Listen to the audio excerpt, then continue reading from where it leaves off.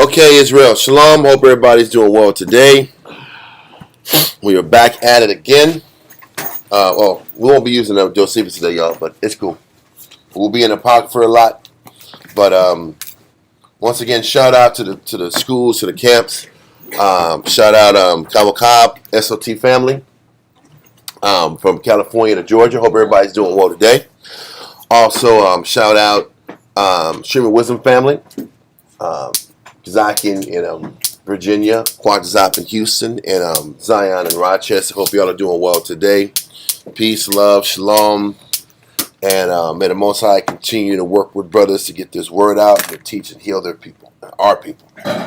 We're going to get started on our prayers real quick and get rolling in class. We're running a little late today. What? All right.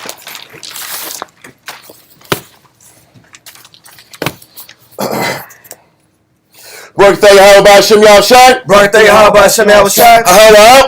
Nothing to know. Award. Zayawam. The water. Aman. Bless you, Yahweh, in the name of Yahushai that gives to us light this day. Thank you, so be it.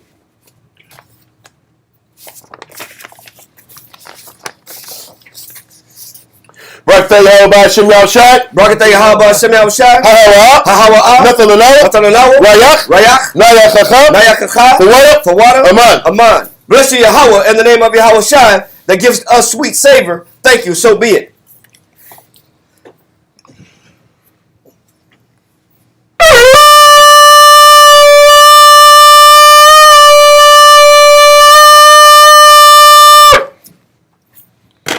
Amajim Wapunya, Yerat Shalom. Stand and face Jerusalem.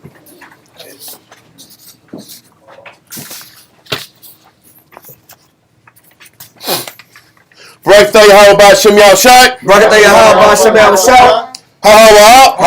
Nothing to know. Shabbat. Bashalom. The water. Aman. Bless you, Yahweh, in the name of Yahushai that gives to us the Sabbath in peace. Thank you, so be it. Psalms 121. Anasha. Ayanyamya. Haharyam. Ma'aya. Yabua'a. Isaiah. Yabua'a. Ma. Yahweh. Sha'aisha. Shemaiah. Wa'aratiza. La'a. Yonathan. Lamawat. Regalia. Yala'a. Nawam. Shashamaya. Hana. Yala'a. Nawam. Wala'a. Yashon. Shashamamar. Yashua. Yahweh. Shemaya. Yahweh. Tazaria. Al. Yanyamya. Yad. Hashemash. Yala'a. Hakaya. Bayawam. Wala'a. Halabana. Balayala. Yahweh. Yashimaya. Makol. Right. Yashimar. Napasha. Yahweh. Yashimar. Hawalakia. Wabuaya. Ma'aita. Wa'ai. Aman. Psalms 121 in English. I will lift up mine eyes into the hills, from whence cometh my help. My help cometh from Yahweh, which made heaven and earth. He would not suffer thy foot to be moved. He that keepeth thee will not slumber. Behold, he that keepeth Yashala shall neither slumber nor sleep. Yahweh is thy keeper. Yahweh is thy shade upon thy right hand. The sun shall not smite thee by day, nor the moon by night. Yahweh shall preserve thee from all evil. He shall preserve thy soul. Yahweh shall preserve thy going out and thy coming in from this time forth, and even forevermore. Amen. Israelite Credo. Shema Yashala. Yahweh. Elohayno. Yahweh. Echad. Shema Yashala. Yahweh. Elohayno. Yahweh. Echad. Shema Yashala. Yahweh. Elohayno. Yahweh. Echad. Deuteronomy chapter 6 verse 4. Hear, O Israel, the Lord our power is one Lord. Okay. Lord's Prayer. Abanawa, Abanawa, Shabbat Shemayim, Shabbat Shemayim, Kodash, Kodash, Haya, Haya, Shemka, Shemka, Yahweh, Yahweh, Malak with Ka, Malak with Ka, Taba'at, Taba'at, Ratazaka, Ratazaka, Haya, Haya, Aisha, Aisha, Bar Rataza, Rataza, Kawa, Kawa, Haya, Haya, Bashemayim, Bashemayim, Yatalanawa, Yatalanawa, Lachom, Lachom, Ko, Yawam, Yawam, Wasalachnawa, Wasalachnawa, Chawathinawa, Kabwathinawa, Kaslachnawa, Kasalachnawa, Chawathinawa, Kabwathinawa, Wala'a, Wala'a, Tabianawa, Tabianawa, Banasawan, Banasawan, Abo, Hoshana, Hoshana, Mayan, Mayan, Rai, Kaya, Laka, Hamalakwa, Waha'ala, Wathaparat, La'abalamyam. Amen. Amen. Lord's Prayer in English. Matthew chapter 6, verse 9. After this manner therefore pray ye, Our Father, which art in heaven, hallowed be thy name. Thy kingdom come, thy will be done on earth as it is in heaven. Give us this day our daily bread, and forgive us our debts as we forgive our debtors. And lead us not into temptation, but deliver us from evil. For thine is the kingdom and the power and the glory forever. Amen. Amen. 10 Commandments. La'ayahaya, La'ayahaya, Laka, Alahayam, Achayam, Ayo, Hanya. Thou shalt have no other powers before me. Number 2. La'a, Ta'ina, Laka, Basal, Wala'a, Ta'ibadam. Thou shalt not make unto thee any graven image, nor serve them. Number 3. La'a, Talachwacha, Sham, Yahweh, Bashawa. Thou shalt not take the name of the Lord thy power in vain. Number 4. Zakar, Zakar, Hayawam, Hashabat, La Kodashwa. Remember the Sabbath day to keep it holy. Number 5. Kabad, Abaka, Ya'amaka. Honor thy father and thy mother. Number 6. La'a, Tharataza. Thou shalt not kill, murder. Number 7. La'a, Tana'a. Thou shalt not commit adultery. Number 8. La'a, Tagana. Thou shalt not steal. Number 9. La'a, Ta'ina. Shakwar. Thou shalt not bear false witness against thy neighbor. Number 10. La'a. Thachamat. Ko. Ashara. Laraika. Thou shalt not covet anything which is thy neighbor's.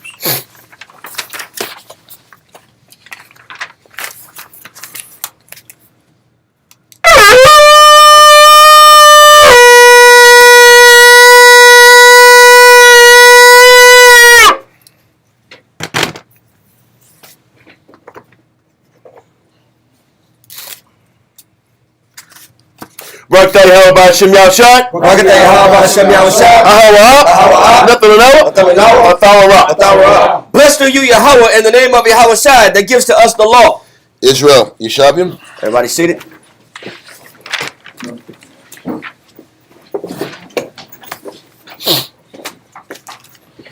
Okay. Where we're going to be going for the next few weeks, we're going to be going in 2nd Ezra in the Apocrypha. We're going to be staying there for a little bit. We want to at least get, we're going to try to get to the first 10 chapters, because the first 10 chapters don't really go heavy into prophecy. It goes into some prophecy angles, but it doesn't go into like your detailed breakdowns, like, or your detailed prophecies like 2nd Ezra 11 does, which goes into the eagle, or 15 and 16 and those complex breakdowns.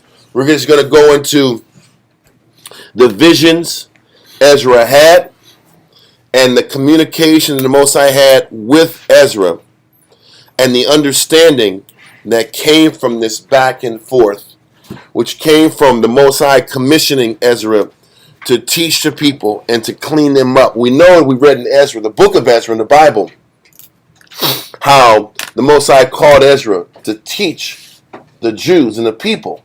But really all we get from Ezra, from chapter 7 to chapter 10, is the idolatry that we were, the idolatry and the sin of making the nations the main wives in the household. And Ezra goes into that in detail, but it doesn't go into the other teaching and the other lessons the Most High was trying to teach Ezra so he can help and develop his people. Okay? So we're going to go into a little bit of that today, and hopefully we can get some meat out of it, some understanding out of it. Let's go to 2nd Ezra chapter 1 and verse 1. Zechariah.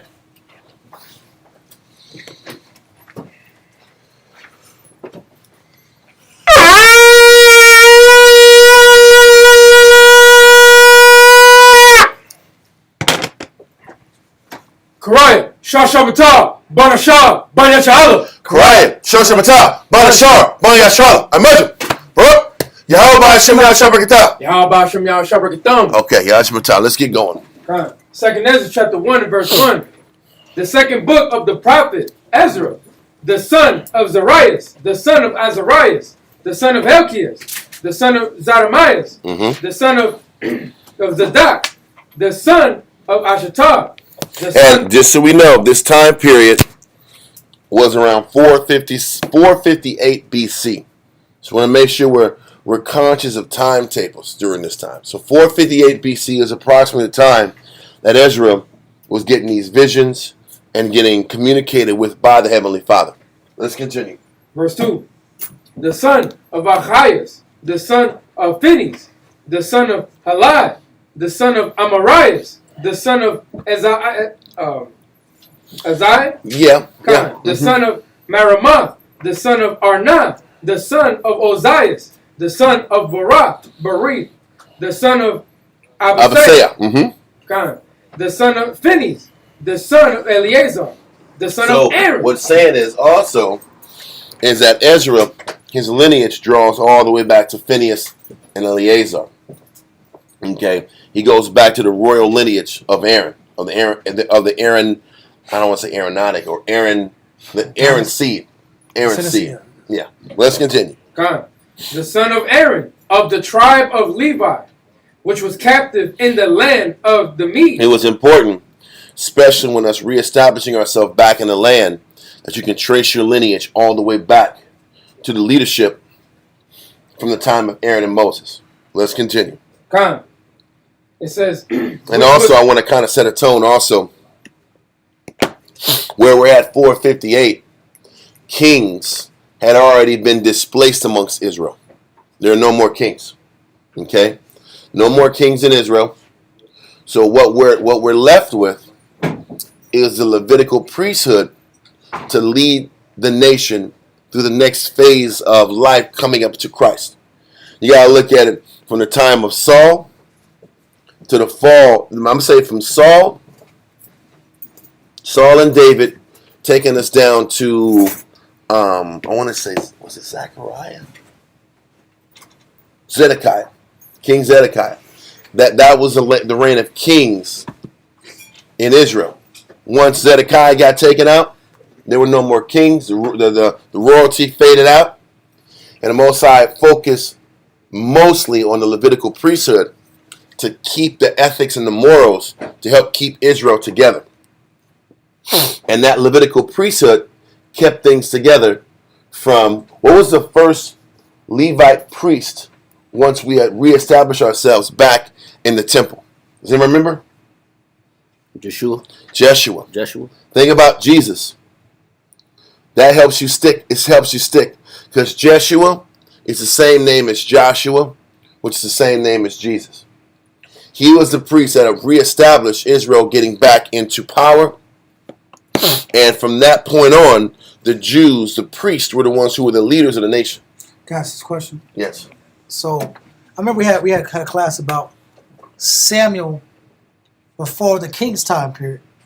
We were on a system of, it was judges. It was judges. Yes. That we're dealing with the prophet Samuel. And he kind of ran the nation under the Most High. Yep. And before him were multiple judges leading up to him for 400, 500 years. Are we going back to the same circumstance? Well, it's not even judges. It's the priesthood is given the chance now. Back then, you still had priests and you had a priesthood, but the judges were the ones who enforced the word. Now it was judges, kings.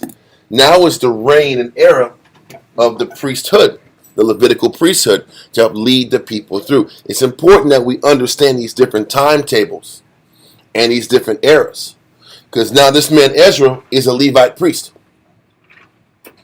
and his job is tasked to leading Israel and cleaning them up and teaching them back the book, because he was skillful in the word.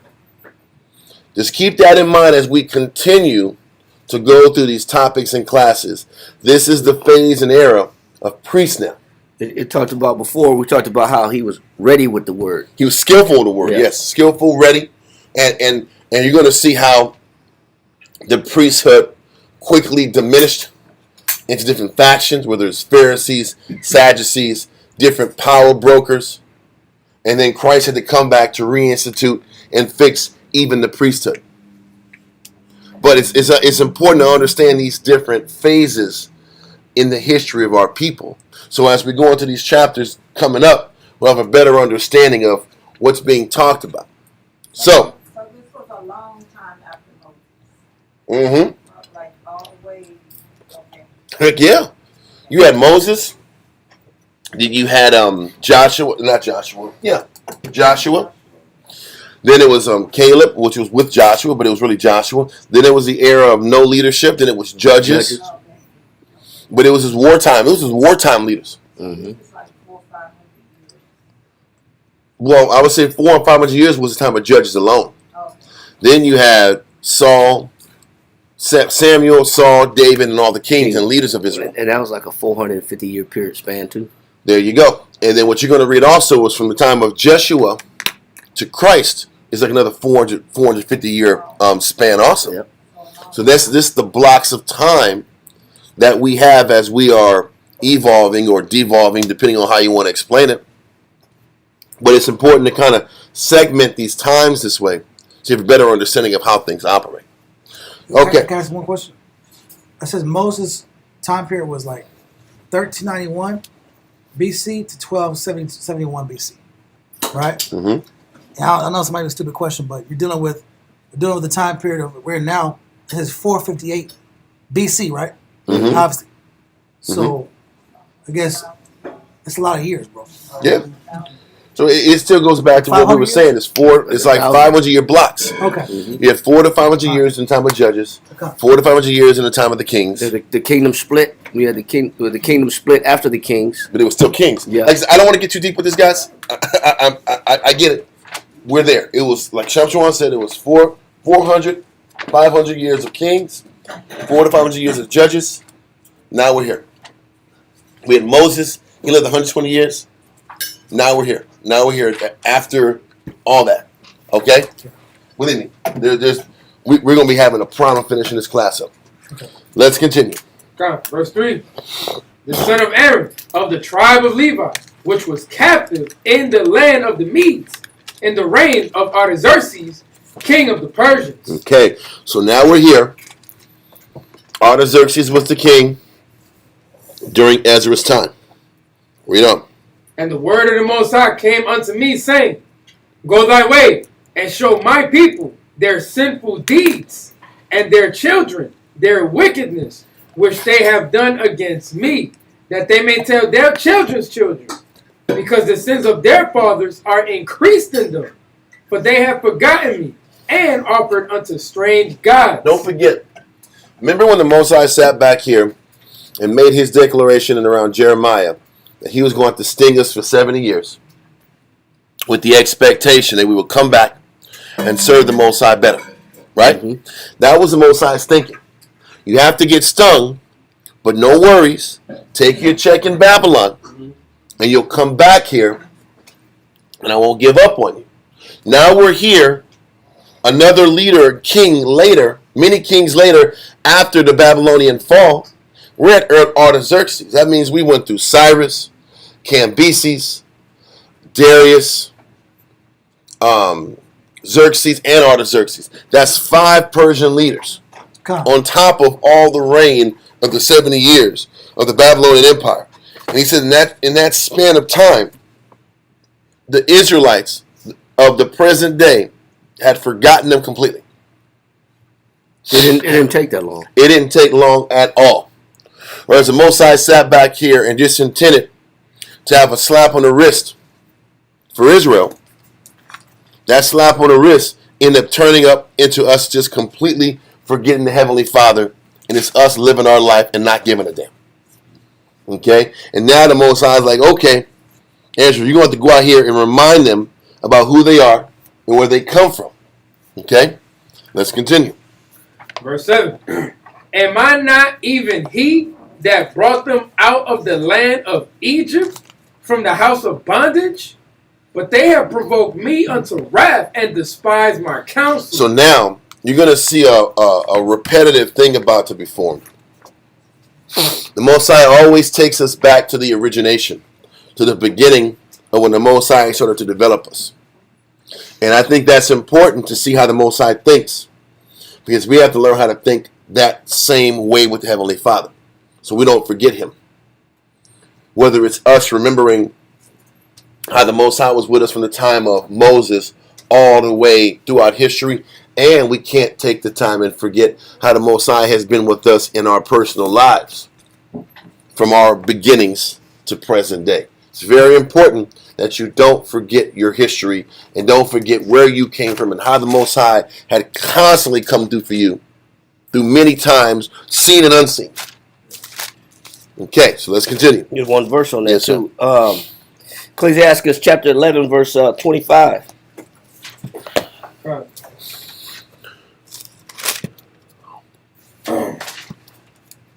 Ecclesiastes chapter 11 and verse 25.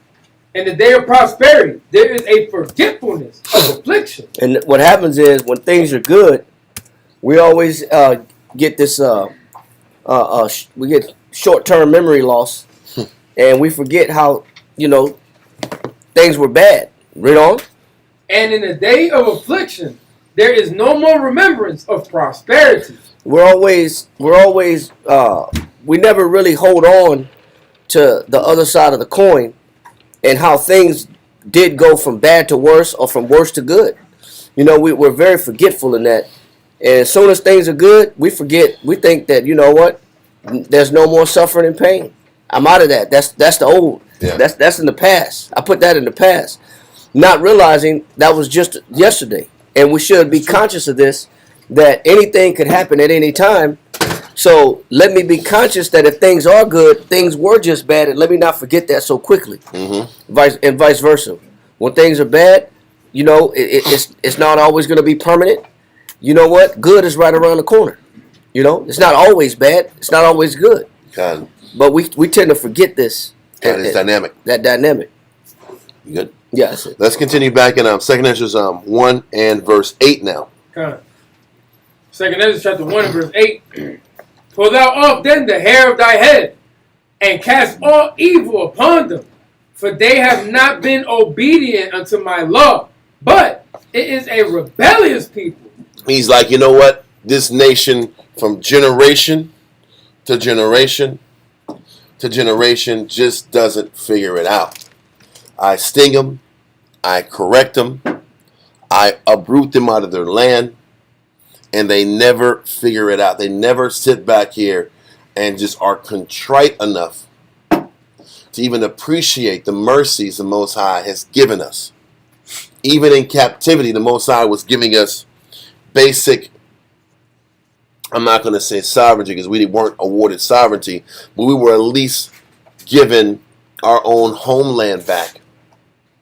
That was enough. And we couldn't even appreciate getting our homeland back. We're still breaking the laws. We still have no respect and reverence towards the Heavenly Father. Let's continue. God. Verse 9. How long shall I forbear them, unto whom I have done so much good? Many kings have I destroyed for their sakes. Pharaoh with his servants, and all his power have I smitten down. He said, man, I've sat back here and put many a kings and leaders in shambles and broken them just to show these people that I love them. Just to show Israel that I prefer them. I've wiped out empires and nations and not principalities, but just the top kingdoms of the time to show Israel that he loves us. And that wasn't enough. It's in comparison to dealing with the sister that you love, and you give and you give and you give and you give, and it's never enough. You consider, you sacrifice, you dedicate, you show love, And all the good extensions and all the good gestures are never appreciated. It's always focused on what I haven't gotten or what you haven't given me. This is a dynamic that the Most High is expressing to Ezra about his relationship with us. Read on. Okay. Verse 11. All the nations have I destroyed before them, and in the east I have scattered the people of 2 provinces, even of Tyrus and Zidon, and have slain all their enemies. The remaining faction of Tyre and Zidon is referring to ancient Canaan. And Tyre and Zidon was the last residue of that ancient era. So he's like, I took out the Egyptians for you. I wiped out the Canaanites for you. Syrians. Then you go into Syria and all the other ones as we continue on. He just likes to start from the beginning and work his way out. Read on. Verse 12. Speak thou therefore unto them, saying, Thus saith the Most High. So also what you're reading in this is that Ezra did way more than just check Israel about their marital decisions. The Most High goes into more specifics with Ezra about teaching Israel all of their wrongdoings. So he's equipping Ezra to really go back and try to clean up and reestablish the constant negativity that we had been spawning and operating in just from the time of Jeshua, the high priest, and Zerubbabel to present day. That couldn't have been, that was 5 kings. That was around 120 years. Let's continue. Verse 13. I led you through the sea. We're talking about I got you through the Red Sea. Read on. And in the beginning gave you a large and safe passage. I gave you Moses for a leader. Most High gave Israel the meekest man on earth to lead them. Any other man would have sat back here and developed military to kill the rebels. Think about any other rational guy. What would he have done with all the rebellion that Moses had to endure? He would have quit, or he would have been killing them. Line these dudes up. He would have sat back here and made a choice to rule with fear. Either you follow us or you die. That never came out of Moses' mouth at all. Listen, he was counseling the Most High not to kill him. Remember that time? Mm-hmm. So he said he gave Israel the most meekest man on earth to work with him. And did we appreciate it? No. We wanted to kill Moses. Moses was walking through the congregation and Jake was doing this. Yeah. I got stones, and this stone's, you see how heavy this stone is? This stone is heavy. Ooh, I just want to get you. No, My life is messed up because of you. They put Moses' name on the rock. You know what I'm saying? Yeah, and they carve it all weird like this. Yeah. Moses. Yeah, you gotta write like this. You gotta have one for Aaron too. You got one for Aaron. These are the type of people that the Most High is explaining we were. And what you're going to read and see is that the people were negative, but the leadership was even more corrupt. Who caused Moses the most headaches? It was the people that didn't feel Aaron was justified for the top spot. It was the people that felt Moses wasn't justified for the top spot. It was your Dathans, it was your Korahs, it was your Zimris, which were military captains. It was the leadership, or people who felt they were leadership, who made this experience even the worse for Moses. And as we continue to go through this chapter, you're going to see the Most High has a problem with the people, and he definitely has a problem with the leadership. The Most High's anointed leaders weren't respected. The Most High said, I gave you Moses for a leader and Aaron for a priest. You know what people called that? What did people call that? Nepotism. Nepotism. That's nepotism. I got more money, power, and influence. Aaron shouldn't have been in that position. Moses shouldn't have been in that position. You picked your family members to live together. This is how carnal men think. This is how the Jews operate. And we're going to keep reading how the Most High responds to us because of this negativity. Let's continue. It says, I gave you light and a pillar of fire. And we know that light and that pillar of fire by night were chariots. Yeah. Okay, we know that you read in the book of Ezekiel that fire unfolding itself was a chariot that Ezekiel saw. So he showed us that chariots or clouds had the capacity to be fire. Okay, so this is what was leading us in the nighttime. Read on. It says, and great wonders have I done among you. So the Most High was constantly showing us great wonders to remind us He was there for us. Constantly. Read on. It says, yet have you forgotten me, saith the Most High. Thus saith the Almighty Lord. I'm going to say this. What is one major way that even today we forget the Most High? What is the Most High doing with Ezra in the beginning of this chapter? The Most High is going deep into the history of our people. Right? Do you think our people as a whole commit to studying? No. Half of the mental hiccups we have, half of the stresses and the angers and the emotions that we play with and feed in our spirit, a lot of it is based upon the fact that we don't read the Bible. We don't read the scriptures. Israel will sit back here and read self-help books. Yep. Tony Rollins books. Yep. Rich Dad, Poor Dad. Rich Dad, Poor Dad. Oh, this book will teach you what generational wealth is all about, brother. Generational wealth, brother. It's all about generation. Did you know that the poor dad was really the guy that made the most money? And did you know the rich dad was really the guy that saved all his money and worked and lived in a meager place? Did you know that? Did you know that? You know how deep that is, brother? It's so deep. He was a debt slave. He was a debt slave, brother. The guy that made all the money. He was riddled with debt. He was buying hot cars, buying fancy mortgages. He didn't know the difference between an asset and a liability. Exactly, brother. You got to think, brother. You got to have vision. Got to have vision. It was a stupid 70s movie.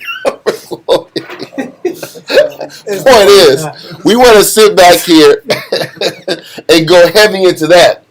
Can we sit back here and read our history? No, we love 42 Laws of Power. Oh my God! Yeah. We love Art of War. We love Art of War. 42 Laws of Power. That's like a conscious kit that you can buy. Conscious kit. It's a conscious kit. It is. It's like you gotta have 42 Laws of Power. Man, you know, Art of War. That's like the prison manuals. The prison manuals. That's supposed to be called. Message to the black man. Message to the black Message man. to the black man. It's like a set of readings that everybody gotta have on their shelf. Like Malcolm X, you gotta have Autobiography of Malcolm X. Soul on Ice. Soul on Ice. Yeah. Eldridge Cleveland. You gotta have these books, brother. Yeah. You gotta tell you who you are. Yeah. You gotta know who you are. You gotta have knowledge of self. Oh my God, that word gets my nerves. Anyway. Why are we explaining this? We're kind of mocking it because we'll put all that energy into that. Yeah. But we won't take the time to read the Bible. You read 5 chapters of the Bible, guess what happened? Brothers are sleeping. It's nap time. It's nap time. It's nap time by chapter 3. Yeah. I'm so tired. Yeah. You got Drew. Yeah. You doing this? Yeah, the head nod. That's old English is killing me. Maybe the Spirit's telling me it's time for me to go to sleep. Yeah. The Spirit's telling me this. The Spirit's telling me this. Go to sleep, my son. Get out of here, bro. We don't read the book, or we'll read the Bible like a novel. Yeah. And we'll say, I've read the Bible. I did it. What's the next book I need to read? A lot of our people look at the Bible that way too. And we don't sit back here and take the time to constantly remind ourselves about why we got into the situation that we got into. And because that's when you learn how habitually wicked we are. And the sister was asking about earlier about how do you stay strong for a period of time and fade out? Half the time is we take the classes that we listen to on. We go through. Listen, how many classes we got online, y'all? More than We're 600. almost at 550, right? No, we got more than 600 right now. We're at 600. I don't I almost think so. forget. I don't know. Well, maybe It's a lot we of could be at 600. Let's see. Let's look at it right now. Maybe we are at 600. Well, listen, there's a method to. I'm not just trying to promote There's the a class. missing class. It's 618 classes. What's the point? How many times do we re-listen to those classes? The classes are categorized. How many times do we go back to these same topics that deal with our issues? More times than not, there's 3 or 4 classes that talk about the same problem, but they're brought out in a different way. Right? How many times have we heard in class, man, this class really hit my spirit? So why? Do you go back there 3 months later and go back into it again? No. How many times do we go back into these scriptures to understand what the Most High is trying to deal with this, so we can properly have a grasp and a mastery over our flesh? Because like the sister brought out, when we're strong, that's cool. But when we're weak, do we go back and study when we're weak? Nope. No. All of a sudden, I don't want to read the Bible now. But we wonder why we're inconsistent. We don't consistently read. So if you don't consistently read, you don't consistently read your history or reminders about what's inside of you. I don't know about you, but when you read the same scriptures and you keep going back over it, there's always things you missed. There's always things that where your mind was at the time, you weren't going to be able to pick it up. Maybe a year later, you're ready to pick it up. And then you read it again, man, there's always more to it. This is what the Most High constantly reminds us. We'll sit back and read the Bible, then we read it. Our pride tells us we don't got to go back over it again. Yeah. I already went over that class. There's so many more elements to it that we just choose to avoid. Point is, I don't want to make it too much about that either. The Most High keeps showing the history of us so that we don't forget it. The things are in the foretime are ready for our learning. But that learning doesn't ever stop. Let's continue to verse 15 again. Second Ezra chapter 1 and verse 15. Thus saith the Almighty Lord, the quails were as a token for you. I gave you tents for your safeguard.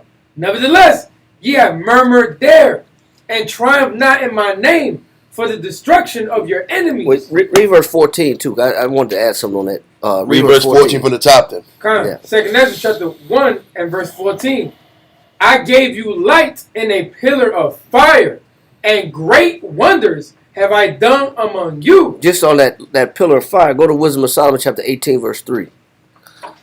Just explaining that pillar of fire just a little bit more. Wisdom of Solomon chapter 18 and verse 3. Instead whereof thou gavest them a burning pillar of fire. Go ahead. Both to be a guide of the unknown journey. So that pillar of fire was like a Great. GPS. That pillar of fire was you follow the pillar of fire like you following a map. You know that's your destination. That's like your GPS. Your Wow. to know where you're going. You can't get you follow the pillar of cloud because it tells you direction in the wilderness to go. So we're literally following the Most High. You said the guide in the where'd you find that? That's in Wisdom of Solomon chapter 18 verse 3. Thank you, sir. Pull it with us. No. Read it again. Wisdom of Solomon chapter 18 and verse 3. Instead whereof thou gavest them a burning pillar of fire, both to be a guide of the unknown journey. It had two purposes. Yeah. It was a GPS for the children of Israel to tell them where to go, to steer them in the right direction. But also, go ahead. And an harmless son to entertain them honorably. It said, and it was a harmless son. Now, you got people that are getting, they're going to the hospital now because they wanted to look at the eclipse a couple days ago. Oh, they did. Yeah. He said don't go outside. Yeah. He said don't do that. Yeah, but I said, listen, but people want to be entertained. Yeah. But at what cost do they want to be entertained? Now you got people that have what's called retinal blindness. What? Yes, there's retinal. People are suffering retinal blindness right now, and they say, "Well, I use the glasses," but what they say is when the total eclipse happens, at that moment that the moon is blocking the sun, you're supposed to take your glasses off and look at the corona. Well, when you burn those receptors, those light receptors in the back of your eye, there's no repair for that. You can't fix that. There's no healing for that because there's no blood vessels right there. So once they're burnt, they're burnt. So now you got permanent eye damage. People got permanent eye damage right now. It's the meme like this. Yeah, the meme. Yeah. August 8th. Yeah. You know, but you got permanent because you want to be entertained. Yeah. Oh, no, You got to be entertained. You got to make this a spectacle and a show. Yeah. And now you got retinal eye damage, and you got permanent vision where your vision is blurred, and you can't make things out. Things are blurry from this point on in your life. Crazy, bro. And you did it to yourself. But the Most High said that pillar of fire was like a harmless what? It says, and an harmless sun. You can look at that pillar of fire all day and it don't blind you. You don't need special ISO glasses.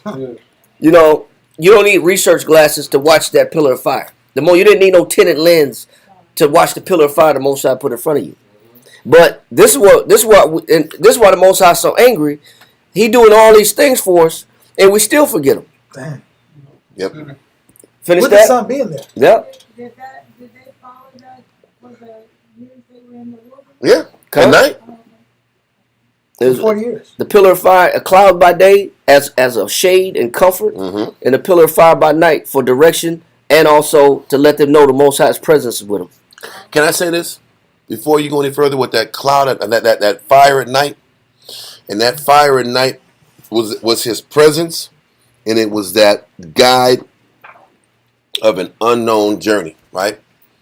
Listen, how many times do we get why do men and women get weak in serving the Most High?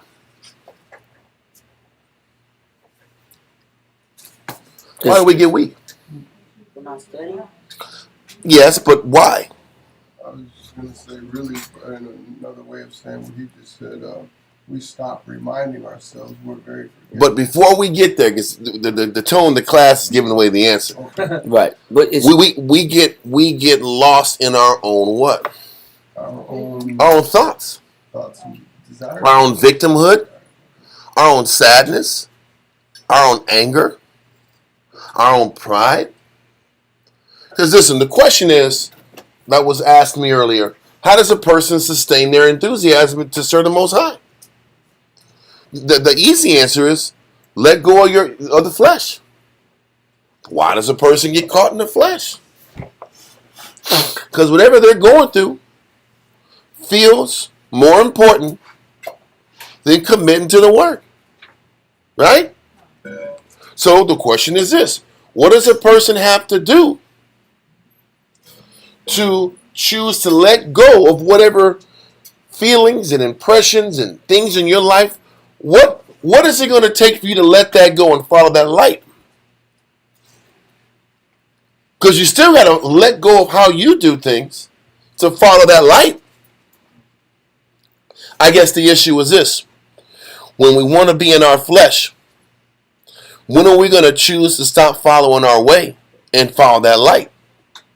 Because our thoughts, that weakness in us and that sin in us, always leads us to what? Darkness. Truth. Misery, darkness, depression, all that leads us to darkness. What's the only thing that brings us back on course? It's getting back in the book. I guess the question is, why not just follow the light and stop following your way? Because most people cycle out. They're zealous, then they get caught in their life, then they got to hit rock bottom before they choose to get back and follow the light again. True. The question is, why hit rock bottom? Why not, when you start to veer off with your thinking and your psychology and your mind, why don't you choose earlier to stop looking at things your way and follow these scriptures again? Why do we got to go love God like a mug, stop loving the Most High, hit rock bottom, then come back and do right again. He isn't living in a diet. Why do you got to eat right for a month? You're right. And then go on burger benders and then feel sick? It's I got to change my diet. I'm feeling I got to eat salads again. Damn, why can't you just eat salads every day? It's bland. Why too can't it much. just be a lifestyle? Why can't it just be a lifestyle? That's the real issue. But the answer is what the scripture was being pulled in 18:3. Christ is that light to follow. It's very simple. Follow this light. Everything else is darkness. Can you accept that? Every other choice is darkness.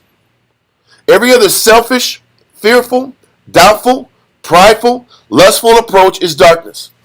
Just follow the way and stay in the book and keep choosing doing things the right way.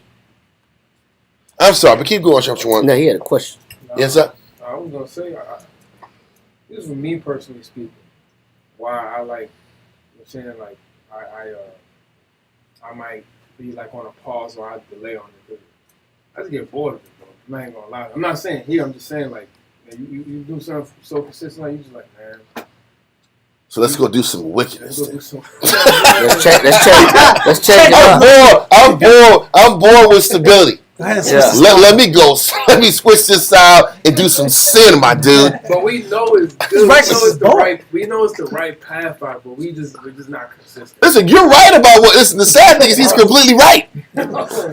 Things are organized. Things are structured. This is boring. Yeah. I need some chaos in my life. And then a month later, I don't want to see so much chaos. There's so many demons. Yeah. How do I get back to my boring life? Why did you leave your boring life in the first place? Yeah, yo, so I got to get back on track. Yes, because you chose some excitement, and where did the excitement get you? Got you pregnant. Oh, That's a real thing. ain't no more taking back for that. Yeah. Had a good time. Long time. Suffer. But you're right. Listen, some people think that doing the right thing is boring and it's monotonous. But boring is safe. Yep. Boring protects you. Routine. Routine keeps you stable. Routine prolongs you. But listen, that's true, huh? Men think that. A lot of people think that. But the truth is this. Whether you psych yourself out and say it's boring, or another person has psyched themselves out by saying, I'm sad. Yeah. There's a hole in my heart. Yeah. There's something missing in my life. There's been stability all around you, but you tell yourself there's something missing.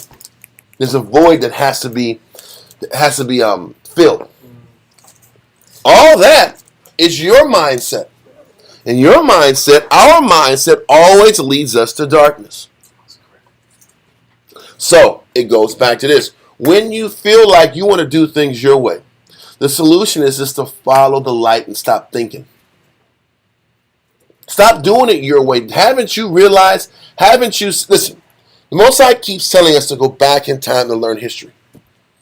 We should have enough presence of mind to go back into our time and look at our pattern of things. Our personal history. When we do things our way, how many times does it work out? Very rarely does it work out. But we keep doing these old ways, with these old ways of looking at things and thinking that this way is going to be different. But now if you do things your way, you don't get as many likes on them. You don't get likes. You don't get blessings. But you don't get likes on YouTube or you don't get likes on Instagram or whatever platform you're on. So you got to do things the world way Good. to be accepted. And then the question is this. Why does a person want to be accepted? Why do likes matter? Why do people liking what you wore today? Why does it matter? There's something there. There's something there that isn't being properly discussed. What is it about this vanity and pride that I need satiated for me to feel good about myself? Validation. Why do I need somebody else to tell me that what I'm doing is right when the Bible tells me I'm doing what's right? There's just so many different things where we rather choose our psychology. At the time we want to be selfish, the scriptures are saying, I got to follow that light and stop thinking. That's how I can sustain being potent. Stop thinking, just do what you're told. Stop thinking, do what the scriptures tells you, and you can sustain your potency for longer stretches of time. Anyway, let's continue. You got something else? Well, yeah. Also, the scripture says, "Hope deferred maketh the heart sick." Mm-hmm. And a lot of times, you tell yourself, "Well, if I serve the Most High, then the Most High is going to take care of A, B, C, and D In the flesh. in the flesh." But when He doesn't take care of A, B, C, and D, then you're in a trick bag. Then you're like, "What am I doing this for? Yeah. I'm doing all this work." Well, you're the one that told yourself that if I do all this work, I know I told myself that if I do all this work, the Most High gonna bless me. He gonna bless me up. Yep. He gonna take care of me.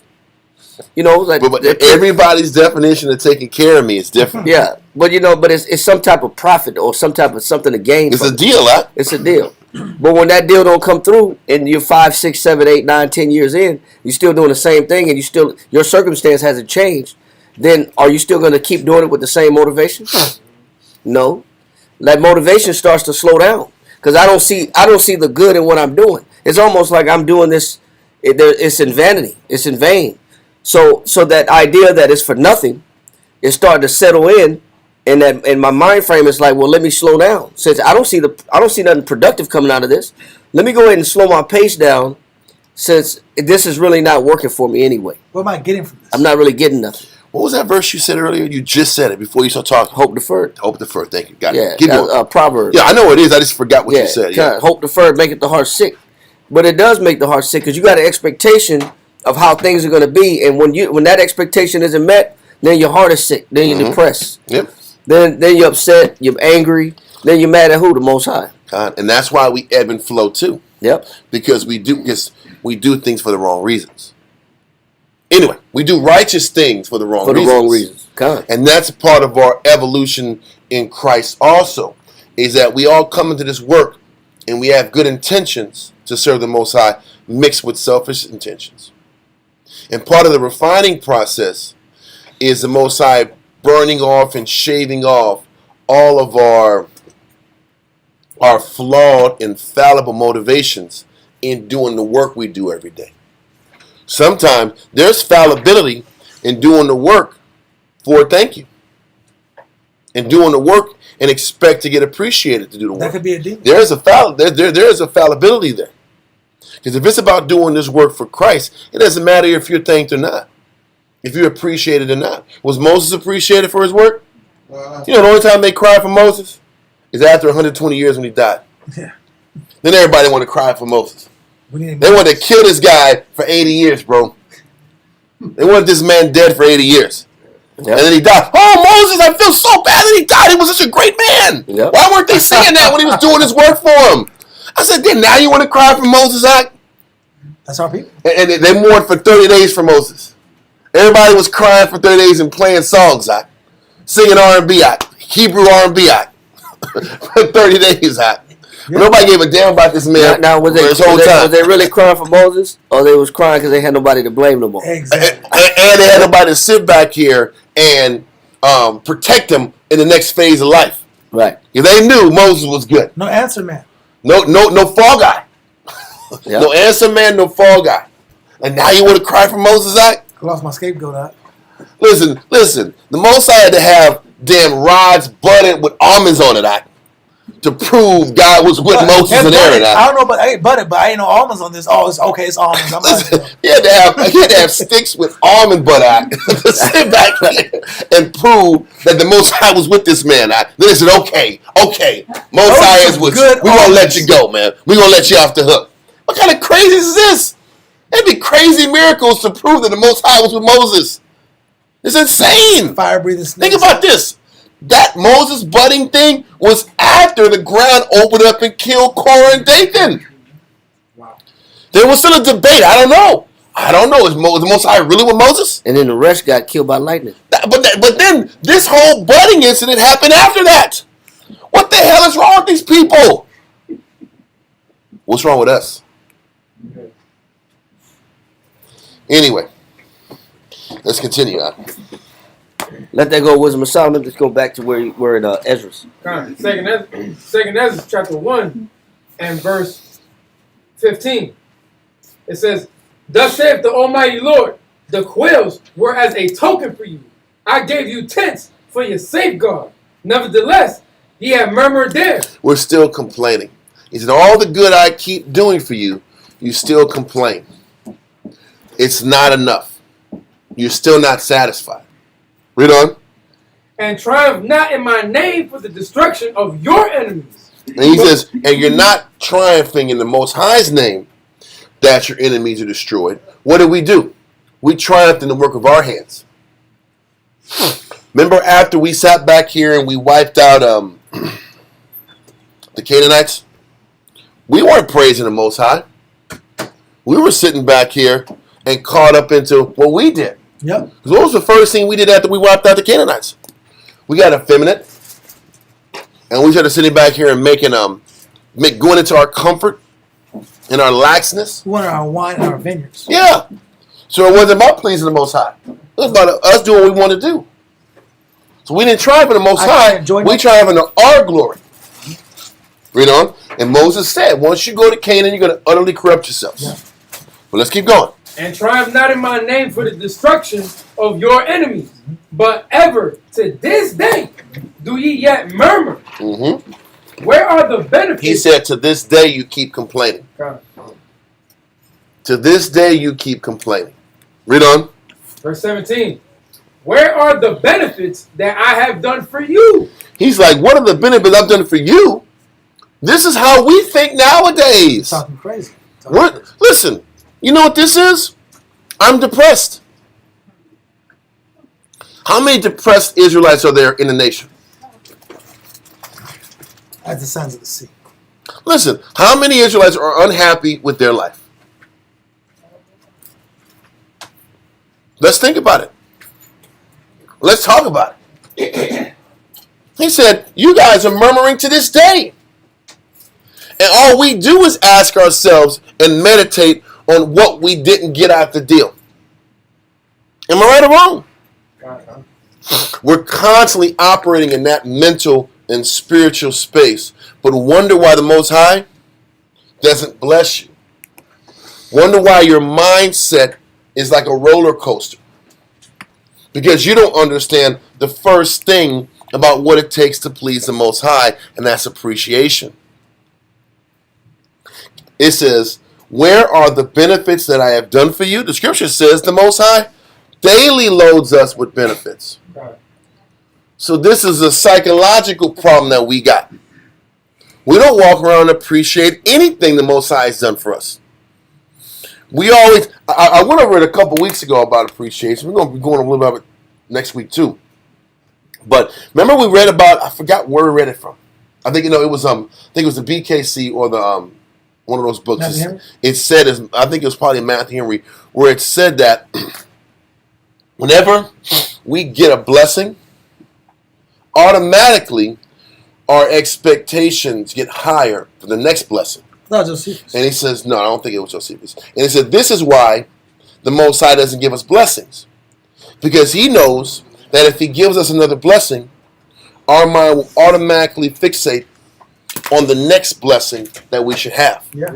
And the initial blessing that he gives us will never be enough. So this is why the Most High starves you out of blessings. Because he knows if he gives you the next blessing, automatically you're going to be like, well, the Most High, I really deserve a little better than this. But thank you for now. We'll say this will do for now. We'll say that's last year's blessing. Yeah. What about this year? What are you going to do for me this year? What have you done for me lately? Yeah. The whole thing, life's about augmentation, brother, and growth. Everything's about growth. Without appreciating what's in front of you, no, it's not. But the thing is that the Most High understands the nature of mankind. If he gives you a blessing today, you're going to want something else next year. That's no different. Next week, next month. That's no different than buying a kid a toy. You buy them, they cry for the toy. After about a week, they don't even play with it no more. You can't go to H-E-B with your kid. They want every damn toy in the toy section. Yeah. You don't even walk by the toy section. You get one figure. You get one action figure. You got to get the other man. Well, you got to get the set. Yeah. And then if you get his buddy, then you got to get the arch villain. Then you got to get the arch villain's buddy. Then you got to get the truck that the buddies roll in. Yeah. Then you got to get the lair of the evil guy. Yeah, the castle. They You gotta gotta get the castle. That was Saturday morning cartoon. They were He-Man, man, listen, He-Man, right? You couldn't get He-Man without Skeletor. Yeah. You had to have Castle Grayskull too. You had to have the green castle act, and with the drawbridge and everything. You had to have it, right? Yeah, with the moat. You had to. You had to have Manny faces and all those. You had to have the green dude. You had to have them all, right? Or it wasn't fair. It wasn't real. You can't just have you just had the Orko dude, little ugly, little weird guy with the magic hat. That wasn't enough. Yeah, that takes me back. I remember I said, man, I gotta have it all, man. I gotta have this whole thing. I gotta have a universe. Yeah. I need the universe. Yeah, that was the accessory. It was the He-Man universe, You right? could buy a city and That was the point. That's how they got you. And you gonna be in the red like $300 doing that dumb stuff. Oh, you better find your friend down the street that got the other set. Yeah, that's a reality. Yeah, you gotta bring your set to his set. Exactly. Yes. They But you afraid if you go, he might tear the head off of your guy because he plays too hard. Yeah. Then you out of your toy. You go home with a headless toy, mad as hell. That happens too. Sometimes your friends play too hard and tear your shit up. Yeah. Anyway, let's go back to the topic, man. Let's keep going. Off the new age, they gotta have the skin. It's the same game. Yeah. So it's the same game, same character, but you gotta have a new outfit. Mm-hmm.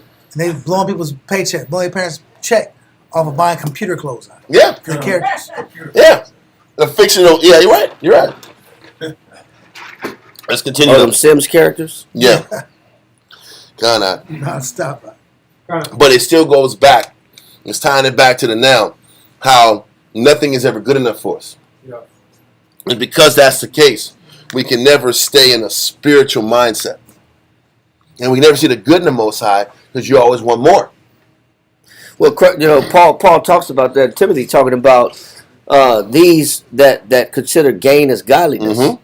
Like the more I get, then the Most High must be with me. There must be God. It's a godly thing to keep getting blessed. Mm-hmm. He said, but we got to learn how to be content, whether you have it or not. You still content, ready to serve the Most High.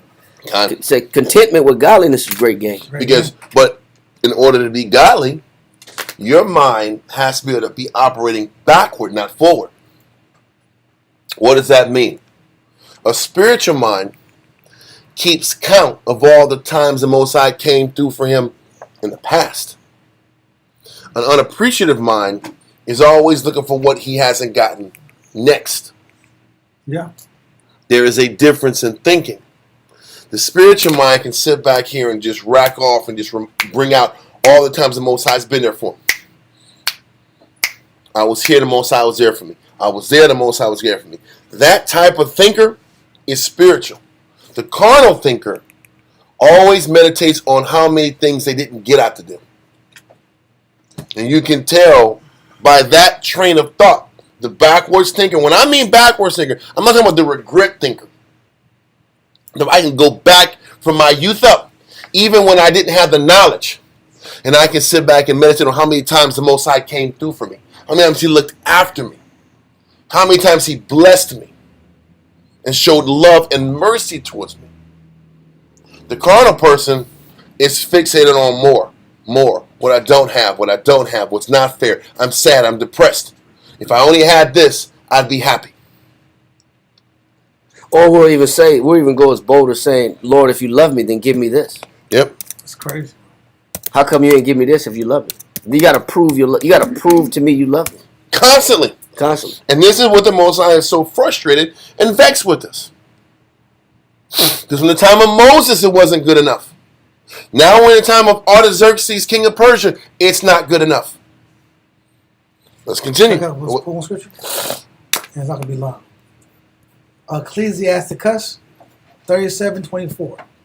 Ecclesiasticus 37:24. Ecclesiastes chapter 37 and verse 24. A wise man shall be filled with blessing. A wise man should be filled with blessing. We see filled as abundance, right? Mm-hmm. But filled also means to be fulfilled. A wise man is fulfilled with his blessing. Read. And all they that see him shall count him happy. That's the key point. People look at this man, they count him as happy. A wise man is happy. So because listen, he's bro. fulfilled with his blessings. So does a wise man's life any different than your life? Because that's the difference. People think that the wise man that's happy has got something that they don't got. The wise man that's happy is in the same life trick bag that we're all in. The difference is, what do I mean by that? Everybody in this damn world has a set of things that are good in their life and has a set of things that are undesirable. Is there anybody on earth that doesn't have that dynamic in their life? The wise person, though, is appreciative for the set of things that they have in their life. And they're not going to let the things that don't go their way affect their happiness for the things that they have.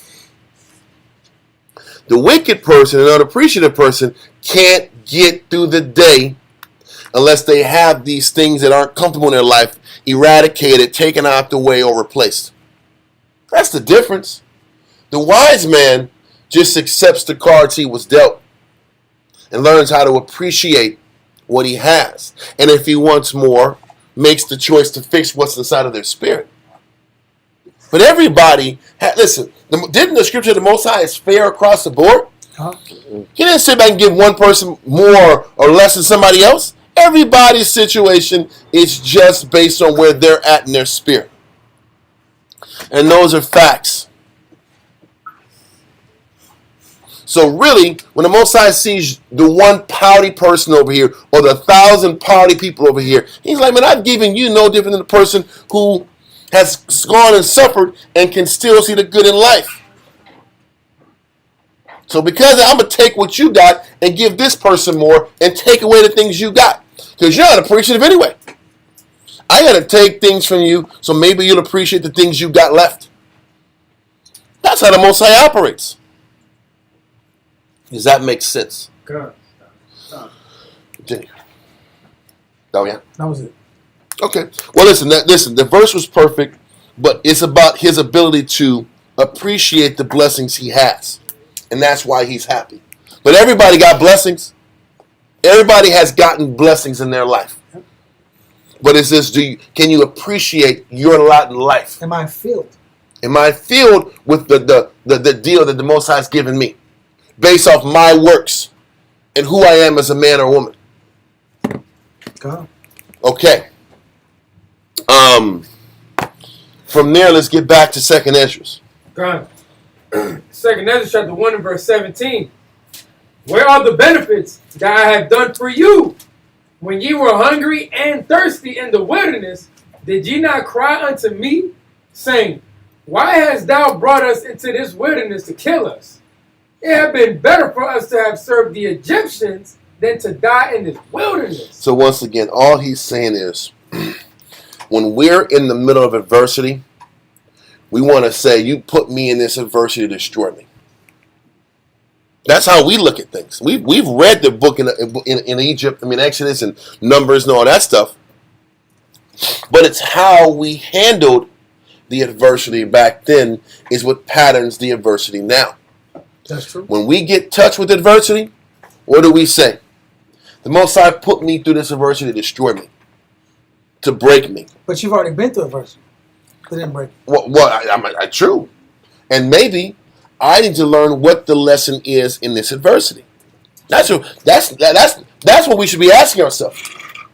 What is the lesson the Most High is trying to teach me through this adversity that I'm going through? Versus saying, you put me through this adversity to break me.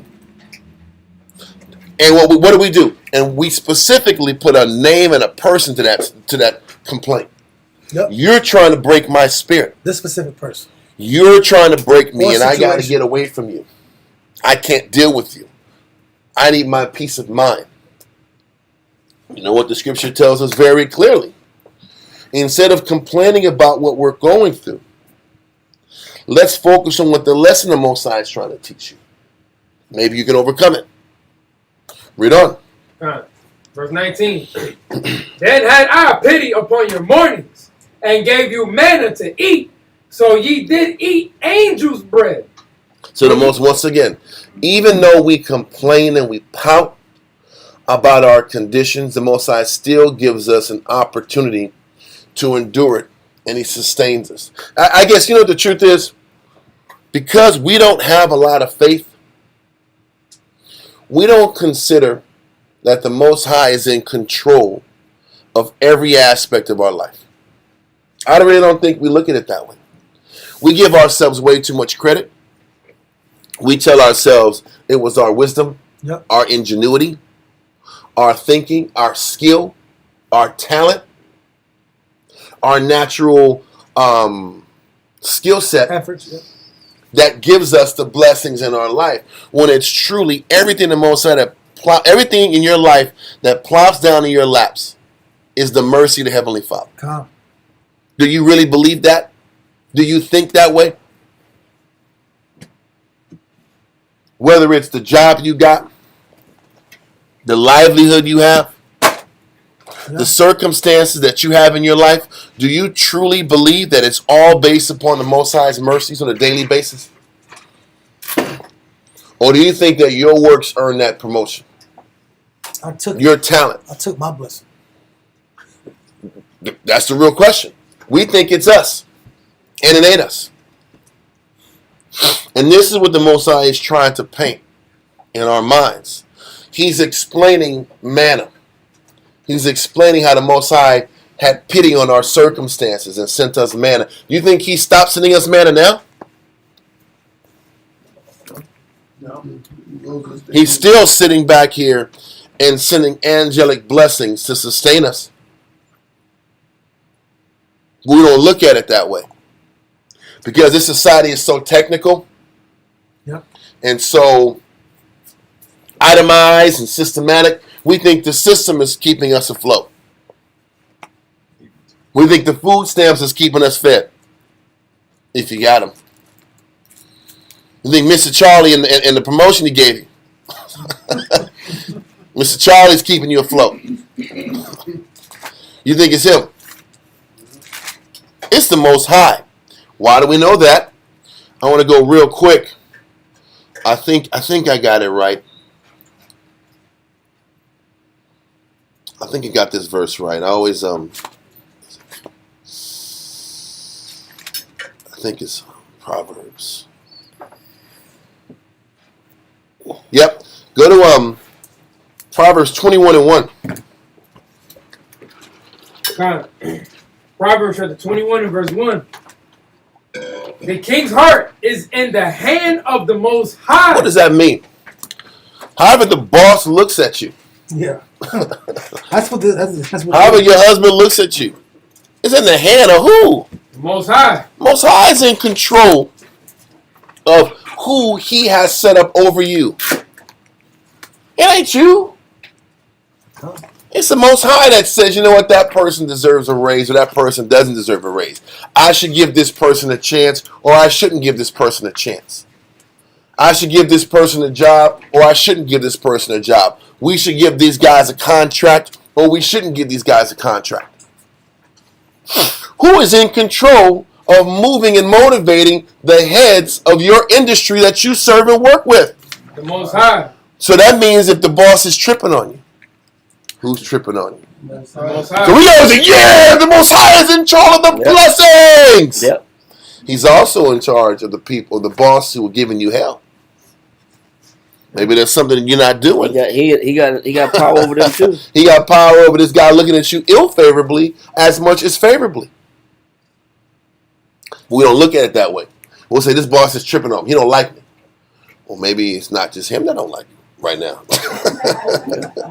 Maybe the Most High don't like you right now. How about that? We don't want to see it that on the other side. We can see it when we get blessed. The Most High was with the Most High was with me, and He put the Spirit in the boss to show favor. But that boss isn't. I have gotten a lot of calls over the years about bosses that don't like me, that are tripping on me, that are giving me more work and stressing me out. Have you not? I've heard that all the time. Maybe that's the Most High not happy with you. Or the teacher don't like me. What? Or the teacher don't like me. Those that have kids. Yeah.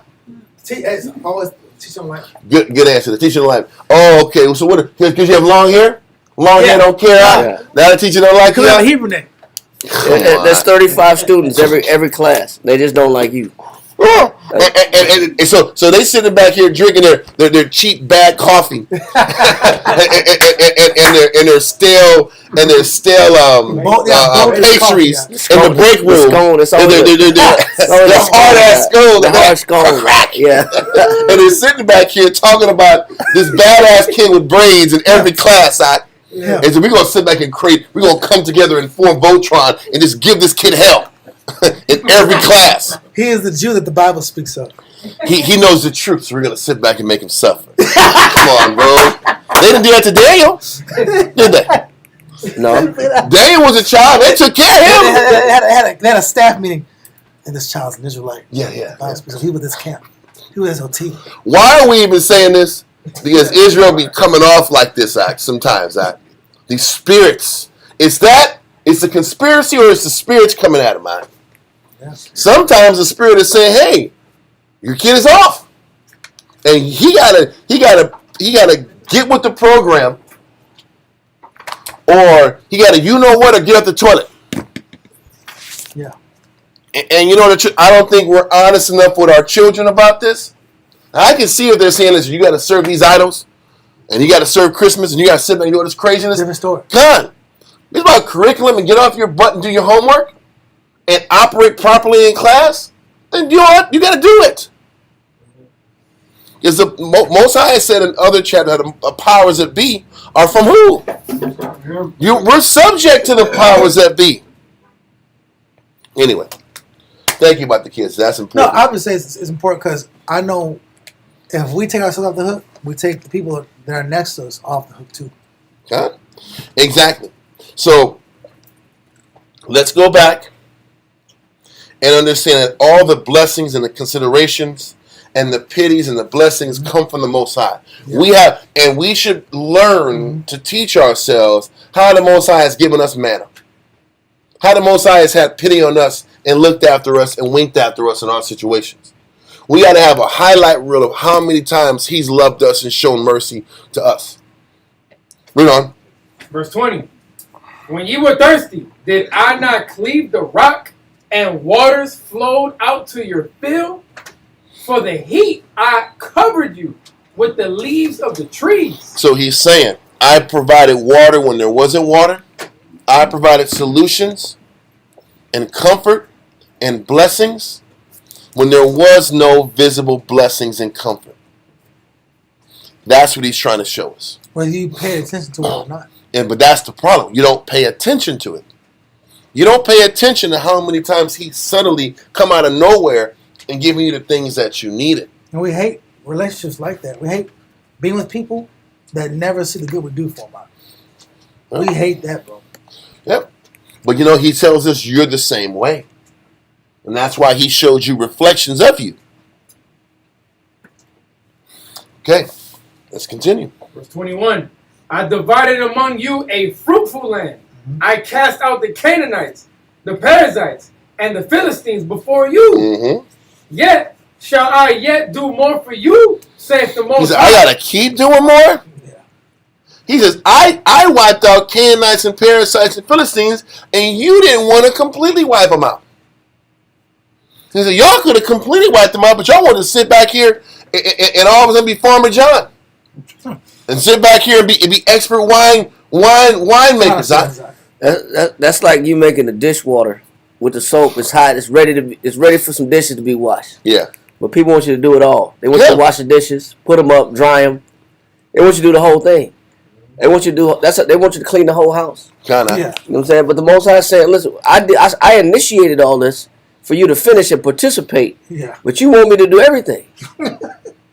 You want me to do everything for you? You invited me over. I said, can you just start some hot water? Yeah. No problem, man. I'm in gas in your house. And can you get that broom real quick? Yeah. Okay, that's cool. Get that dustpan over there behind the door. Take that trash out while you're at it. Come on, bro. Hey, can you make me a man cave in the back too while you're at it? Yeah. This is the whole thing. You want me to do everything? God, this is our mindset. It's always more. But let's continue. Verse 22. Thus saith the Almighty Lord, when ye were in the wilderness, in the river of the Amorites, being athirst, and blaspheming my name. It's the second go around when Moses blew his top. This is when Moses said, you damn scoundrels. Yeah. I got to do this for you again for the second generation? Complaining about water? Read on. Says, I gave you not fire for your blasphemy. He says, man, I want to send fire from heaven and murder you guys. That's what the Most High wanted to do. That's the murder show act. Yeah. He wanted to sit back here and take these guys out. But he didn't. And he let that second generation go on and inhabit the land. Realizing that these guys aren't going to change. You know, that second situation with the water was a reminder that the second generation wasn't going to figure it out either. All that he put through the first generation, he hoped that the second generation, you can see how the Most High is this hopeful father that hopes if this little chastisement comes along, the kid's going to stop being a badass kid.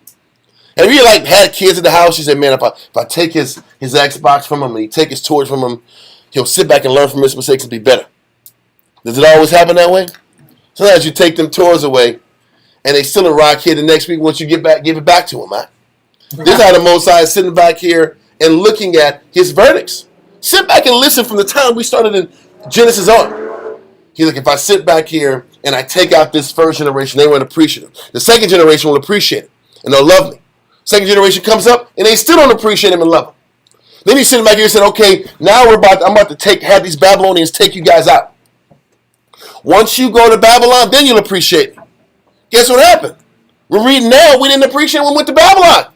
After Babylon, yeah. Then he says, don't worry, I'm going to have you guys come back to Jerusalem after Babylon, and we'll start over again. Most of the generation did what? They didn't want to come back. They didn't want to leave Babylon. So it's like, damn, all these correction methods aren't working. Let me sit back here and take away his toys. Let me take away his video games. Let me take away his phone. And none of it's working.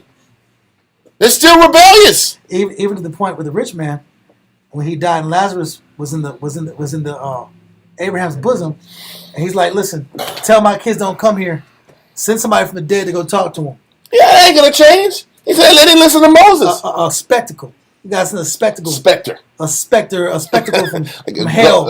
I'm from hell. I was there for 1,000 years. Don't do what you're doing. And the scripture said, they still won't listen. Yeah. And that's the point. And that's the scary point. Because if you sit back and you look at a father that hopes that a little bit of chastisement might shake him and change him, it's a scary thing for me as a parent, especially back in the day. You would check him and you hope that this chastisement will work. Or then you balance out a little bit of correction, a little bit of talking, the threat of chastisement. Then you talk. Then you put fire. Then you ramp up the fire. Then you talk to him. You do all these different things. And sometimes you're like, this shit didn't work at all. None of this stuff I did work. Damn, what I got to do? This is the Most High right here. Let me sit back here and put the threat of taking them out and put them into captivity. See what that does. That only worked for a year? What the hell? That didn't work? Then, okay, let's kill this king. Let's bring another guy in. Now he's wicked too? Now the king after that, he was only good for 15 years and was wicked for another 15 years? What the hell's going on? I got to take him out. I'll only do it for 70 years. See what happens. They'll want to serve me again now. And they don't do it. He's like, man, every time you're stricken, but it doesn't change anything. Let's continue. Verse 23. I gave you now fire for your blasphemies, but cast a tree in the water and made the river sweet. And I still just gave you what you needed, despite your complaints. Read on. What shall I do unto thee? Now, this verse 24 is when the topic starts to morph into where I was trying to take it from the beginning. Okay, so read verse 24 again. Second Ezra chapter 1 verse 24. What shall I do unto thee, O Jacob, thou Judah? So he says, what am I going to do? Because now we're going from all the history of Israel, right? And now we're narrowing it to Judah. Why are we narrowing it to Judah? That's exactly the scripture I was thinking about that. But the question is, why are we getting all the way to Judah at this point? We're getting all the way to Judah because after all that story that is all the way broken down in history, did the story of Israel's disrespect and lack of appreciation just stop with Genesis and Numbers? The lack of appreciation and disrespect and sadness and not being appreciative for what the Most High has given them has continued through the 9.5 tribes, evolving, devolving, being sent away. Judah and Benjamin rebelling, being sent away. A very small, scarce amount is present now at Israel and Jerusalem. So it's just Judah and Benjamin at this point now. So the Most High is talking to the southern kingdom, to the last ones left at the present day. So from chapter 1, verse 1 to 24 gave you the history of all Israel. Listen, we could have kept going for 1,000 more chapters explaining all of our ups and downs. But we're getting now, after all that happened in Numbers and Exodus, now we're here in verse 24 with Judah in Israel in the occupied territory, still being rebellious, still breaking laws, still following idols. Can I say this though? It reminds me of dealing with brothers, right? Yeah. And I'm not gonna go detail. What I'm saying is, sometimes they're not gonna get it until they follow the instruction. Because it's an internal issue, right? And I had to develop appreciation. Appreciation is developed, right? So no matter what you do, if I haven't learned the skill of appreciation, I can be blessed with a mansion, I can be blessed with 10 ribs, I can be blessed with 1,000 children. It really wouldn't matter if I haven't learned the skill of appreciation. Yeah. So the external circumstances does not matter. If I'm in jail, if I'm in a castle, if I'm in a new city, if I'm on an island with coconuts everywhere, the external condition wouldn't matter because the skill in me of appreciation hasn't been developed yet. Well, I'm gonna say this: everything you're saying is right. The scriptures say, Jezreel waxed fat and kicked. Con. But keep going though. The Yeah. point I was going to get to is sometimes until I choose to make it my agenda to learn the skill. I remember me. And I said, I don't care what happens anymore. I remember the day I did this. I said, I don't care what happens. I could get these awards like your sad councils out and you got black clouds over you and you're always native and why can't you see things positive and how come things are not good, ever good? I said, that's it. From now on, I don't care what happens. I will not be negative. I will not be negative today. I made a pact with myself that I'm not gonna be negative. I'm getting here bad totals. I can't get a sale. They're like, what's going on with this mall? There's no money getting made because you're negative. Well, I'm not gonna be negative anymore. I'm not negative anymore. No more negativity. I just made it my business. Now I still like had negative thoughts, but I was resisting the spirit of being negative. And over time, practicing to resist it, I started to kind of get a little extra inch of understanding. So I'm asking, the question is really a question I'm asking. Is the issue the circumstance, or is the issue of if I don't follow the instruction, I won't get the skill to understand? I'm gonna give you the answer because it fits in perfectly with the direction I'm trying to go. I'm glad you pulled that verse because it helps segue me into where I want to go in this chapter. Part of the answer, a major part of your answer, is in Isaiah chapter 1 verse 5. Isaiah chapter 1 verse 5. Isaiah chapter 1 and verse 5. Why should ye be stricken any more? Ye revolt more and more. The whole head. So he says, the more the Most High corrects us over the generations, we revolt more and more. And what the thought would be, if I correct these Jews and send them to Babylon, They'll learn a lesson. they will learn a lesson and crave to want to come back home. But actually what happened was the opposite. We learned to make ghetto heaven.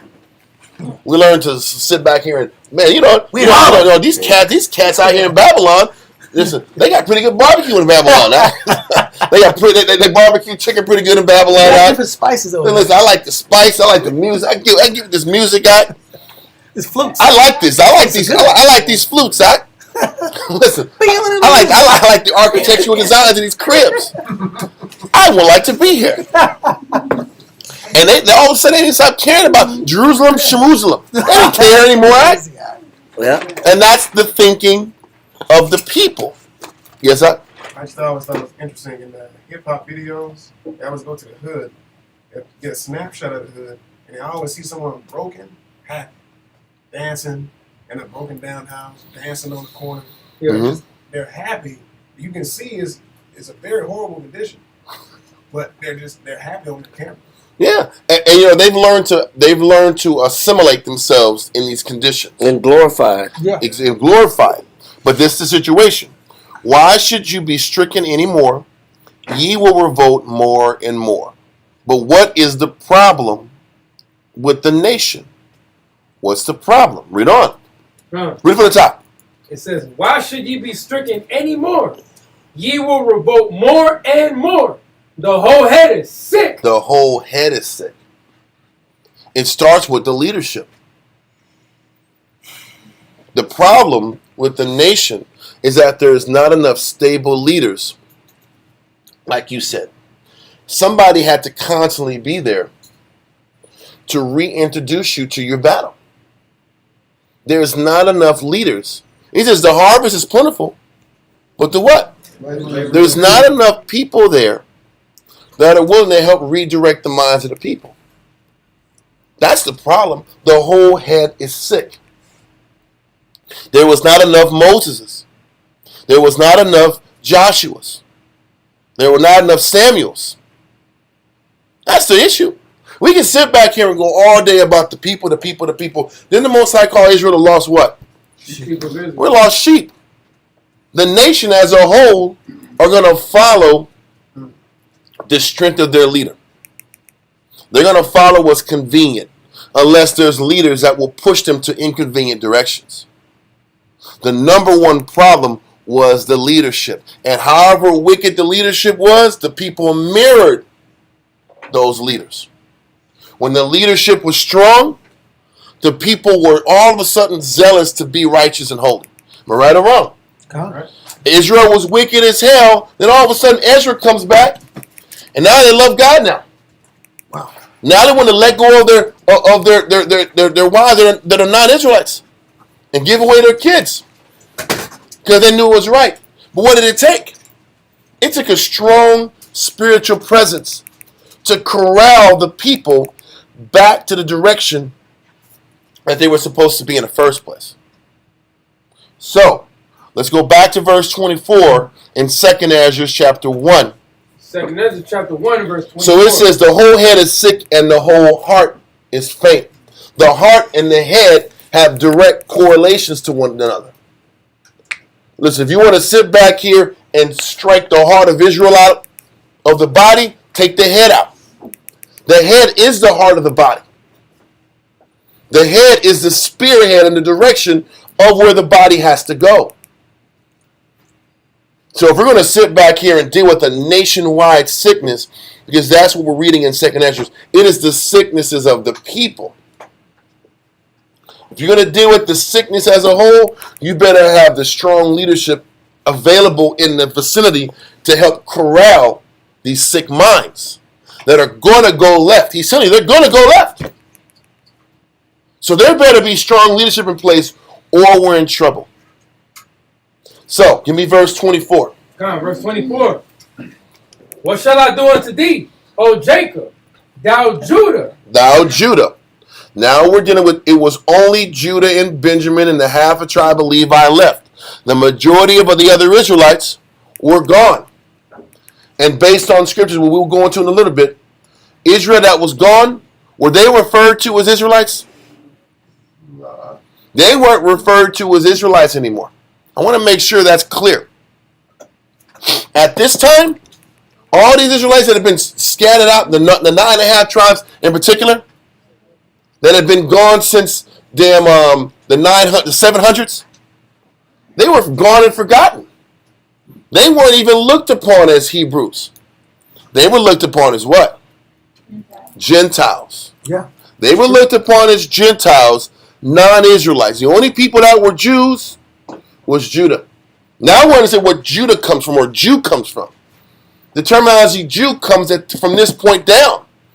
Because all that was left was Judah, Benjamin. And a lot of times those two tribes were synonymous as being referred to as a Jew. So now we're here in verse 24 saying, okay, Jacob, thou Judah. Now Judah's not listening. The 9.5 tribes been not listening. Right? So let's read verse 24 again. I'm taking my time on this. Read that. Verse 24. What shall I do unto thee, O Jacob, thou Judah, wouldest not obey me? I will turn me to other nations. He says, now, because Judah doesn't want to lead, and there's no strong leadership in the nation, I got to go to the nations now. Read on. What does that mean? I'm trying to let the scriptures breathe a little bit. I'm trying to let the word breathe, and I'm explaining. Okay. Read from the top again. Jacob, like, man, that sounds Christian-y right there. Yeah. What the hell's going on? This is Christian right here. I'm in the wrong place. I'm uncomfortable now. Yeah, Mount Gilead. That sounds like some Paul stuff right there. Now, as we read, we're going to understand where Paul got a lot of his understanding from. That's another thing. Paul was dancing in Ezra. I can tell you that right now. He read a lot of Ezra. But we'll explain that later. Read on. Second Ezra, chapter 1, verse 24. What shall I do unto thee, O Jacob, thou Judah, wouldest not obey me? I will turn me to other nations. I'm going to turn to other nations. Read on. And unto those will I give my name, that they may keep my statutes. Now listen, this is a twofold understanding and meaning to this. Okay? The first meaning to it deals with the fact that the Most High is done and was done with the leadership of Israel. Now, once again, this is a future prophecy. And as we understand, prophecies evolve over the time. They evolve over centuries, years, decades, and centuries, so forth and so on. So what's being expressed is happening and is about to happen on a larger level as you're reading in these scriptures. Okay? So the first direction I'm going to go into explaining this verse deals with just the nation as a whole. The nation as a whole. Let's go to Isaiah chapter 9 and verse 16. Isaiah chapter 9 and verse 16. This is the start of it. 9 and 16 in Isaiah. Let's read this. For the leaders of this people. The leaders of Israel. The leaders of Judea. Because by this time, we had already lost the 9.5. They were on their way out. 9.5 tribes were on their way out. And it was just Judah that was expressed right here. No, I'm not. Let me take that back. This one isn't just Judah. This is Judah and the 9.5 tribes. Okay? Let's continue again from the top. Isaiah chapter 9 and verse 16. For the leaders of this people caused them to err. The leaders of Israel caused the people to get weak. And the Most High is soundboarding consistently, letting us listen. The cause of the downfall of the Jews starts with the leadership. Okay? Because the heads were sick, it multiplied the sicknesses of the people. Okay? And because the sicknesses of the people kept getting multiplied, and the people kept getting taken advantage of, what you're going to read through scriptures and through proof is that the Most High allowed the other nations to rule over us for many reasons. But the main reason is because the nations were going to treat the poor, the sick, and the needy better than we were going to treat our own poor, sick, and needy. So what's happening? No, we're going to go into it. I have to go through these sets of verses, but that's what I'm about to prove. I'm about to prove that the leaders led us to destruction, and the leaders were cruel and unjust from the time of the northern kingdom to the southern kingdom. And the Most High had to do something about that cruelty and that hatred and that destructive nature that we had. And what he did is he sent the nations in to be on top of us. Because we would deal with more humanity than we would deal with humanity with our own people. But let's prove that. Let's go to Ecclesiasticus 10 and 2. Karai, yeah, you got to go, man. I'm sorry. Yeah. Got it. Okay. Go on. Ecclesiasticus 10 and 2.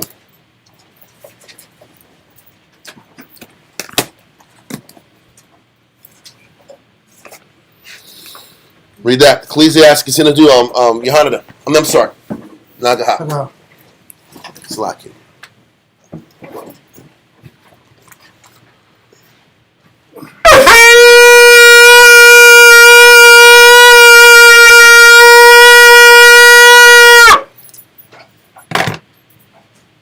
Nagaha, Shah Shabbatah, Ban Shemai Wan, Ban Yasha Allah. Nagaha, Shah Shabbatah, Bashemai One, Bayan Shalom. I'm much.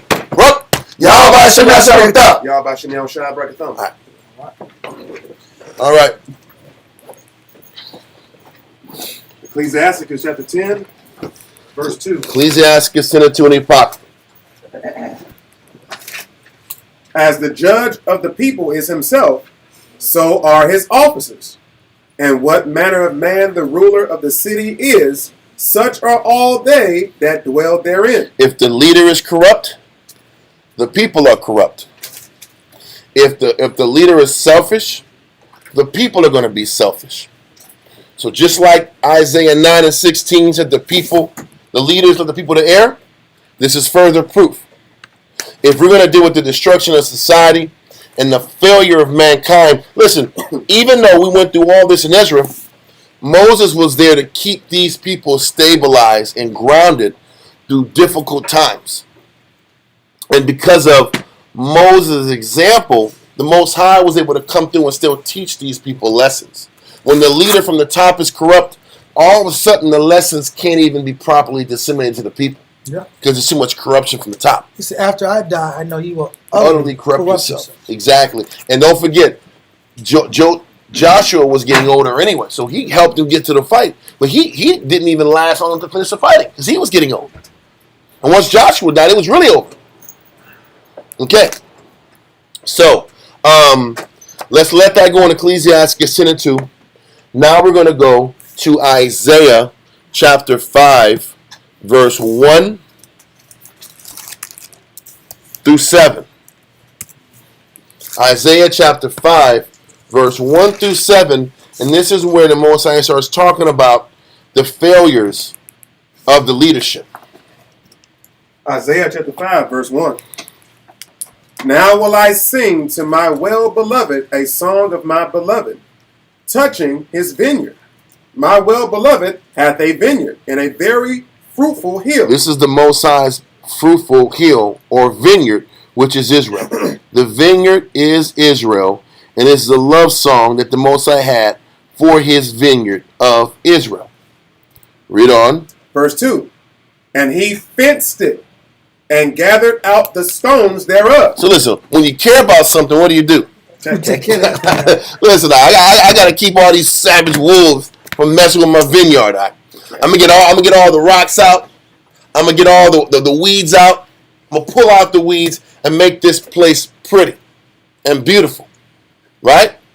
So he's setting it up, making it beautiful, and he's explaining Israel. Getting all the weeds out, all those damn nasty weeds that got the little sunflowers on it. Yeah. At the top, them steak weeds. That milk in That milk thistle. Yeah. You get all that out. You clean out the territory because this vineyard is important. Read on. And he fenced it and gathered out the stones thereof and planted it with the choicest vine and built a tower in the midst of That it. tower is Jerusalem. He built that tower in the midst of this vineyard of Israel. Read on. And also made a winepress therein. And he looked that it should bring forth grapes. And it brought forth wild grapes. Fresh quality, the best of the best. Read on. And now, O inhabitants of Jerusalem, and men of Judah, judge, I pray you, betwixt me and my vineyard. So all the Most High asked is that you judge right my vineyard. Judge right by it. Do right by it. Take care of my people. But the way you take care of your people is to teach Israel to appreciate things. Israel has to be taught how to see the good in the Heavenly Father. Israel has to be taught not to complain. Israel has to be taught to see the good in things in life. So all I ask you to do is judge right by it and treat my vineyard with love and respect. Read on. Verse 4.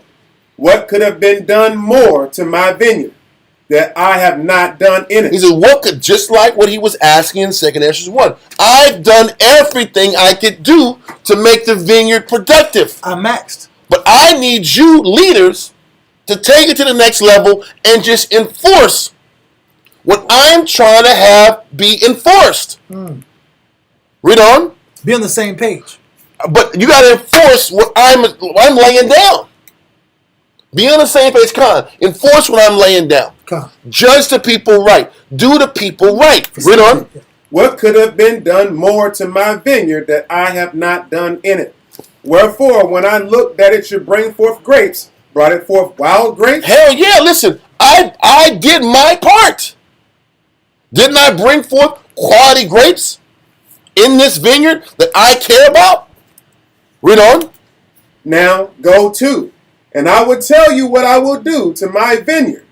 I will take away the hedge thereof, and it shall be eaten up, and break down the wall thereof, and there shall be trodden down. He said, but you know what the problem is? This beautiful vineyard that I had great expectation for, that I built a hedge around, and I built protections and walls, this wall is going to be broken. It's going to be broken down and destroyed, and I got to start over again. This is a prophecy in Isaiah about the fall of the temple anyway. He said, I got to destroy it and tear it down again. Read on. Verse 6. And I will lay it waste. It shall not be pruned. He says it's not going to be taken care of. It's not going to be pampered like I wanted it to be. It's going to be destroyed. Read on. Nor digged, but there shall come up briars and thorns. Briars and thorns are signs of neglect. He said, my people are, I'm going to open up all the doors, all the walls. It's going to get neglected and downtrodden. Read on.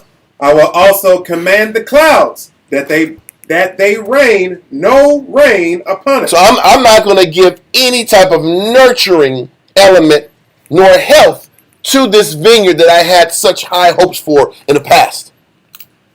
Read on. For the vineyard of the Lord of hosts is the house of Israel. The vineyard is Israel. Read on.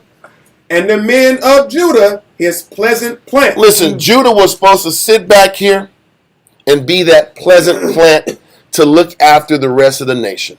Produce. To protect it and cultivate it. Listen, when you got flowers and plants and I'm not a botanist, but people who are, there's a lot of time that goes into taking care of these plants. Am I right or wrong? Okay. Listen, there's fencing, there's protection. You got to keep it from wild animals. Stone removal. You got to make sure there's sunlight there. You have to make sure it's fed properly. You have to really give it attention. I saw this damn apple line. You have to spend money on it, but you take a picture of the plant and it tells you how to heal it. I got it. I never saw that people like putting milk on plants. Like, what the hell is this? I want to put some damn milk on a damn plant. But the point is, there is a lot of science. There's science and understanding and details that come with the development of any kind of plant life. Yeah, you got to make sure the soil is always nutrient.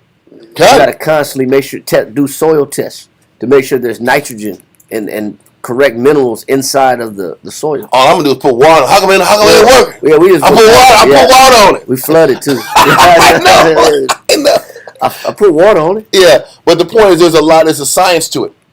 And there's details and specifics, and it takes a lot of love and research and studying different plants to find out what it needs, right? Isn't it the same thing with people? Yeah. True. You got to put time into understanding men, understanding how to motivate men, what gets the best out of your people, how to inspire your people, how to heal sick people. It is a whole lifetime that it takes to understand and study human beings to be the best service for them. What he's saying is the same way you damn near have to serve these damn plants. Or if you have a land where you have animals, you're serving the animals. Am I right or wrong? You're giving it minerals and food and love and care because these animals take care of you. It's the same thing with plant life. The Most High was giving the leaders of Israel the responsibility of taking care of the nation. And that is a selfless lifestyle that has to do that. Anyway, read verse 7 again. Isaiah 5 and 7. For the vineyard of the Lord of hosts is the house of Israel, and the men of Judah his pleasant plant. And he looked for The judgment. Most High looked for us to operate and deal with his children with judgment, righteousness, teaching and development. Read on. But behold, oppression. But behold, it became oppression. Instead of developing our people, we oppressed our people. We took advantage of our people. We used our people. And when you start using Israel, all of a sudden, now you weaken their ties to the Heavenly Father, because why serve the Most High if I'm getting taken advantage and used? That's a real thing. I've seen a lot of people lose faith in serving the Most High because they felt they were being taken advantage of. And all of a sudden, their view of the Most High was you. And when they saw wrongdoing and oppression in you, all of a sudden their view to the Heavenly Father just stopped. Their faith in the Most High stopped because they saw a flaw in you. Yeah. The Most High said, listen, all I wanted my children to do was establish judgment. But what I end up seeing you do was oppress this vineyard, was oppress my people, was take advantage of my people. And this is how things started diminishing. He's talking to Judah here also in verse 7. Just like he's talking to Judah in verse 24. The southern kingdom was falling to the same weaknesses as the northern kingdom. Was the abuse and the oppression of the nation. That right there is what marks the beginning of the end of all leaders. The oppression of your students. The oppression of the people that you're responsible for. So, read on. And he looked for judgment, but behold oppression. For righteousness, but behold a cry. Listen, he wanted Israel to uphold righteousness, but all he saw was broken people. Broken, sad people that didn't have solutions to their problems. And this is why the Most High said, I got to tear up this vineyard. I got to break down this wall and give it to somebody else who would at least give my oppressed common decency and respect. And you're going to see this theme go on. How the Most High felt, whether it's King Cyrus, King Nebuchadnezzar, that he would deal with the oppressed and poor better than my damn people. Think about this. Who suffered the greatest blow when Nebuchadnezzar took over Israel? Who lost the most? The property owners, the money men, the princes, The nobles. the kings and the nobles lost the most. The people. The broke were already broke. Farmers already farmed. The farmers were suffering. The broke men were suffering and in poverty. Who lost the most? The nobles and the princes, they're the ones who lost. It wasn't the cauldron, but the meat in the cauldron will be protected by the. Yeah, all those guys that were talking, we're good, and let's go back to business again. The business of taking advantage of our people, they're the ones who lost. And what we're seeing is that the ones that were being oppressed by the Jews got it. They were at least given basic rights in these other kings' kingdoms. That's what's sad. So you're saying that on a social, economic level, when it comes to social treatment. I'm talking about spiritual, social, the whole nine. Yeah, I'm just saying, when you deal with the political structure of Israel, in the class structure of Israel. Israel had a classism effect. Like there's racism, there's also classism. Yep. And Israel's a more classist society when we're ruling of each other. Necessarily, we're more unfair to our own people. Yes. And we're more classist. Yep. And you can look at our neighborhoods and you can see the same thing. Listen, then how it is, because like I said, I've lived around all Edomites and Issachar too. I've lived around majority Judah, and you can see how the treatment of the people is different. I'm not saying Edomites are the perfect people to live around. What I'm saying is, on a class social structure, there's a little bit more appreciation for the homeless. The homeless they live a little better over there. You know what's crazy? Because we don't know, we weren't living in Jerusalem at the time, this might seem overboard. This might seem like, damn, we were that bad? But when you read the scriptures, we were that bad. To where the Most High is like, listen, I would rather give the nations power over my poor. They will oppress them less than my own people will oppress my own children. And you can look at the middle. We're going to go into more scriptures. It's not going to be just 2 verses we're pulling. We're going to pull multiple verses about how we did people wrong. We didn't pay men wages for work.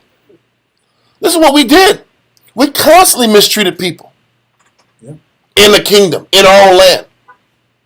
And wonder why the Most High turned this thing over. It wasn't just idolatry. It was idolatry, and it was the mistreatment of the poor. Right?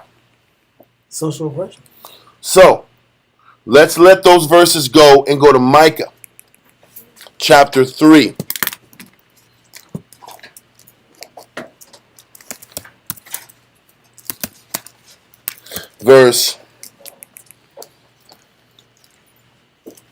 Matter of fact,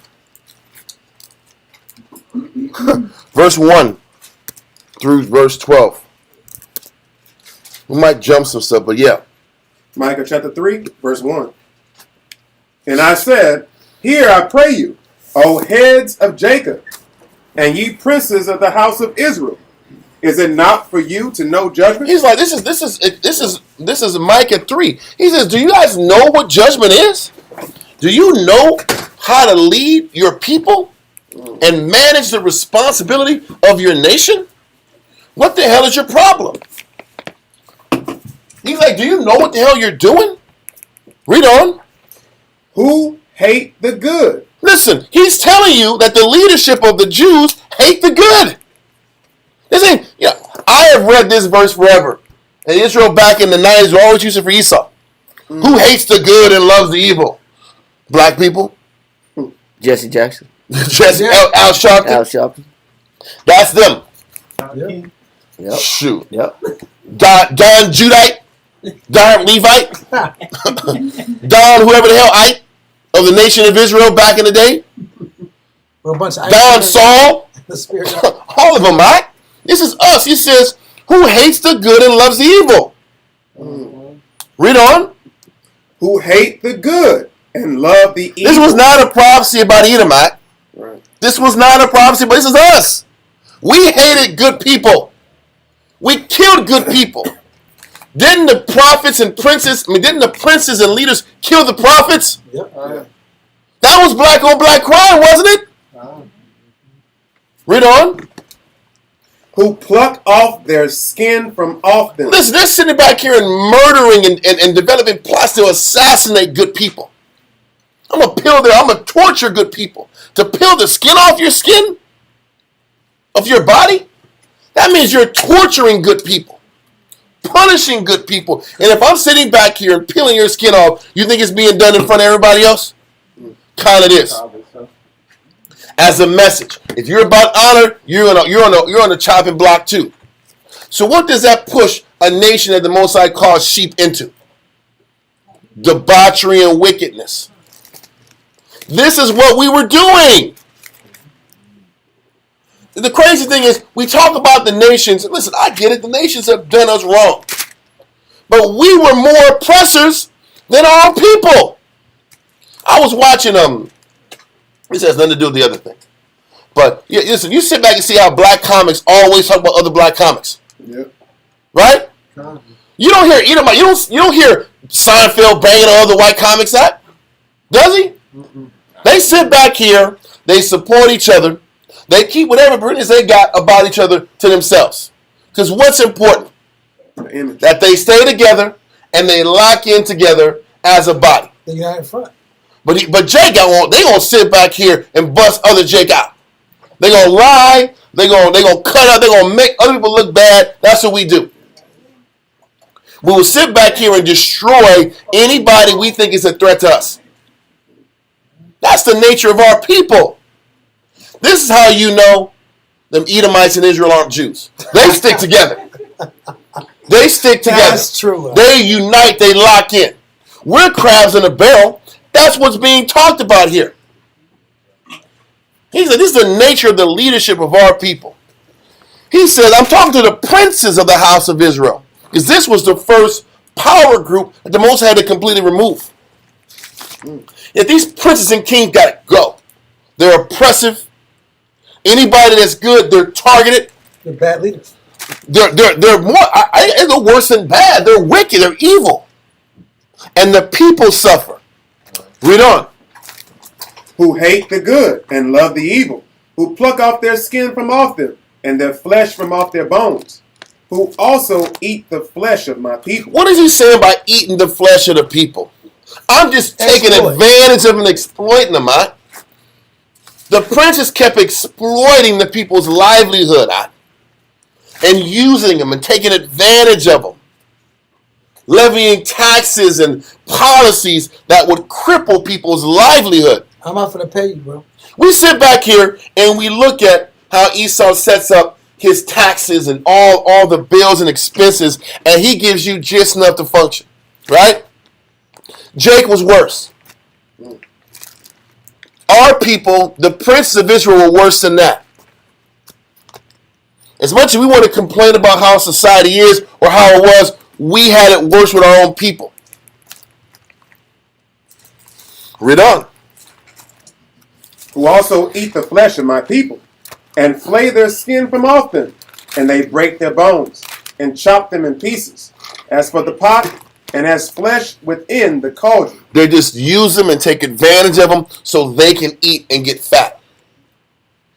They're taking their flesh in the cauldron. All they're saying is, I'm going to take everything from you and make me fat and build me up and sustain me. I'm going to take every element I can from you so I can eat and sustain myself and come up. Yes, sir? You want that Jeremiah 5:28?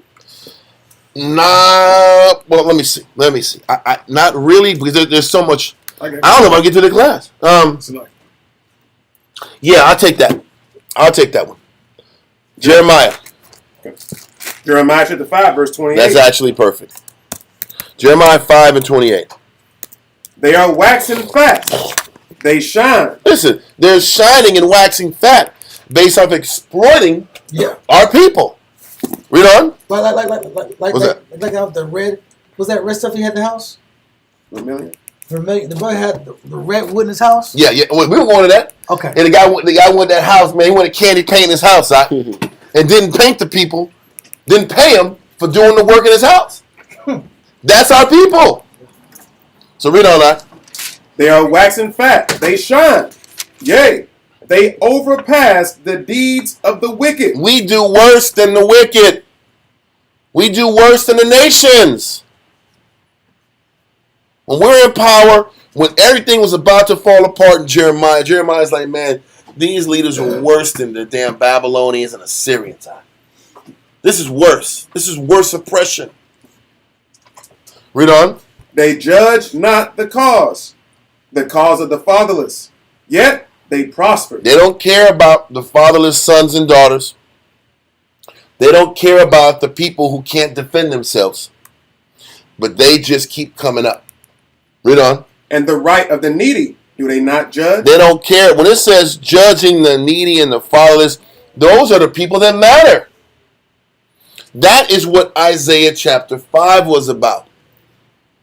We were supposed to attend to the fatherless and the needy and the weak. And we kept exploiting them and taking advantage of them and using them and blowing them off and just using their resources to benefit ourselves. We were the oppressors. The bad guys. We were the oppressors. I read verse 29. Okay. Verse 29. Shall I not visit for these things? Hell yes. He says, shall I not visit you and deal with you for this? But how did he deal with us? He removed those oppressive people and put the nations over us. And the Most High was like, if you're honorable and you deal with the poor, I'll keep you in power. If you don't want to be in power and oppress, if you want to oppress the poor, I'm taking your ass out too. So because that's what happened. We lost responsibility once again of sovereignty. But the responsibility of sovereignty is to still take care of the oppressed. This is why the United States is about to fall. Because all they've done is just oppress people and take advantage of people and use and destroy people in the name of democracy. That's why they're about to fall. He's telling you the nations kept getting their opportunities because we weren't going to be responsible and take care of our own people. So he's like, okay, nations, I'm going to give you a chance. And the kings that gave our people a chance and weren't oppressive to our people, most likely gave them long reigns. For instance, Artaxerxes, the guy that financed and bankrolled The temple. Ezra and Nehemiah, he got 40 years to reign. Cyrus had a long reign. Xerxes had 20. Artaxerxes had 40. Darius had 40.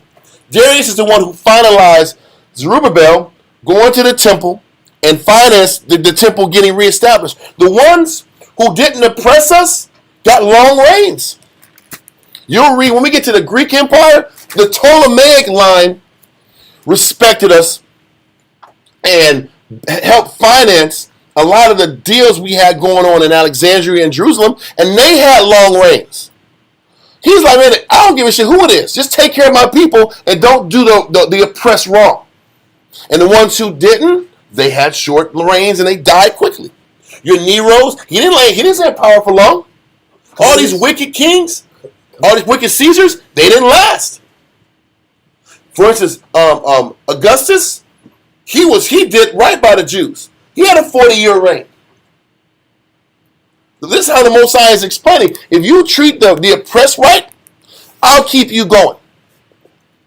You want to take advantage of the fatherless and take advantage of the poor? I'm taking you down quick. You cause them to suffer. Yeah. But we had the first opportunity and we screwed the pooch. Because we were selfish. And we talk about what we deserve, the kingdom. Christ is leading the kingdom. You think you don't give our filthy paws a chance to run to the ground again? You give a brother some power, you can't tell him a goddamn thing. Am I right or wrong? Awesome, right? You give him some power and reign, you can't tell him nothing no more. The Most High knows it's about us. This is the truth. So, Couple scriptures, right? And he's almost the Most High. yeah. Couple revelations that. Brother, let's just read to the end of the chapter, bro, of Jeremiah. Verse 29. This is a good point to bring out because it just shows us that we're crooked in our judgment with our people. Khan. Well, can't go with the white man, but he was technically that way because we had to get punishment. Yes. You're right. You're right. But that was part of our punishment. But his time is about to end because he's oppressing the poor too. Let's keep going. Verse 29. Shall I not visit for these things, saith the Most High? Shall not my soul be avenged on such a nation as this? Yeah, he says the nation got to be avenged for the leadership's wickedness towards the poor. Read on. A wonderful and horrible thing is committed in the land. The prophets prophesy falsely, and the priests bear rule by their means. So now the prophets and the priests are also the leadership. The princes, the prophets, the priests are only saying and doing things so that they can get something out the deal. I read this for years. Listen, they were given position and power only for the cause of serving the people. But they took advantage of their power. All the facets of the leadership did that. So what the Most had to do, first of all, I got to tear these princes down. And then after the princes and kings are gone, now the Levite priests are going to have a chance to do it. They didn't do it. They were manipulative people. The Pharisees, the Sadducees, they were treating people wrong too. So Christ had to come out and break that up too. He had to break the priesthood up also. And take that power and responsibility out of their hands because they didn't do right by it either. So that was the last opportunity for self-sovereignty. For you know what? No, for the Levitical priesthood. Because Most High saw a flaw in the Levitical priesthood. He had to take them out. Now we're a nation. Now we're a kingdom of priests, aren't we? Right. And we'll go into that later. Right. But he had to sit back here and wipe out these institutions that were full of corrupt people. Okay. So, read verse. So he says a horrible and wonderful thing is committing in the land. And it wasn't just idolatry that was horrible and wonderful. It was how the people were being exploited was wonderful and horrible. That's what he has the biggest problem with, the exploitation of the sick and the oppression of the fatherless child and the widow. Read on. Verse 31. The prophets prophesy falsely, and the priests bear rule by their means. They're ruling just to gain advantages for themselves. Their personal. They're getting something out the deal. It was corruption from the top. Yes, the regular people were breaking laws, but they were going to be weak because there was no leadership from the top. So they're left. The leaders caused them to err. Oh, Yeah. This is why so many people were justified to sit back here and be their own priests in high places. This is what fueled men to be the individuals to go into high places to do their own sacrifices. Why deal with these bogus priests? I'll cut my own damn animal up and burn the entrails up and do me. Their wickedness fueled individualism. true. That's the problem. So were the people wicked for going to the high places and doing their own thing? Yes. But what fueled that? The wicked priest and the wicked princes who was in cahoots with the wicked priest. Like Eli and his son. Or Yes. Like Eli's sons, right? There was all kind of drugs and extortion. Yeah. You get my point. It was all type of extortion and taking advantage of people. They robbed the Most High. Yes, they were. But it was robbery on multiple levels. It was hustles, angles, schemes from the top. Ill-gotten gains. Why put wonderful with horrible? Wonderful was amazing how creatively wicked they were. Oh, wow. Okay. These guys created exquisite ways to take advantage of people. Loopholes. Loopholes and angles and creative designs to steal from people. Masterful techniques of taking And that's black people. Let's be and Native Americans and Benjamites, West Indians, and all of them. I like to say Judah. It's all of us. I just Some crooked Indians. and we did good for a long time. Man. Listen, we've been wicked. And we were so bad that the Most High said, you know what? I'm going to put nations over my sick and oppressed. They'll get a better deal with the nations. The poor will. Then the poor and the oppressed will get a better deal with the nations than with my own children. That's what the Most High is saying.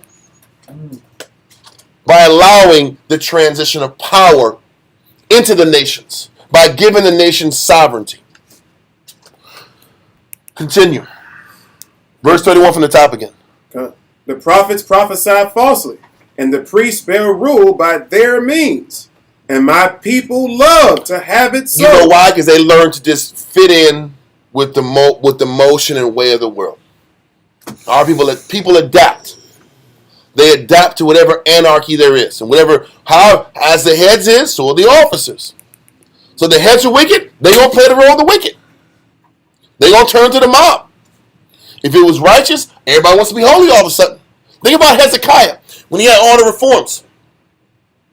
When he was righteous and he had the force to push it, everybody either they locked in or they went underground, waiting for an opportunity. Remember that time? They were most of them locked in, and the other ones kind of like went underground. And Hezekiah had to do raids. Yeah.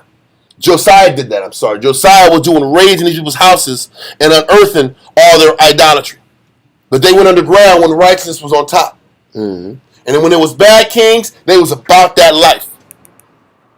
This is history. This is why it's important to go through the history and read these things. You can really understand how our people operate. Yep. Whenever there's an agenda that needs to be pushed, they use a token Negro to push the agenda. Kinda. They'll use a Charles Barkley or a Shaq, or they know how to use a token. Mr. Papa John's out. Yeah, Papa John. They don't use him out. Hell yeah. They don't use a token to bring in something on our people. Unfortunately, yes. So, my people love to have it so because they learn to accept the tone that's set by the leadership. Read on. And what will ye do in the end thereof? What you gonna do when I have to turn this entire thing upside down? Because somebody has to defend the little ones. Yeah. Let that go. That was a great verse. Let's go back to Micah 3. Verse 4. Micah chapter 3, verse 4. Then shall they cry unto the Most High, but he will not hear them. What's that saying? Let's keep going. He will even hide his face from them at that time, as they have behaved themselves ill in their doing. So he's like, when these leaders start crying, don't forget the chapter is still talking about the heads. When the heads start crying, and these damn Babylonians are right at their doorstep, he's not going to listen to their cries based on how these heads treated the children, and the fatherless, and the widows. He's not going to give them off the hook. Does that make sense? Just got to write this verse down. But continue. Micah chapter 3, verse 5. Thus saith the Most High concerning the prophets that make my people err. Now we're dealing with the prophets. We dealt with the princes. Now we're dealing with the prophets that are leading the sheep astray. Read on. That bite with their teeth and cry, peace. And he that putteth not into their mouths, they even prepare war against him. Listen, by these people's words, they're preparing the people to be at war with the Heavenly Father. This is the Most High started eliminating prophets at this point too. After we fell, how many more prophets were there? None. So but there was a couple. There was a couple sprinkled prophets, Zechariah and Haggai. That was about it. After we fell by Babylon. And they came in just to sit back here and wake these dudes up to go work on construction again. But he started fading out the prophets. Because they were corrupt too. It wasn't, listen, the law wasn't wrong. The systems that men govern were wrong. He had to keep upending and switching these systems that we corrupted by our corrupt policies. No, you're saying the approach of the government was corrupted because the head guys on top. It's kind of like, well, I can go into detail, but it's kind of like, you know, don't give me lifelike examples. No, I'm not doing that. I know what we're dealing with, right? Mm-hmm. So when you enter into a different business, the business has a spirit to it. There's a spirit to that business. You're trying to be an honorable man, but the whole business itself, if there's a netted spirit around it, it's hard to sit here and maintain that spirit. All I'm saying is the Most High intended from the beginning to have a priesthood. But but the office of the priesthood began to be corrupted. So the Most High had to eventually bring Christ to reestablish what the priesthood was supposed to be about. That's the question, War. I'm just trying to make sure we're clear about this. It isn't that the priesthood was wicked. It was that men were wicked and men corrupted and used their power to their advantage. The Most High warned us about princes and kings. True. And how that would corrupt the people. That's true. And it ended up doing it. So he had to wipe out the kingship by doing what? By bringing other nations to wipe us out and make our leaders be nothing. That makes sense. So this is why he used the nations and gave them sovereignty, because we couldn't handle control. We couldn't handle being a prince. We couldn't handle being kings. We couldn't handle being high priest. And when eventually, after the princes and the prophets were pushed aside, the priests were the heads of the nation. And then over time, the Pharisees and Sadducees started coming out, and they were wicked and corrupt. Why? Christ was going right at them. That makes sense, though. So now, we know because he why was Christ- like, this institution is off too. Now I got to makes come in sense, here though. and fix this out now. That makes sense. But this was the evolution of how things went down with our nation. Because Christ's whole mission was defending lames and Because that was what hasn't been done since the beginning when we were in power. Okay, It wasn't just the lames and the childless and widows were taken advantage of during the time of the Pharisees and Sadducees. They've been taken advantage of. Right. And this is why the Most High allowed the nations to be in power, because they would deal with them with more civility than us. You know why? Because we're bad. Because we're bad. We're not as good as we act like. Well, we got fringes and shit, and we're corrupt people with fringes Well, they treat their that own. speak Hebrew. They treat their own. That's true. Well, they treat their own poor better than we treat our poor. That's the point. The dog talk about how people treat their dogs. Esau will take care of the animals. The dogs are taking care of. Our dogs be like the people out. They got jobs out. They gotta sit here and pay taxes out. Bro, They gotta survive on their own. I just want to make sure we're clear with this process. Micah 3, verse 1 through 5 is dealing with corrupt princes. Well, verse 4. 1 to 4 is dealing with corrupt princes. Okay. 5 down is 5 to like 8, 9 is dealing with corrupt prophets. Okay. And down there after that is dealing with corrupt priests. Wow. Okay. Let's continue. Micah chapter 3, verse 6. Therefore, night shall be unto you, that ye shall not have a vision. So he's like, I'm going to cloud the minds of the prophets. I'm going to take away your visions at all. Because you're not going to use your visions the way I want you to use them anyway. So I'm going to cut off this prophet angle. Now we understand why people aren't getting prophecies now. Wow. There's no prophecies because the Most High don't trust you with prophecies. He don't trust us with prophecies. So first, everybody can, I have the Spirit told me this. No, it didn't. Because the Spirit don't trust you with prophecies. You don't. Wow. So, read on. Therefore, night shall be unto you, that ye shall not have a vision, and it shall be dark unto you, that ye shall not divine. And the sun shall go down over the prophets, and the day shall be dark over them. The sun shall go down over the prophets. That's wow. He's telling you he was eliminating princes and the vision of prophets. Because he's like, I'm tired of these prophets coming up here and using their quote-unquote visions to exploit and use my people, to oppress my people. So I'm going to take their prowess away from them. Read on. Then shall the seers be ashamed, and the diviners confounded. Yea, they shall all cover their lips, for there is no answer of the Most High. Most High ain't working with you guys no more. Because you took advantage of the people in the first damn place. So why would I give you more power? The Most High is letting us know, even for us, for those of us who can teach and counsel and communicate, when you start exploiting your people, the Most High takes that spirit of teaching and counsel from you. I've seen that myself. Brothers who once had the gift of teaching counsel, once you show the Most High that you're about taking advantage of you, doing you, he starts taking your ability from you slowly but surely. That happens. That happens. Your clarity starts to dry up. Your understanding starts to dry up. This is how the Most High does people that are being corrupt. Read on. Verse 8. But truly, I am full of power by the Spirit of the Most High, and of judgment, and of might, to declare unto Jacob his transgression, and to Israel his sin. What is he saying? The power the Most High has given us is supposed to be exclusively to the service of the people that you work for. That is where the power is supposed to be divested and focused. But too many times, we use the power for ourselves to benefit us.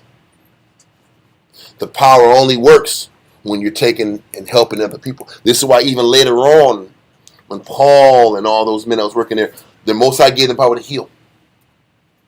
Their power was in helping other people get themselves That's together. the only power you forget. Listen, he was healing other people, but getting stoned to death himself.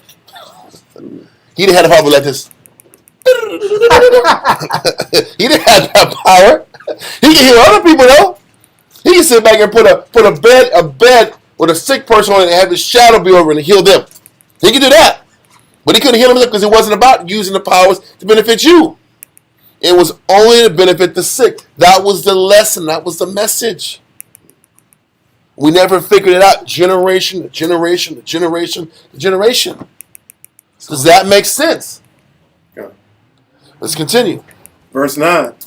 Hear this, I pray you, ye heads of the house of Jacob, and the princes of the house of Israel. The leaders. It's all about the leadership being off. This is why it had to fall. Read it from the top again, verse 9. Verse 9. Hear this, I pray you, ye heads of the house of Jacob, and princes of the house of Israel, that abhor judgment and pervert all equity. To pervert equity means equity only benefits you. If it benefits you, it's equity. If you got to lose at the deal, it's not equity. Because you've been perverting and screwing what's fair to the people that should be shown more love and respect and consideration. I'm not giving for free. That's always, because Chapter 1 always harped on giving for free. Constant. But now you're saying if a person in leadership wants a benefit from the situation, that opens the door for corruption. Because that man always wants what? More. And the only way to get more, I got to get mine. So I'm a what? Take yours. But I got to create a policy to do that.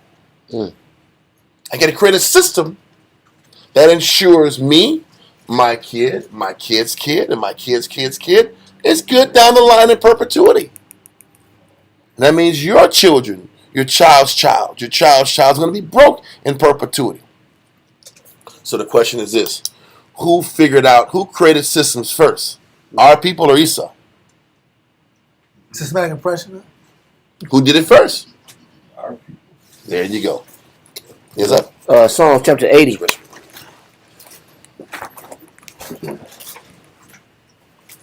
Psalms chapter 80. Mm-hmm. Start at verse 8. Verse 8. Mm-hmm.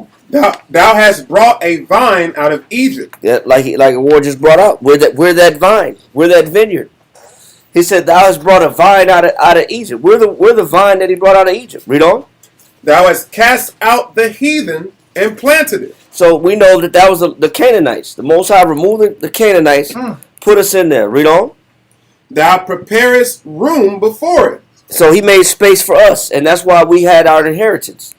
We got our inheritance, and we were able to establish ourselves, have our own nation state.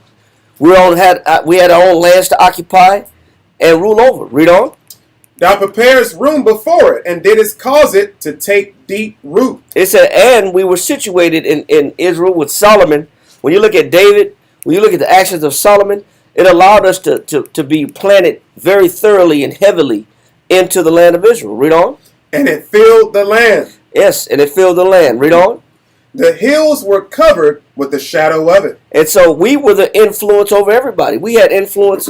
We through our belief and our power, the other nations were looking at us as the main influence. They wanted to be like us. Mm-hmm. They wanted to do what we saw. We were the apple of the Most High's eye, and we were the teacher's pet, so to speak. The nations wanted to duplicate our actions, and they wanted to serve our God. Read on. And the boughs thereof were like the goodly cedars. Go ahead. The boughs like the tree, the branches, meaning our influence stretched over the earth. Read on. She sent out her boughs unto the sea, and her branches unto the river. Why hast thou then broken down her hedges? And this is why David is saying, if we were supposed to be the influence over the whole world, why are now we being invaded? Why did you let us be invaded by the other nations? The hedges is that protection, is that fence that guard that the Most High puts around what he loves. Like he said initially, like we read a little while ago, how the Most High put a protection over the vineyard. He planted a goodly vineyard and put hedges about it. He said, then why are you letting these why you take down these walls? Why are you taking down these hedges? Read on. So that all they which pass by the way do pluck her. It says, now, what he's saying is, you let other nations invade. Come in and invade. Just like now, where you get all your hair supply from? Good question. Moab. The Asians. You get all your hair supply products from the Koreans. Right. Where you get your liquor from? Ishmael. Elam or Ishmael. The tobacco products, corner store, gas station, Elam, Ishmael. Your jewelry in the flea market. Who's running all the jewelry? Ishmael. Who's making your gold teeth? Johnny Dame. Yeah. Johnny Dame is now in your videos selling you your jewelry. And fake jewelry at that. Fake jewelry. So it's not real diamonds, that? Yeah. Without the quality. But we killed a black jeweler from Chicago. Yep. We killed that guy at the dice game. But we celebrate Johnny Dame, the Houston jeweler. It used to be Jacob the Jeweler back Used to be Jacob in New York. New York, it was Jacob the Jeweler. Got all the watches. Jacob the Jeweler, Ice your watch out. Yep. No, now you're in the icebox in Atlanta. Now all the rappers going to icebox in Atlanta, let these other nations exploit us. But if it was a Jake dude, they would kill him. They wouldn't support him. They'll rob him. They'll rob him and kill him. Invite him to the party. And then kill him To get him. To get him. It's a setup. It's crazy, bro. Read on. Verse 13. The boar out of the wood. He said, man, you let the worst animals come in and pluck the children of Israel. He called them the boar out of the woods. A boar is a swine. Where we at? Where's Psalms Psalms? chapter 80, verse 13. He said, you let the worst animals exploit my vineyard. It's crazy, bro. He said, you let the boar. We know the boar is the what? The swine, man. You let the worst of the nations exploit my people. You know what I'm saying? Hurry up and buy. Yep. Get out, hurry up and buy. They follow you around the store. Get your money and get out of here. They in your neighborhoods. They in your communities. They own everything around your communities, and they dictate what you purchase. And they take advantage of you. You let everybody in. All these other nations come in and take advantage of us. Read on. Psalms 80 and 13. The boar out of the wood doth waste it, and the wild beast of the field doth devour it. He said, you don't let nobody, so anybody can come in and exploit our communities. The wild beasts, animals, people that don't give a damn about you. They come in and exploit all your resources. But who did it first? We do. They get it from who? They get it from us. Read on. Return, we beseech thee. Oh, I didn't even catch up. I just want to say one thing. The crazy thing is, why did the Most High pull us out of Egypt? so that we can serve him. And we were being oppressed. We were being oppressed, and the Most High saw we were being oppressed. Before we were being oppressed, was the Most High going to pull us out of Egypt? He gave us Goshen. Remember the first king that knew Joseph? The relationship was great. Everything was good in Egypt. Egypt thrived. Egypt had to fall because the Egyptian people grew lazy and oppressed the people. That opened the door to pull Israel out of the situation. And we left Egypt because we were being oppressed. And we asked the Most High to get us out of this oppressive situation. We became lords and started oppressing people ourselves. We oppressed our own people. We left Egypt because we were being oppressed. Yep. And then we got to our own nation and oppressed our own nation. Yep. That's the hypocrisy. That's our people. Mm-hmm. We left Egypt because they were so oppressive. They were trying to make us put mortar together without the Straw. Without the straw. They were creating unnecessary scenarios and gave us the tasks were too much and didn't provide us the tools to do so. And we go 400 years later and start doing our people the same damn way. Like Pharaoh. Hmm? Like Pharaoh. Yeah, we rode the same way the people that most had to break in the first place. But he shows a pattern. When you start oppressing the people, then the Most has to remove you out of your power. Yep. Then he'll give another person a chance. When they treat the poor fairly, they thrive. Gotta go. When they start taking advantage of the people, I got to pull you out. Rome fell when they started taking advantage of the people, the poor, and the downtrodden. And to remove them. Every nation's cycle is the same. Does that make sense? Well, I'm sorry, I didn't bring that because I saw Egypt and it kind of had me. But that's why I went there, because he's saying the same thing. But he called us that vine that was taken out of Egypt. Yep. He's still calling us that vineyard. God. Read on. Psalms 80 and 14. Return, we beseech thee, O power of hosts. Look down from heaven. He said, do what? Look down from heaven. Now, when we get exploited from every direction, now we want the Most High to do what? Look down from heaven. We want the Most High to look down from heaven. Now we want your help. We want now the nations exploit us. Our own people exploit us. Now we want you to come in and intervene. Read on. And behold, and visit this vine. But how is he going to visit this vine? He's still talking about this vine, this vineyard. But how is he going to visit this vine? What is David asking for? Read. And the vineyard which thy right hand hath planted. He says, and the vineyard that your right hand hath planted. Read on. And the branch that thou madest strong for thyself, it is burned with fire. Go ahead. It is cut down. Read. Wow. They perish at the rebuke of thy countenance. Read verse 17. Let thy hand be upon the man of thy right hand. What he's saying is he's talking about Christ. Mm-hmm. He said then David is begging the Most High to bring Christ about. Because he says, let thy hand be upon the man of what? The man of thy right hand. He says, then bring about the man that's going to do things right. Mm-hmm. That's going to restore the order and the proper treatment to our people. Yep. Put your spirit on a man that's about your right hand. Yep. Read on. Upon the Son of Man, whom thou madest strong for thyself. And who's the Son of Man that the Most High made strong for himself? That's Yahushua. That's why David is saying, well, then bring about Christ then. It's a foreshadowing. It's about bringing about Christ because all these systems weren't going to work besides Christ's system. That's the only system that's going to work. That's the only system that worked. The priesthood was fallible. The princes and kingship was fallible. The judges was fallible. We tried all these things, but Christ was the method that worked. And this is why we. And everybody that aligned themselves under Christ, they're going to be the priest holders that lead the nation down the way. And they don't have to be Levi anymore. Nope. That's the understanding. We'll go into that later on. Probably next. We won't have time this week to go into that. But we're going to at least go in the first phase of this and go into the second phase next week. What's that? That's what's one point. This is why we have classes that push that you have to go past just the law. This is the reason why we say that. We're not just saying because we don't believe the law. We teach the law All the time. all the time. But you have to go past the law because the law wasn't enough to teach us compassion. God. It wasn't enough to teach us compassion. There was still selfishness and pride, and we were exploitative. And in the Most High is like, these systems are great, but Christ's system is the best. And there was fallibility in the priesthood and the Pharisaic approach, the Sadduceic approach. It all was flawed. Yep. The princes, the kings were flawed. All these things were flawed. But it was we all had to go through this to eventually get to Christ. To appreciate.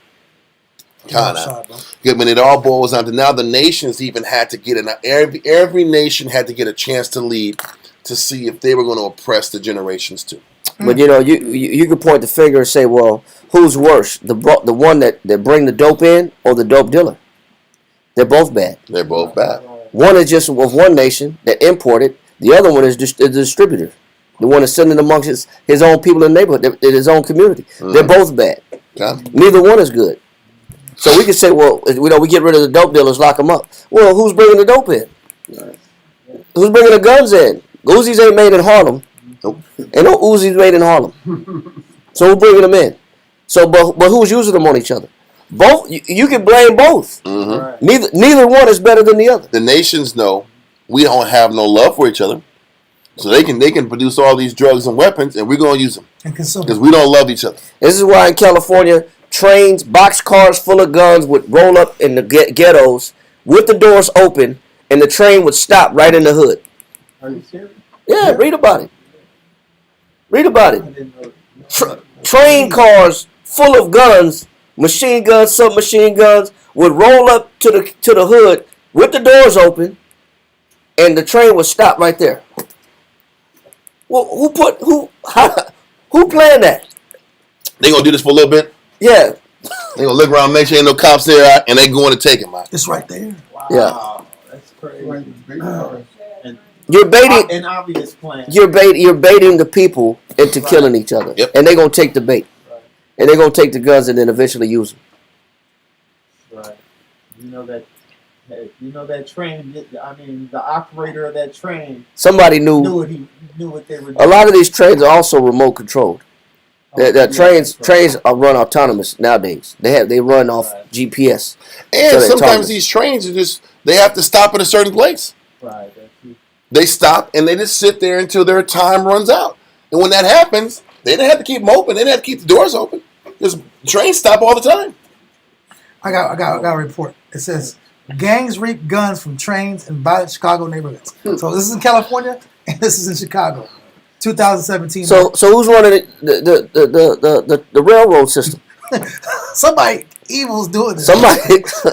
Bill Gates. I gotta read the first Bill article. Gates. It says It ain't just him. it It ain't says just him. it says Chicago AP when street gang thieves slipped with ease into a Norfolk Southern rail yard on Chicago's south side and ripped locks off one train. They likely expected to see merchandise like toys or tennis shoes. What they beheld instead was a gangster's jackpot.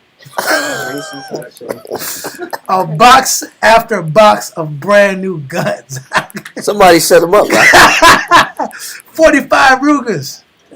Have 111 guns. There's no reason why the murder rate went. In Chicago. Because they got the gun rate went up. The gun rate went up. I was born to shoot. I was born to shoot. Is it That's true. always guns? Yeah. These How else- mysterious trains stop and the doors are open. It's always guns. Well, you need that. They ain't computer chips. I'll tell you that much. They ain't computer chips. Whoever has prison investments. Just don't know what happens to to do be. with it. Nothing to do with it. No, More murder, more Just murder. so happens again. that's to increase the prison population, which is another form of slavery. Yeah. It's a big old plan. That's business right there too. Yeah. So which system is better? Esau's system of oppressing us, or our own people being in charge of oppressing us? Which one's better? Which one you choose? That's why David said, "Man, bring Christ." Because that's the point. Listen, because when Jacob pressed you out, listen, listen. There's a difference when your kid goes to black schools and get talked about versus being in black schools and being in white schools and they talk about that. It's actually worse when you get talked about in black schools. Yeah. The ridicule in black schools is worse than Edomite You schools. a mismatch.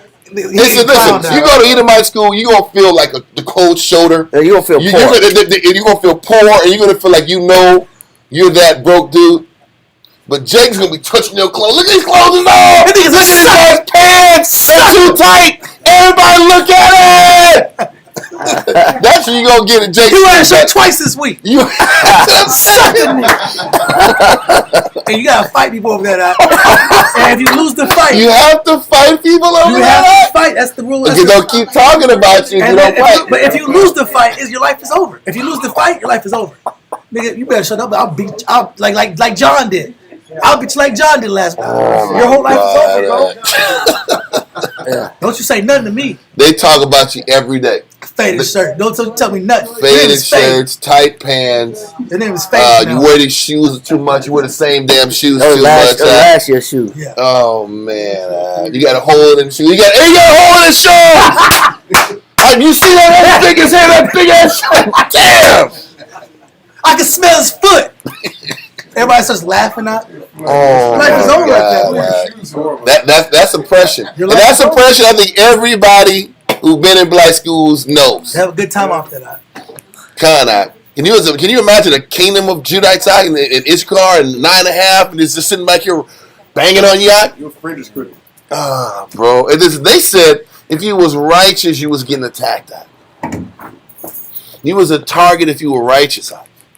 That's what the Bible said multiple times. We're gonna get into it if we get a chance, but you're a target if you lived right. When they're the kids too, they go up down bald head. Huh? Yeah. The kids Listen, too. yeah. But those are kids, though. This is grown people sitting back here and killing you because you want to follow laws. You got some more of that? No, it's another verse on based on what you just said right now. But I'll find it later on. Let's go. Let's continue. Let's go back to Micah 3 and verse 9. Okay, We're going to read through 12. Micah chapter 3, verse 9. Hear this, I pray you, ye heads of the house of Jacob, and princes of the house of Israel, that abhor judgment, and pervert all equity. They build up Zion with blood. They said they built up this city based off robbing and stealing. Listen, we always talk about how the United States built up America on the blood of who? Native American man, so-called Negro in the slave trade, so-called Mexican man, right? Yes. And everybody says, that's right, because it's true, right? Is it not true? But they said Zion, Jerusalem, was built on the blood and backs of our own people. The poor. It was the same way. We can easily see how our people were exploited in America and used and abused and taken advantage of. We exploited our people the same way in our own country. The princes and the priests were just getting stronger and stronger and more financially stable on the backs of Israelites who were poor and oppressed and couldn't do anything about it. It's the same thing. Read on. Verse 11. The heads thereof judge for reward. I judge for the bribe. I counsel for the best deal. So if there is a dispute between one person and another, I'm going to side with the person that give me the best kickback. That's the person that wins. It's over. It ain't about right and wrong. It ain't about honor. Who gives me the best deal? Read on. The heads thereof judge for reward, and the priests thereof teach for hire. I will give you a... Listen, this is how you also know that Jake ran things in the Middle Ages. Yep. You know how Jake ran things in the Middle Ages? When they said, listen, your son just died. He was a troubled soul. Yep. Right now, he's in purgatory. Yep. We will sit back here and pray for your son who is in purgatory, because our prayer will get him from that middle path to heaven.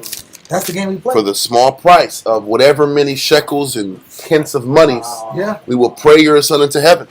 That's the game. Our people did that. That's a Judah game, man. It ain't just Judah. That's Judah did there that. was a lot of 9.5 up there. All right, there's a lot of 9.5 up there doing criminal stuff out. The point is this: we were doing it during the time of Micah, Yeah. and we did it then. I will pray your son or daughter to heaven if you give me this bread. So once again, the priests teach for hire. I'm going to counsel and advise for hire. It's just about the elite's benefit. I'm not going to teach for the benefit of righteousness. Read on. And the prophets thereof divine for money. I'm going to prophesy so that I'm going to preach prosperity, but you got to give me some money to preach this prosperity. That ain't fair. You give me some money, I'm going to sit back here and divine for you. I'm going to sit back and give you some little crystal ball, whoop-de-whoop. You give me some bread, I'm going to give you some counsel you want to hear. That's the black church now. Hmm? That's the church now. I know. It's us. We were the ones who mastered taking advantage of people and hustling people out. Building fund. Well, listen, every church got a bunch of building funds. That's the anniversary. Kind of.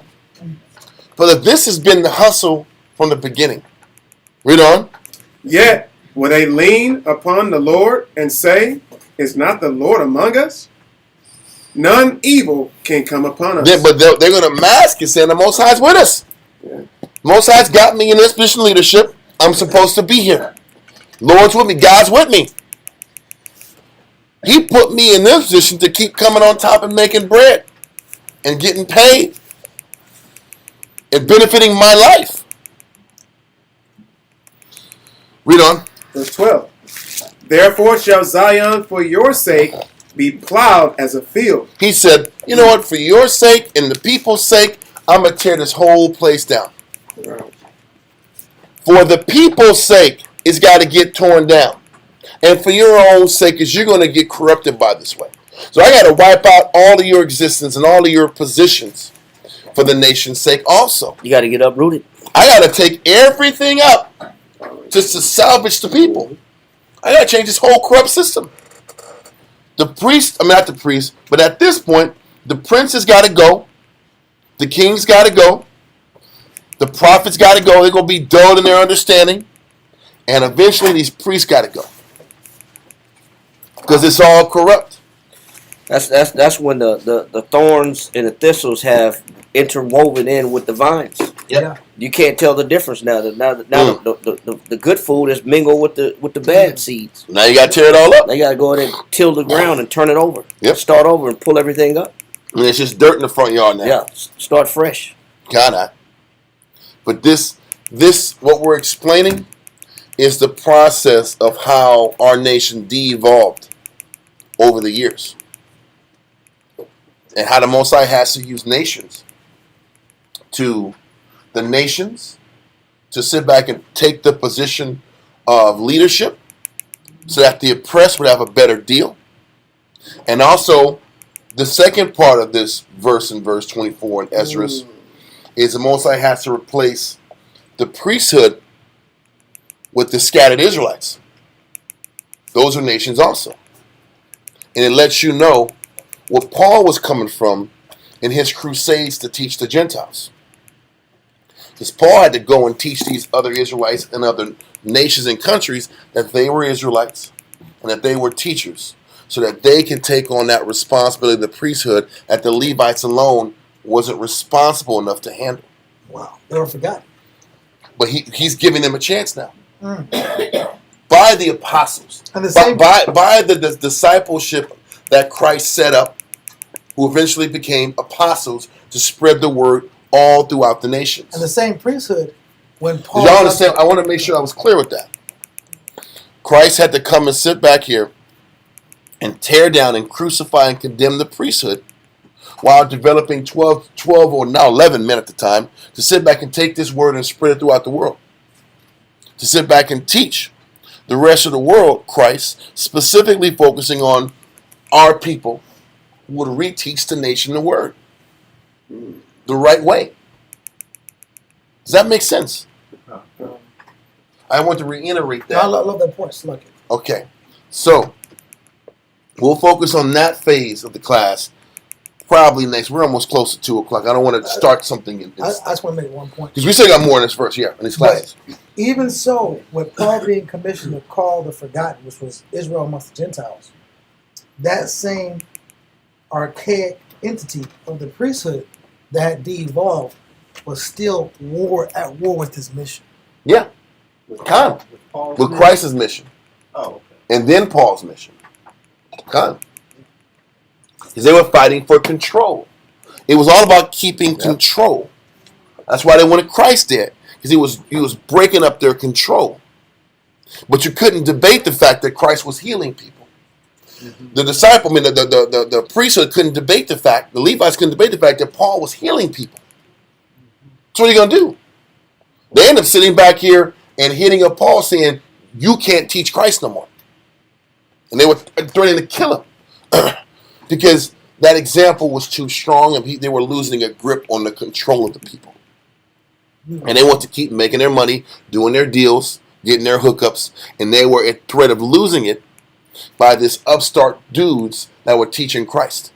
But it wasn't about doctrine, it was about control. It was about control of the old system that the Most High eventually broke down in 70 AD when the Romans finished them off. So, let's go from where we were at. Did you finish verse 12, sir? Nope, no sir. Read verse 12. Verse 12. Therefore shall Zion for your sake be plowed as a field, and Jerusalem shall become heaps. So the Most High is like, it was better that Jerusalem fell for the people. For the people's sake. It was better that we had a damn trail of tears damn near walking to Babylon and being put to captivity in Babylon than where we were at in Jerusalem. It lets you also know why Israel was so quick to go back to Jerusalem. Because they were becoming citizens in these countries and had basic rights. It was better there than in the hood, than in Jewtown. So, let's continue. But the jacked up thing is they were getting peace and they had more stable lives, but they were being disconnected from the Most High. That was the other converse side of it. So, continue. And the mountain of the house as the high places of the forest. So he's like, man, the mountain of the house. You know, what do you call it? I'm trying to find the picture of it. High place. Jerusalem was kind of set up. It was on a hill going up. So this is the top of the mount, which is Jerusalem, is going to be compared to this high place of a forest, broken down, beat up, destroyed, abandoned, and that's what ended up happening. Jerusalem ended up getting wiped out. Yep. And the temple was isolated and abandoned like a high place of a forest would be. The high place of a forest is uninhabited. And it's woods and animals out there running around, just like Jerusalem was going to be. Wow. Worth it. Con. Now, let this go and go to Jeremiah chapter 22. Verse 1 through 5 and many other verses after that. We're just going to be going through Jeremiah kind of like in chapter 22, cherry picking all the major points of the chapter. Because this chapter encompasses how bad we were as a nation and how selfish and how exploitative we were as a nation. Read Jeremiah chapter 22, verse 1 through 5. Jeremiah chapter 22, verse 1.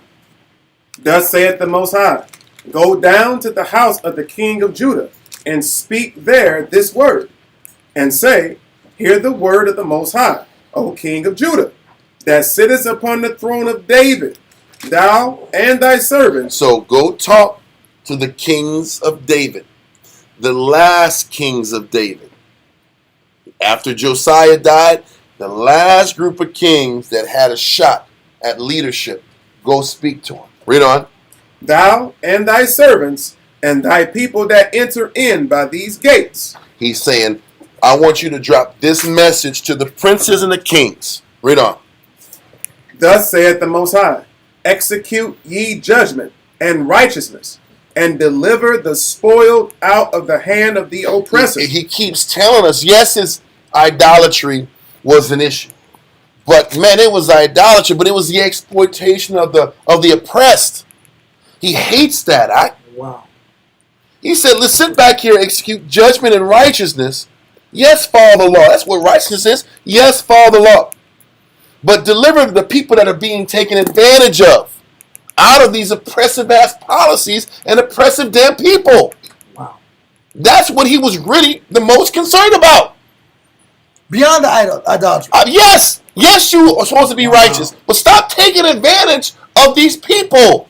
Use your power and influence to make sure that the weak don't get exploited. That is the key to sustaining a kingdom.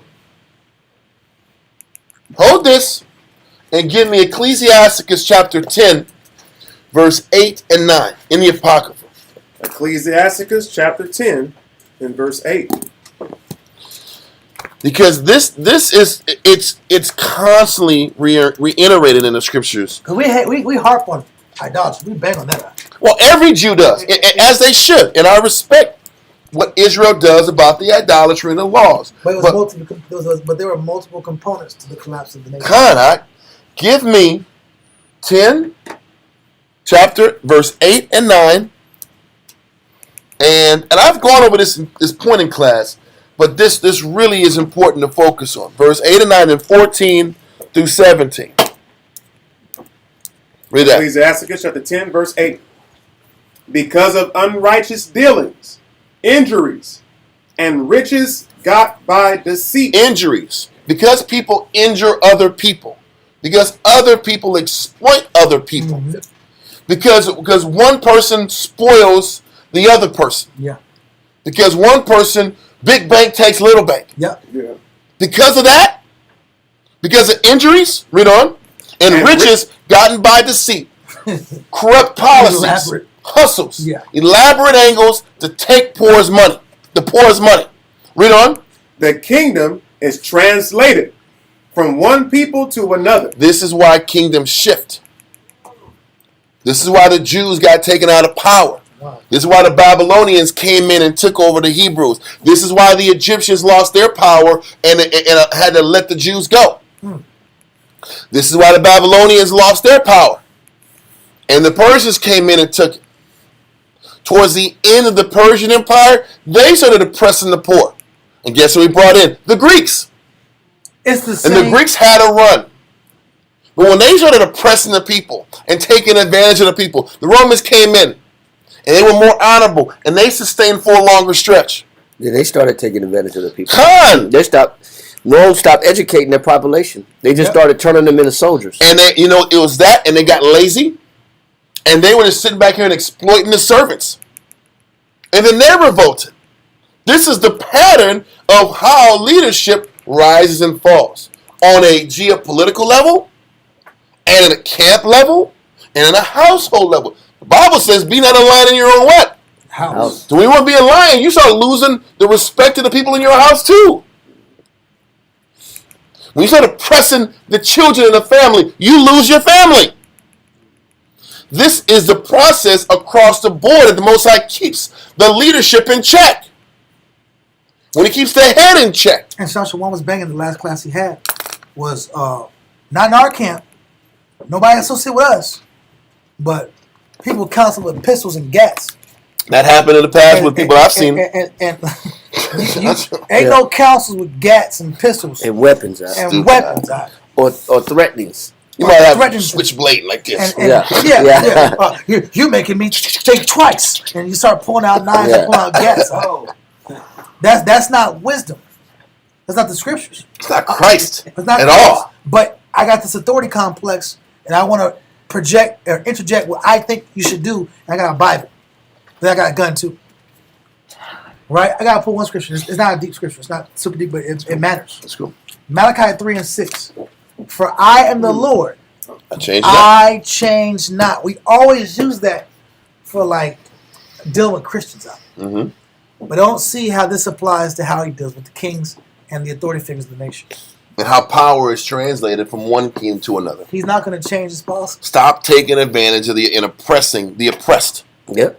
Create and institute processes and applications that look after the weak and the vulnerable.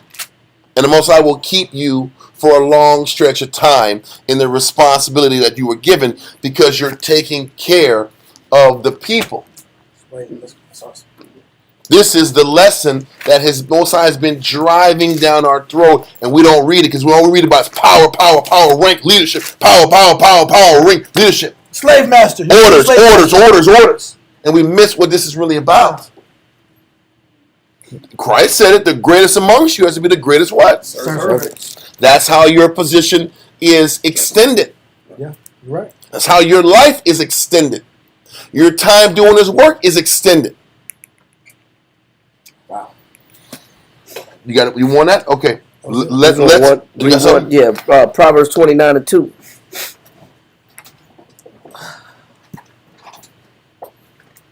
Proverbs chapter 29, verse 2. When the righteous are in authority, Yep. the people rejoice. And that's what happens when the right people are in power. So the Most High said, okay, I'll let you guys control your own nation and have sovereignty over your own people. But what happens is you start exploiting your own people, which we did. Yep. We started leading them into idolatry, burning incense to idols. Yep. Started not being a father to the fatherless or a protector to the widows. So taking your money. we started exploiting people's property, taxes. Just any way we can exploit the next person's resources. And whether we come up with an idea or notion to say, well, if the nations don't do it, I'm gonna do it because the nation's gonna do it anyway. Or you don't know what to do with your money, so I'm gonna just go ahead and take it for you because you're gonna throw it away anyway. Yeah. So let me go ahead and just get it from you anyway. We'll come up with some way, some reason, some scheme on how and what's justifiable to exploit our people. Read on. When the righteous are in authority, the people rejoice. But when the wicked beareth rule, the people mourn. And what is the condition of the people when the wrong people in power?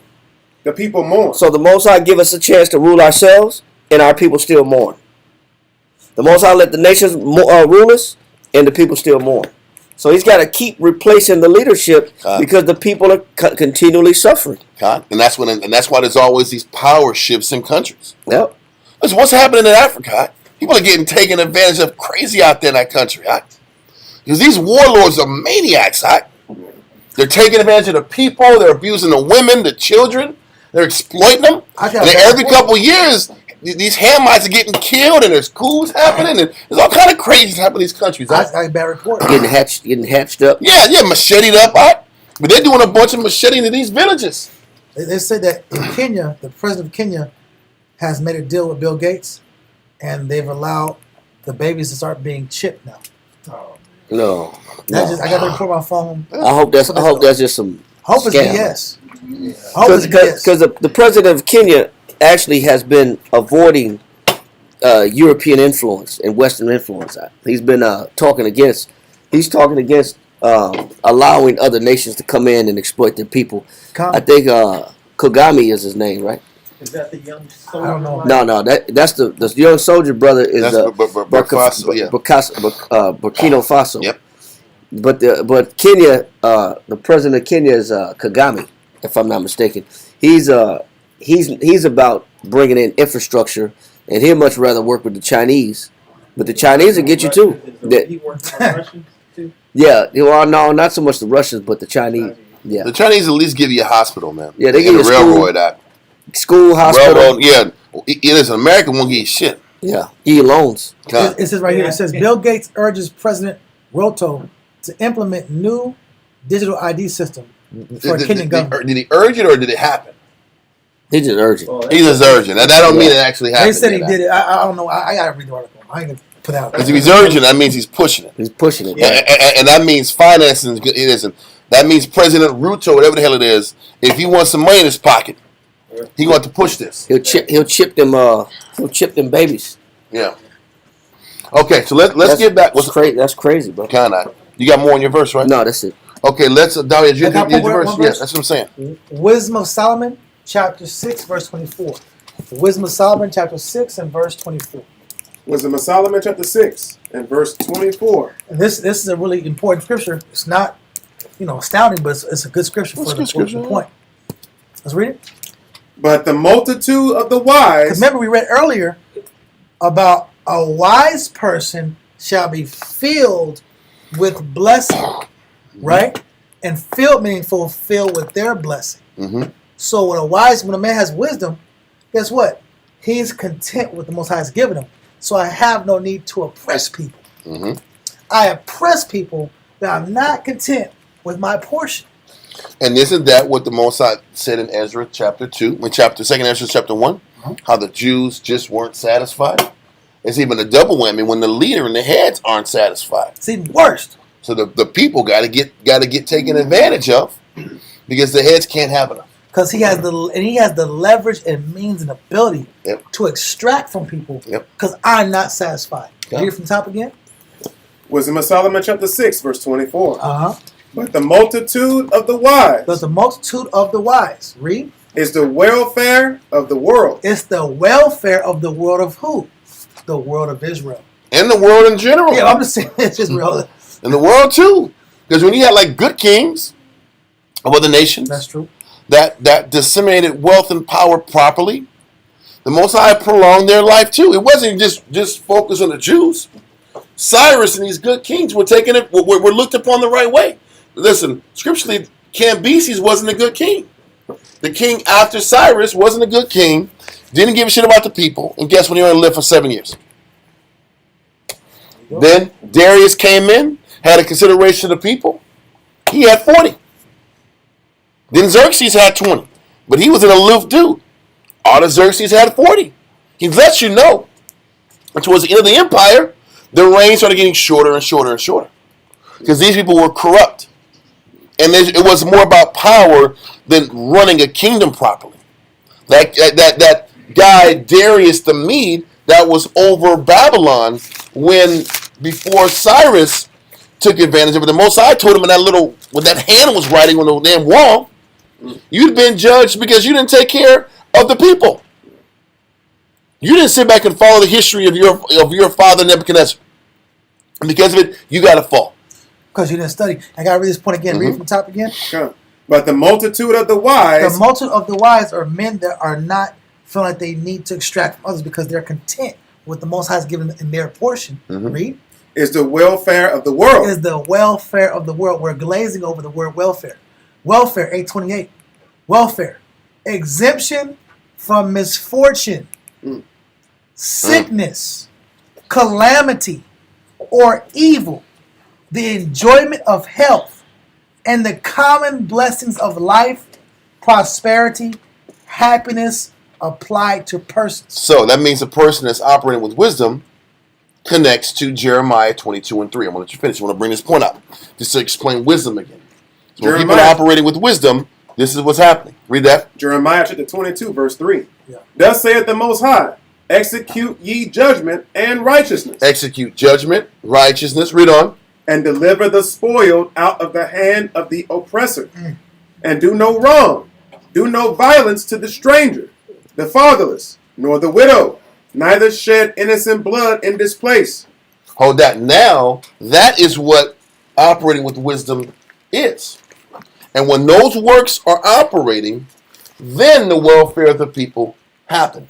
And the welfare says the gathering of the wise, because you went earlier about there's a shortage in men that are willing to do the job properly. God.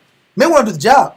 They want the power, they want the position. They want the power of the position, but they don't necessarily want to do justice and judgment and equity and Exactly. fairness and all the things that Most High requires. Yeah. I just want the position to get the benefits of the resources. Yep. But I don't want the burden of the poor. Yep. Right? It says the gathering of the wise is the welfare of the world, but welfare is exemption from misfortune. Yep. So when wise men come together, They eliminate the misfortune of the poor. you have to eliminate the misfortune of the poor. Yes. If the men of wisdom gather up, they have to eliminate sickness and disease and pestilence. If the wise gather together, they have to eliminate calamity and evil. Now, in our situation, we eliminate sickness by eliminating mental and spiritual sickness. Come. That takes a lot of work to help eliminate that. Come. But keep going. And it says when the gathering of the wise come together, they maintain the welfare or the enjoyment of health and the common blessings of life. What are the common blessings of life based on? The principles of life, morality. So the wise push morality, they push the eradication of misfortune, and they solve problems for the people for free. God. They are the butlers And that's of the the poor. work. And that's the work that the prince and the king and the leader and the priest, that's the responsibility on our shoulders. But we showed constantly that we weren't concerned with that at all. Do you have more on that? And one more thing. It says it's applied to prosperity and happiness. So what it shows is the people on top have to care about the happiness of the poor also. The poor have to be also happy. Remember when we had that time of Israel in America when they had rec rooms out? We had rec rooms. We had programs. What were they always pushing? Okay. We got to get rid of this after school programs. Mm-hmm. We got to get rid of those rec rooms. Then what happened? The gang era exploded. Yep. The gang era exploded Because they were cutting costs. They were cutting costs and they were trimming the fat. And they were killing the social programs that people could go to avoid gang banging and selling drugs. That's doing Reaganomics. When they pulled away the rec room era, because there's no money in that. They pulled away those programs, after school programs. All of a sudden, there was an explosion in violence. But then I'll put money into their programs. You should have just put the money in the social programs. Yeah. Keep them off the street. They're connected. So a true wise person cares about the state of the poor. Okay. You got more of that? That's it. So now, we just read Jeremiah 22 and 3. Read verse 4 now. Jeremiah chapter 22 and verse 4. For if ye do this thing indeed, then shall there enter in by the gates of this house kings sitting upon the throne of David, riding in chariots and on horses, he and his servants and his people. He said, if you sit back here, if the kings just did this, established judgment, righteousness, and looked after the poor and the oppressed, I will keep these gates open and you'll constantly thrive. Read on. Verse 5. But if ye will not hear these words, I swear by myself, saith the Most High, that this house shall become a desolation. This house, meaning this fraternity of kings and princes, will be a desolation. I'm going to eliminate this whole system of leadership. Read on. For thus saith the Most High unto the king's house of Judah, thou art Gilead unto me. Gilead was what? Where was Gilead? Gilead was east of Jordan, right? Gilead was where Gad and Reuben stayed. By the time we're here in Jeremiah's time, Gilead, where Reuben and Gad were, was a desolation. We'd already got shipped out many years ago. Gad and Gilead, Gad and Reuben were one of the first groups to get shipped out by the northern kingdom when the Assyrians took us over. It was Gilead, Gad, Reuben got shipped, and Manasseh, and then the people up north got sent out, got taken out the second wave, and then the rest of the northern kingdom got sent out. So it says you're going to be like Gilead, just empty and desolate. And that's what happened. Because we just didn't want to give up power and control and give our mind daily to what the sick need. Because the thing is this, in order to do these things, a man or a person has to be fixated on their problems. How can you enjoy your wealth dealing with sick every damn day long? Yeah. How can you enjoy your money and enjoy your position if you're always in the slums, in the streets? No rest. There's no comfort. So it's almost like paradoxical to have power if you can't use it. Yeah. That's what people can't understand. You give me power, I get position, and I can't enjoy myself? Why even have it? And that's what people trip on even with rank. Why get rank if I just can't give orders? The more you get rank, most of the time you're showing people how to do things 1,000 times. Yeah. You're having to re-show it and show it again and reteach it and reteach it 1,000 times. That's what rank is. For everybody who wants it, you want the colors in the patch? Okay, cool. Get ready to teach people the same thing 1,000 ways. And then the next generation comes, you're going to do it again. You're going to be teaching and reteaching, teaching and reteaching, teaching and reteaching in the mud with your people until Christ says it's time to come home. That doesn't sound too awesome, does it?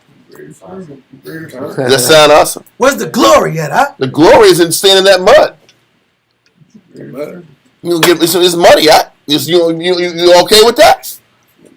Because that's where the work is at. Yeah. But the problem is, people wanted power so they can sit back here and wear silk, huh? It's about that silk. They want them silk. They want that embroidery, huh? Man. You know, silk makes you feel like you're doing something, huh? I did something today. Listen, that's why we like these shirts, because it feels better, huh? It feels comfortable, huh? Yeah. But if you want silk, because you doing something if you got silk on, huh? This ain't no polyester. You got I know this ain't silk. I'm just saying people want silk. I'm just saying silk means princes and kingdoms. They might think we really. No, listen, it's dry fit versus cotton. Yeah. We said at least we can have some dry fit. Give me some dry fit, please. This still made in China, bro. This is Chinese made. Yeah, listen. It just ain't as scratchy as cotton, act. Yeah. It feels a little bit better. It feels a little bit better, act. But the point is, the Jews want that silk. And you wearing silk, you ain't getting your hands dirty. You ain't going to mud after the silk. You don't go to the farm. You don't go to the farms act and deal with the farm problems act. You gonna deal with these country folk act. You don't go in the slums in the hood. Listen, I don't know if you remember it. During the time of Josiah, there was a female prophet, and she lived in I forgot what they called it, but it was like they called it the college. The college was the south part of Jerusalem, and that was the more less affluent side of town. You think these guys was in the slums in the college side of town? They weren't. They stayed around the upper echelons where the money was at. And they didn't want to be down with the peasants. But what Jeremiah was reminding the kings is, you got to be with these sick people and deal with these problems. That's how you ensure your family's position down the line. And because you can't do it, your country's going to be a desolation, just like Gilead ended up being. That was the land of the Gadites and the Reubenites. Let's continue. Jeremiah chapter 22, verse 6. For thus saith the Most High unto the king's house of Judah, thou art Gilead unto me, and the head of Lebanon.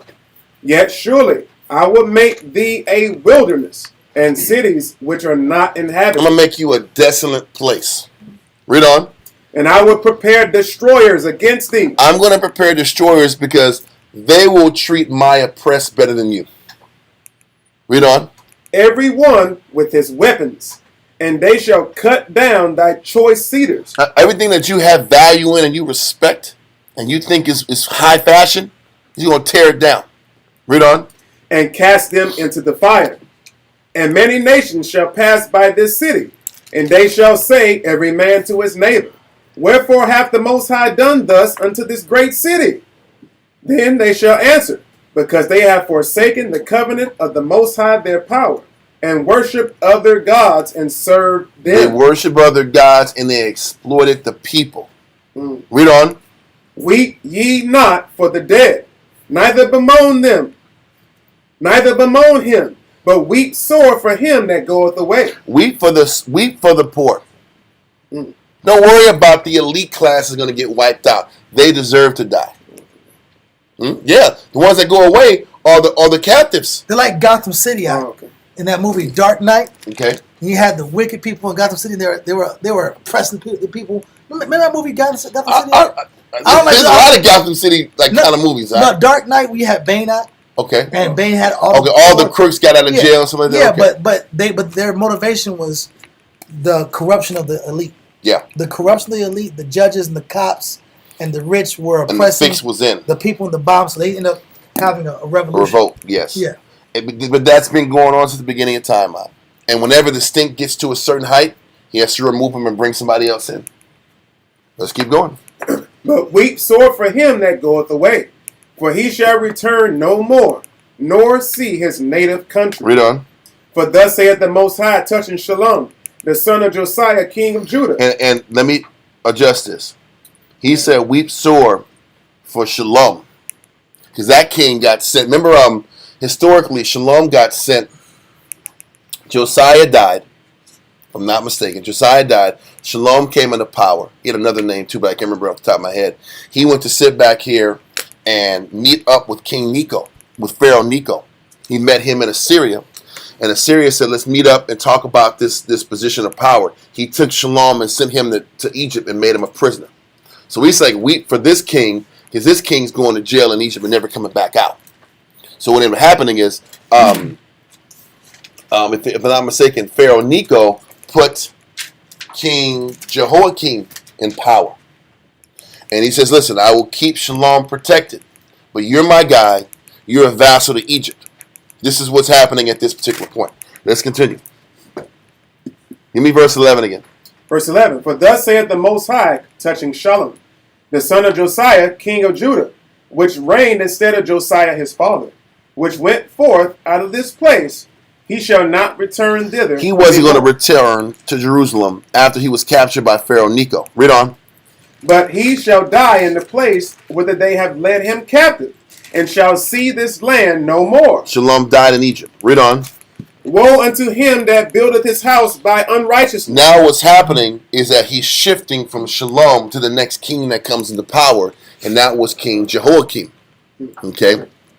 So now he's like, destruction to the king that built his house on unrighteousness. The first thing Jehoiakim did when he got into power was take all the building funds and supplies and fix his house up.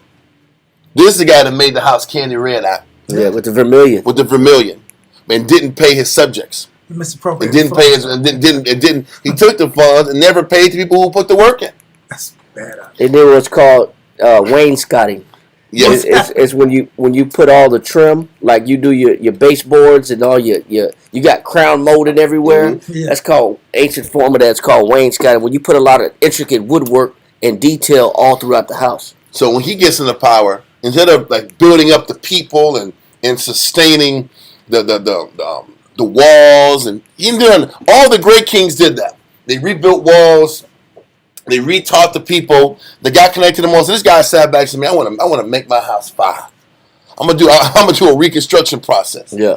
I'm gonna go to Home Depot, get all the wood I can out, get all the trim, and make my house dope. And have these Israelites fix it and not pay them. And not pay them. It's peons. So listen, let's keep Yeah. going. And it was during a famine. Oh, Yeah. Yeah, You it was want- during a how about- famine. It was a famine in the land, but he was living good. Con. Let's continue. Verse 13. Woe unto him that buildeth his house by unrighteousness, and his chambers by wrong, that useth his neighbor's service without wages, and giveth him not for his work. This is another aspect of how the elites Mm. were taking from the weak. They'd hire them for services and not pay them. What are you going to do? The courts were in the favor of the damn power brokers anyway. True. So you couldn't take them to court. Like it is now. You couldn't take them to small claims. You couldn't put a claim on the property. You were just screwed. You can't put a lien You on the couldn't put a property. lien on the property. It wasn't going to get forfeited to you. You were just going to get hustled. And this was the game. Read on. Verse 14. That saith, I will build me a wide house and large chambers, and cutteth him out windows, and it is sealed with cedar, and painted with vermilion. Shalt thou reign, because thou closest thyself in cedar? So you think you're going to stay in power because you hooked your house up? Yeah. You were supposed to sit back here and get that power, right? And do right by the people. Right. Just because you had a fancy house don't mean you're going to stay in that fancy house. That man's house. It's about to go, It's right? about to be empty. Con, right? Read on. Did not thy father eat and drink and do judgment and justice? He said, your father Josiah did right. Wow. Your father did right. He did right by the people. He took care of the oppressed. Didn't you learn anything from watching him be in power for as long as he did? Josiah was one of the three who was perfect in the eyes of the Heavenly Father. It was David, Hezekiah, and King Josiah. You didn't learn nothing from your father? Read on. Come. And do judgment and justice, and then it was well with him. He judged the cause of the poor and needy. He keeps telling you what he did. He's correctly judging the poor and needy and made sure they weren't getting defrauded. On top of following the law. Read on. He judged the cause of the poor and needy. Then it was well with him. Then he got blessed. Can you take care of the people first before you do you? The first thing this guy did in office was repaint his house and put new wood and chandeliers in there. Right? Read on. Was not this to know me, saith the Most High?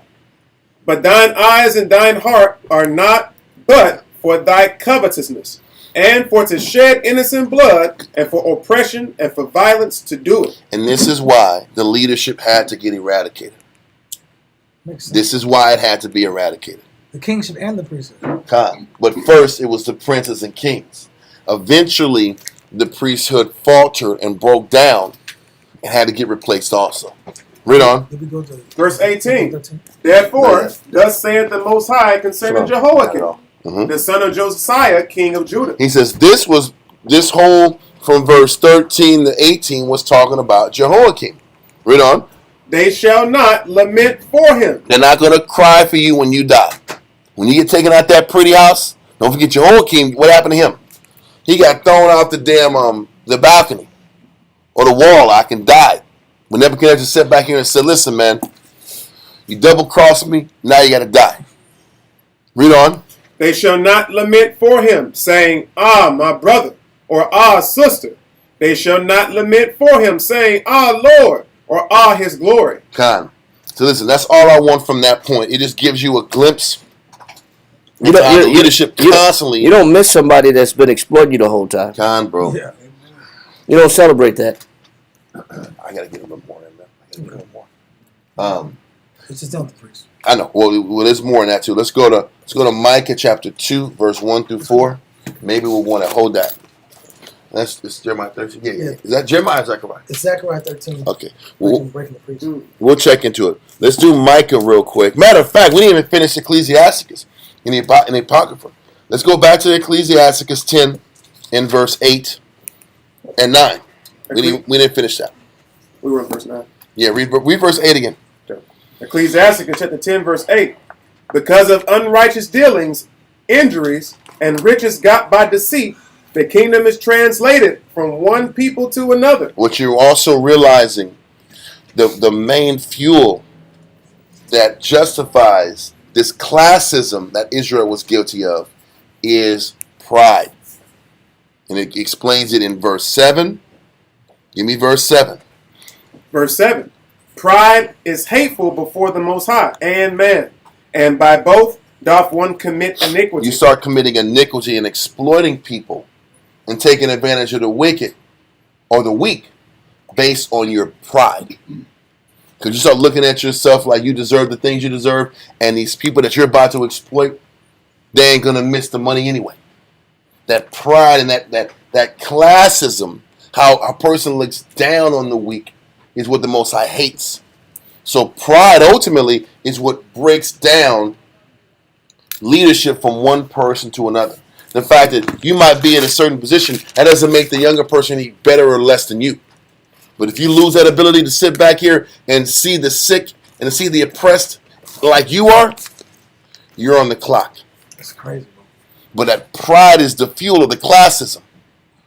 How you just look down on the sinner. You look down on the publican, like the Pharisees and Sadducees were doing. What's that? 1 Timothy chapter 6, verse 9. 1 Timothy.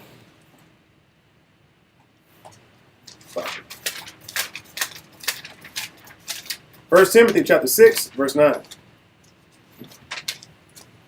Okay. Read that. But they that will be rich fall into temptation. Yeah, he says that they that shall be rich shall fall into what? Fall into temptation. Money is not always a good thing. It's a trap. It is a trap. Having money is a trap. Having power is a trap too. Yeah. The power is scary too, man. Because what Kendrick Lamar say, money, power, respect. The third one is better. What you need in life. Yeah. What you need in life. But he said, but warn them that what? But they that will be rich fall into temptation. Yeah, all money does is tempt you in the wrong ways to do things that you know that you wouldn't do if you didn't have the money. You wouldn't do. Money opens up options that you didn't have before. And when you have money, you will exploit those options. And those options are not always good for you. Read on. And a snare. It's a trap. Money is a trap, man. Sometimes it's better to just be day to day with the Most High, asking the Most High for your daily bread than having extra in abundance. Yeah. Right. It's better that way. Read on. And into many foolish and hurtful lusts. Because now, when you got money, you start opening up doors. You got options. You got choices. You start telling yourself, I get to do things that I never was able to do when I didn't have any money. Couldn't afford. That I couldn't afford it. I couldn't afford to take these trips. I couldn't afford to go to these places. I couldn't afford to indulge. But when you got money, you can indulge. That's dangerous. It's better to be broke, or at least floating, treading water. Read on. And into many foolish and hurtful lusts. Go ahead. Which drown men in destruction and perdition. And what does the money do? Which drown men in destruction and perdition. Because it's hard enough to fight your lust when you're broke. That's true. But now that you're not broke and you still got to fight your lust, now you start putting the money, you start financing your lust. I'm just going to put a little money towards this. This ain't going to hurt nothing. I can do this. It's not going to bother me. But you know what you're doing? That money and what you're purchasing, what you're buying, what you're exploiting on, you're weighing that against your spirit. So that is a pull against the soul. Read on. For the love of money is the root of all evil. And if you love it too much, it is the beginning of the root source of what? All evil. So now when you got money, you got authority, you got power, you got control over people. Now my pride is there. Now it starts to elevate the pride. Read on. Which, while some coveted after, they have erred from the faith. Go ahead. And pierced themselves through with many sorrows. That's why it's not always a good thing. Read verse 17. Verse 17. Charge them that are rich in this world, that they be not high-minded. What does the money do to the mind? Can't be told nothing. What does money do to the mind? It says it makes you become what? High-minded. It inflates your pride. That's all it does. The money inflates the pride. That's why it says charge them, command them in this world that what? That they be not high-minded. Go ahead. Nor trust in uncertain riches. Because you have it now doesn't mean you're going to always have it. Right. Because because you have it in abundance doesn't mean it's always going to be in abundance. Read on. But in the living power. But so if I'm in a position of power, I'm in a position where I have resources. Who should I put my trust in even the more? But in the living power. I should put my trust even that much more in the Most High, because I know that just as fast as I got it, it's just as fast as He can take it. And then my pride, the greater the art, when you up there, it makes for a good fall. The elevated mind makes for a great tragedy, a good story. Read on. Who giveth us richly all things to enjoy. Go ahead. That they do good. It says you got to hope that if you got some money, that your actions are good along with the money. It's only good to have money if your actions are good. Read on. That they be rich in good works. And your works better be just as in abundance as those riches. You got to be rich in good works, man. But the moment you start getting positions of power and money and influence, that doesn't mean you get away scot-free. It doesn't mean that you're absolved from crime. It doesn't mean that you're absolved from being accountable. It doesn't mean that you can buy your way out of something. It doesn't mean that the Most High is not fixated on you. Read on. That they be rich in good works, ready to distribute. And if you got money, you better be ready to do what? To distribute. So is it for you to hoard? To distribute. Is it for you to keep and just think about what you want to spend it on? To distribute. It's mine. It's mine. I spend it. I spend it. It's mine. I spend it. You know what I'm saying? But he says you better be ready to distribute. Yep. You better be ready to give that money up to somebody else that need it. Read on. Willing to communicate. And willing to communicate it, meaning I'm looking for people that have the need. Because you ain't said nothing, I ain't give it to you. Oh, yeah, that's a game. That's a game. I would have gave you something. Yeah, but you ain't asked me. He should have opened your mouth. Yeah, you should have said something. Closed mouth don't get fed. Wow. That's a true fact right there. That's what our people do. You got to give to sit back here and keep you in a humble place in your life. That's crazy. It keeps you humble. You got to stay humble if you got resources. And you got to let it be known, I have these resources to offer. Because you know what the Most High is doing, He's still judging you with the riches. You're still being judged how you function with the riches. It's a part of the judgment. You know what I'm saying? Like I said, we've been in. It's been times where brothers are in cars, and we ain't going nowhere because we ain't got no gas, and the brother in the back seat is like quiet. Everybody like, man, you got like 50 cents or you got $1? We could put like at least $2 in the tank. Brother in the back seat just real quiet in the back. Like nobody's going nowhere, but he ain't coming off the little change. We all sitting in the car. He's sitting on the 10. Yeah. No, actually, he was sitting on 100. This was too Oh strong. my God. Brother was sitting on $100 bill, but just quiet in the back, waiting for everybody else to deliberate who gonna put up some change. Oh, God. He got 100. He got 100. He's sitting on 100. The whole conversation go. He let the whole conversation go for about 10 minutes. Somebody will figure it out. Somebody come You up. know, when it's so quiet and everybody said nothing, everybody start looking back like, man, how come this guy ain't saying nothing in the back? Come to find out the brother sitting on $100 bill, and that was a whole council within itself. Because don't you understand that if we're not going nowhere, you're not going nowhere? You know what I'm saying? You're in the car with us. He has faith. Yeah. Somebody he has faith. Somebody come up with that money. One of y'all two gonna come up with it. Deliver me. Yeah, deliver me out of this situation. That's why he said. I got plans for this 100. Yeah, but he had plans for the 100. He did. He did not want to give it up on some gas money. He says you got to be willing to what? Willing to communicate. He said willing to communicate. This is what people don't want to do when they got it. They don't want to communicate to say, hey, I got it in abundance. I got extra. You know what I'm saying? I'm not trying to share it. Read on. Laying up in store for themselves. And because they don't want to communicate it, they're trying to keep it in store for who? Themselves. That's why they don't want to communicate. They don't want to say I got this extra. Hey, let me go ahead and share what I have to offer. Because they got plans for it. They want to store it up for themselves. Read on. Laying up in store for themselves a good foundation against the time to come. He said, but if they do give it, he said, if they do give it, they're laying up in store a good foundation for the time to come. Read on. That they may lay hold on eternal life. So yes, your resources have something to do with your salvation. Wow. It has a lot to do with your salvation.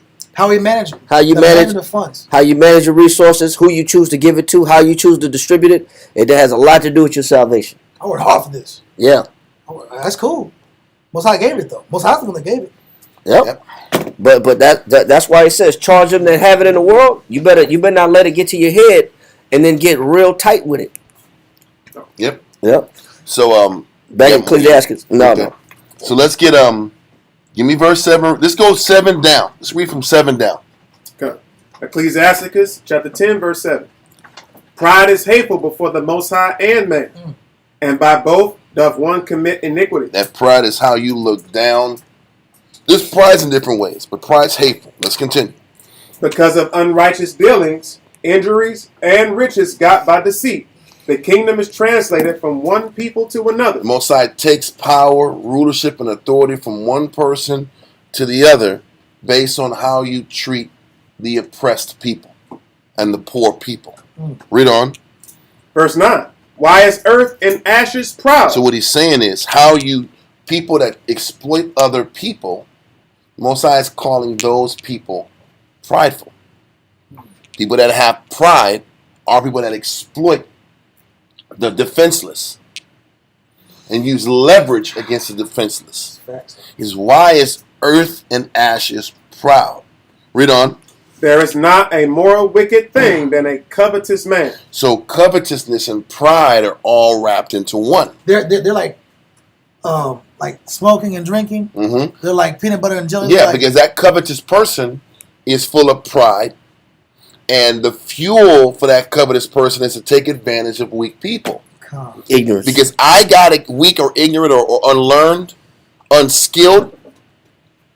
So because I got to have what I need satiated, I'm going to take advantage of people. That's how you get it. How do you get things quickly?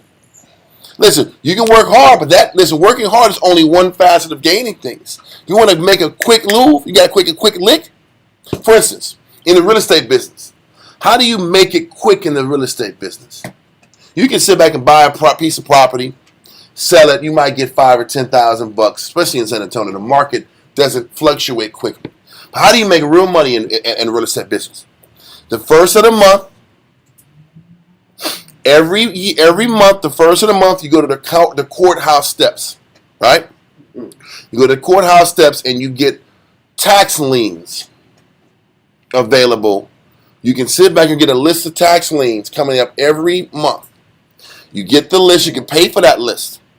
So now, say for instance, a person needs to pay off their mortgage taxes or their tax on their house, and they're $10,000 in the red. People make real quick bounces in real estate by going to the courthouse steps and bidding with other people on how much is it going to cost to pay. Who gets the right to pay off these taxes? His bill. So and pay his and assume his property. Okay, it starts off. It costs $5,000 that this poor older woman can't pay anymore. $5,000. The house is yours. I'll pay 5. I'll pay 7. I'll pay 8. I'll pay 15. So the person gets the house that this old woman lived in it with her husband for 25, 30 years. You get it for $7,000 or $15,000. Now you take it, kick the woman out. She has no place to stay. I get the house for $15K.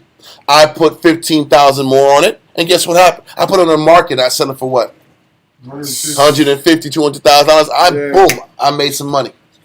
Or I put a renter in there and get 20 years of rent. I came up, but who else suffered? The person you just kicked out.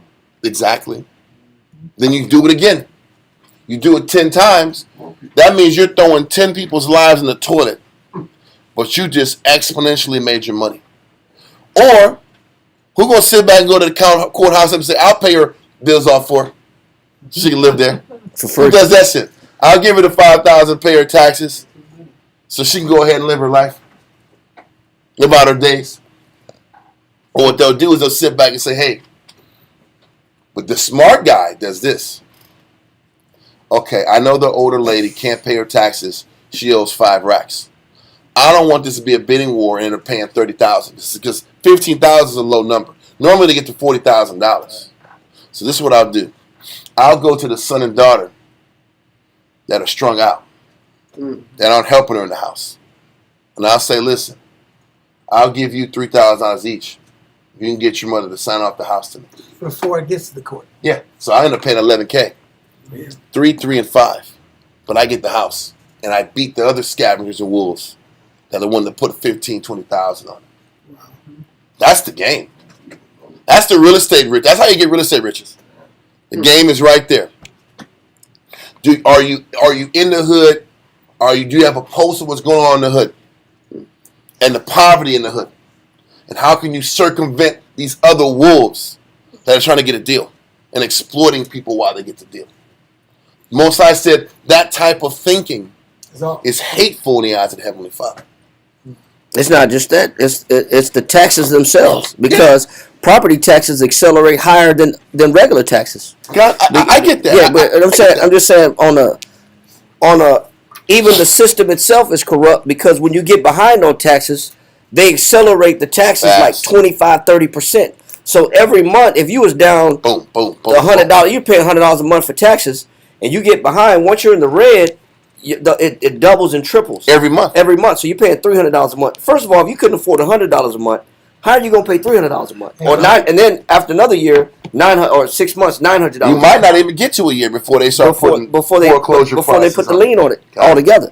They accelerate so that they can just remove you out and get you out. I guess the point I was driving is just the fact that you're right about the corruption of the society as a whole. But do you gotta partake in the hustle? Because I'm sitting on $50,000 in my account. That's what I was saying. Do I get to sit back here and just take advantage of this poor woman, this poor widow, that she was able to pay it until her husband died? And now she was a housewife her whole life. Right. And her kids are deadbeats. And her husband died, so now there's no money in the house. So you coming up is based on another person's suffering. You know how many times that happens in the city? That's a trade-off. And most times, like, so you got riches, but how'd you do it? That's riches gotten by deceit and exploitation and injuries. Con. And he says, you think you're going to stay on top by operating like that? But he says, that's covetousness. There's a right way to make money. There's a right way to get paid. And there's a wrong way to get paid. This is what the Israelis are doing to the Palestinians. Hell yeah, they are. They're just coming in neighborhoods with guns saying, y'all get out these neighborhoods. Come on. And that's it. That's it. We own this property now. So that's the idea of manifest destiny. Yeah. Brother, and the crazy thing is, what they don't tell you is that they're trying to wipe out those people in Gaza to create another canal in between the Gaza Strip. They're trying to set up a canal. I think it's called Gideon's or something. I have a picture of it in the other computer. But what they're trying to accomplish is we get those people out, and then we can sit back here and replace those people, open the canal up, and make money in our own ports instead of giving these Egyptians all this money in the Suez Canal or the Strait of Hormuz, which is in Iran. Let's sit back here and make money for our people. Let's sit back and keep the hustle so we can get paid. So that we can cut these Egyptians out of the deals and cut these Iranians out the straight money, and let's create a strait on our own. And we can sit back here and have a monopoly on the whole process. If I gotta go in the back, I can. I just need y'all to like talk while I go into it. I got to pose one point. Let me see if I got it. Ecclesiasticus 26 and 29. Ecclesiasticus 26 and 29. Ecclesiasticus chapter 26, verse 29. Where's Joshua the war's point? Read. A merchant. A merchant, right? What's a merchant? A business person, right? A person is about the buying and selling of goods and commodities, the exchanging of cash for properties, right? A merchant. Read. A merchant shall hardly keep himself from doing wrong. Yeah. A merchant or a salesman or a business person or a person that deals with finances, it's rare. They'll hardly keep himself. He'll hardly restrain himself. I think Joshua went to the point of the day about keep on top of yourself. Keeping on top of yourself, right? This person who's not spiritually developed, whose number one focus is their transaction, Thirst, covetousness, and pride. gain. If that's their motivation, they're not going to maintain themselves spiritually enough to keep themselves from doing wrong. But what's the wrong? The oppression and exploitation of the weak and the poor and the ones that can't defend, the defenseless. Read on. And an huckster. And a what? And an huckster. So you go from a merchant was a person that's an established business person to the hustle man. To hustle man, right? What is a huckster? A huckster is a retailer of small articles, provisions, or nuts. So from the guy, peanut hustle out. Yeah, peanut hustlers. So from the big guy up top to the little guy selling you chips and peanuts, something like that, right? Right? It says to deal in small articles, right? Read on. And an huckster shall not be freed from sin. Because their obsession is both the idea of coming up and gaining. One may be on the obsession of gaining on large quantities. Yes. And one is just trying to nickel and dime you to death. Yeah. Nickel and dime it. Big or small is still the wrong mind frame. I used to trip like that at the zone. I remember when I first got in the zone, started selling stuff. I started overcharging people out. Yeah. I started gouging out. You were a huckster too, man? I was a huckster. There's hucksters in Israel! This makes sense. This makes so much sense. This fireman called me out. It shook me out. He said, my first game was to play tax games. I play games on taxes. Because Issachar don't really care about the tax. Like, you start charging taxes, Issachar don't. I'm not talking about Issachar, but we sell money to Issachar. They weren't really tripping on the tax numbers. They weren't calculating it. I saw the white man, a fireman out, and I tried to tax pimp him out. And he called me out in front of everybody in the mall. I said, that is it out.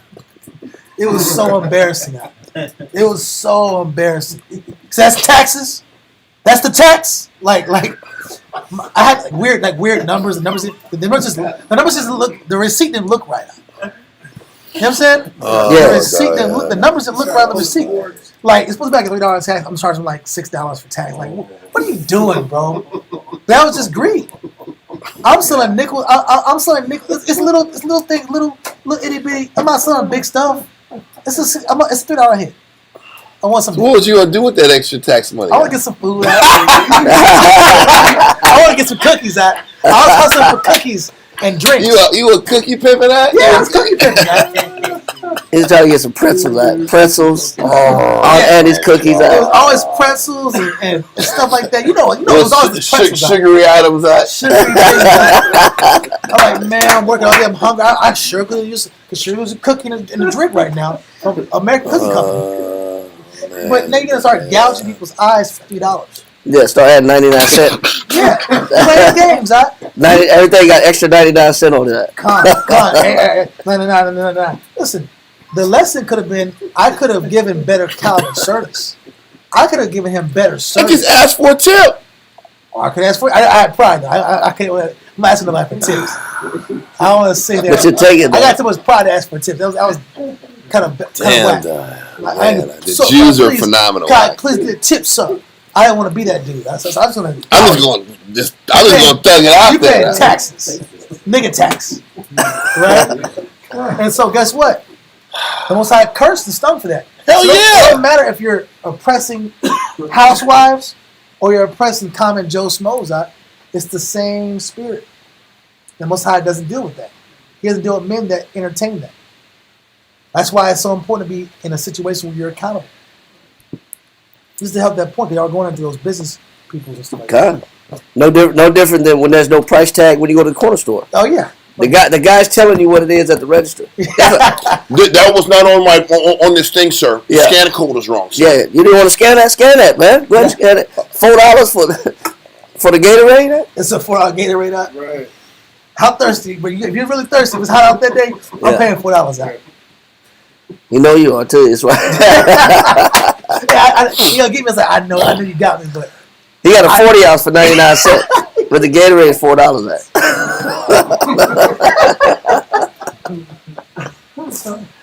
That's stupid. He ain't trying to hydrate you, rather kill you. Huh? It's nuts, But this is how people are, because people want their gains, their benefits. They're doing everything. They're hustling and Manipulation tactics. Right? Imagine how it was in our own country. Well, that's where you read about not putting putting just weights in the bags, because what our people do is put rocks in the bag. Yep. We put rocks in the bag to offset the weight, and so that way we have more of the exchange. Unjust weights, huh? In the scale. On the scale, yeah, we've been doing that, putting extra rocks in the wheat bag. And the 80s for aluminum can. I Put in extra weight. Have water in the. Yeah, they stopped taking cans. They stopped all that stuff. Yeah, I was a main part of that. I was notorious for putting rocks in cans and crush, because once you crush the can, it's not like they're gonna open it back up. Yeah, the Jews are amazing. They're not gonna open the can back up, take the rocks out. They be like, man, you get $30 off one bag of cans. Like what we say is we're using wisdom. Yeah, we'll say we're using wisdom. Huh? Yeah, but nowadays they'll take the cans. I don't know how they do it now, but a lot of people, they don't even take crushed cans no more. The cans have to be standing up in the bag. Oh wow! Yeah, because people manipulate the system, man. Listen, I don't want to take it too much off the topic. We was talking about that canal plan. If you look online, it tells you to show you how they want to sit back and use this and create a new canal. But as you see it, you have the Suez Canal on the left, and on the right you have this proposed plan, and they're going to use this Israeli territory, this Gaza territory, to sit back and tear up some space and tear up some land and separate it and manufacture and create a man-made canal that runs right through the water on the other side. That's what they want to do once they eliminate these Gazan people. And it's called the Ben-Gurion or Gurion. Let me see. Ben-Gurion? Yes. It's the Ben-Gurion, Gurion canal. That's been proposed years ago. To sit back here, Ben Gurion, Gurion canal. So they want to sit back here and wipe out these people so they can sit back and slide another canal in there so they don't have to be subject to paying this and the Egyptians to stand afloat off that canal. Right. All the money and commerce that goes to there. If they can make their own canal, they can make their own money and funnel the world through that canal and box out and squeeze out these Egyptians. This is about money and power. There's also other areas in where the Gazan people live. They have significant oil deposits and offshore drilling that they want to have access to, and they want to tap into that offshore drilling in the territory that the Gazians say is theirs. So this is strategic to sit back here and elevate their economy and their nation, and they're going to use it under the pretense of the Gazians sitting back here and attacking these Jews for that one day. It exactly says, and that's what I was just saying, that the natural gas, I get some delay. There's natural gas deposits that they want to sit back here and use to take advantage of the people. I think I have that on this one right here also. Yeah, I do. So what I'm going to do is close this off and add the picture I got on here. Just give me a half second, y'all. It shouldn't take too long. That's it. There it goes. This is Israel's offshore gas deposits. A lot of it is in the Gaza Strip. This is the area where Shell is trying to drill and get more oil deposits off this area. So if they wipe out these Gazan people, they have access to that offshore drilling. So you got offshore drilling, and you have the water source they're trying to run down to make extra bread. It's all about covetousness. So the question is, what am I going to do? How many millions of people do I need to kill to make millions?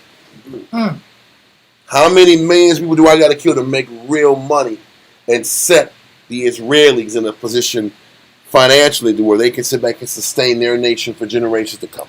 That's what Standing Rock was all about. Cutting up Gad's land, ancient territorial burial land, and fresh water. Mm-hmm. Getting ready to expose all the fresh water to contaminants to build a Canadian pipeline, an oil pipeline straight through Standing Rock. It runs through Texas, if I'm not mistaken. That was the plan. Yeah. To run from all the way north, all the way to Texas. But the question is this.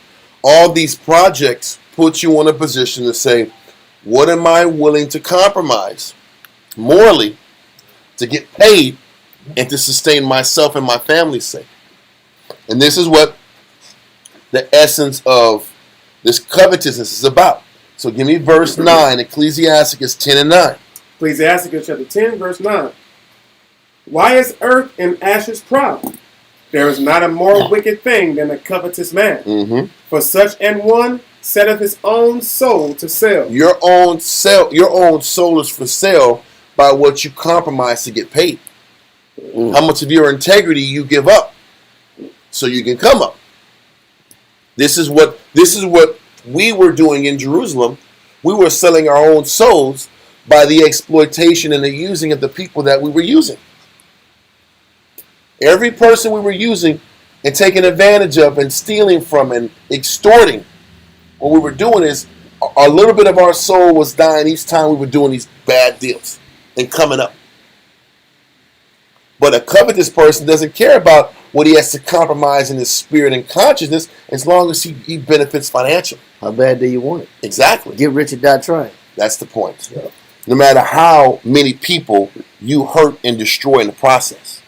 This is covetousness, but there's got to be a pride to where you can care less about who gets hurt, who suffers, as long as you rise on top. And you tell yourself, hey, everybody else, if I don't do it, somebody else is going to do it. Yep. So I might as well do it. That's the thinking. Read on. You know what? It's funny how it accelerated once Europe had those issues of gas deposits, gas lines, and gas shortage. Remember about a couple months ago they had those gas issues?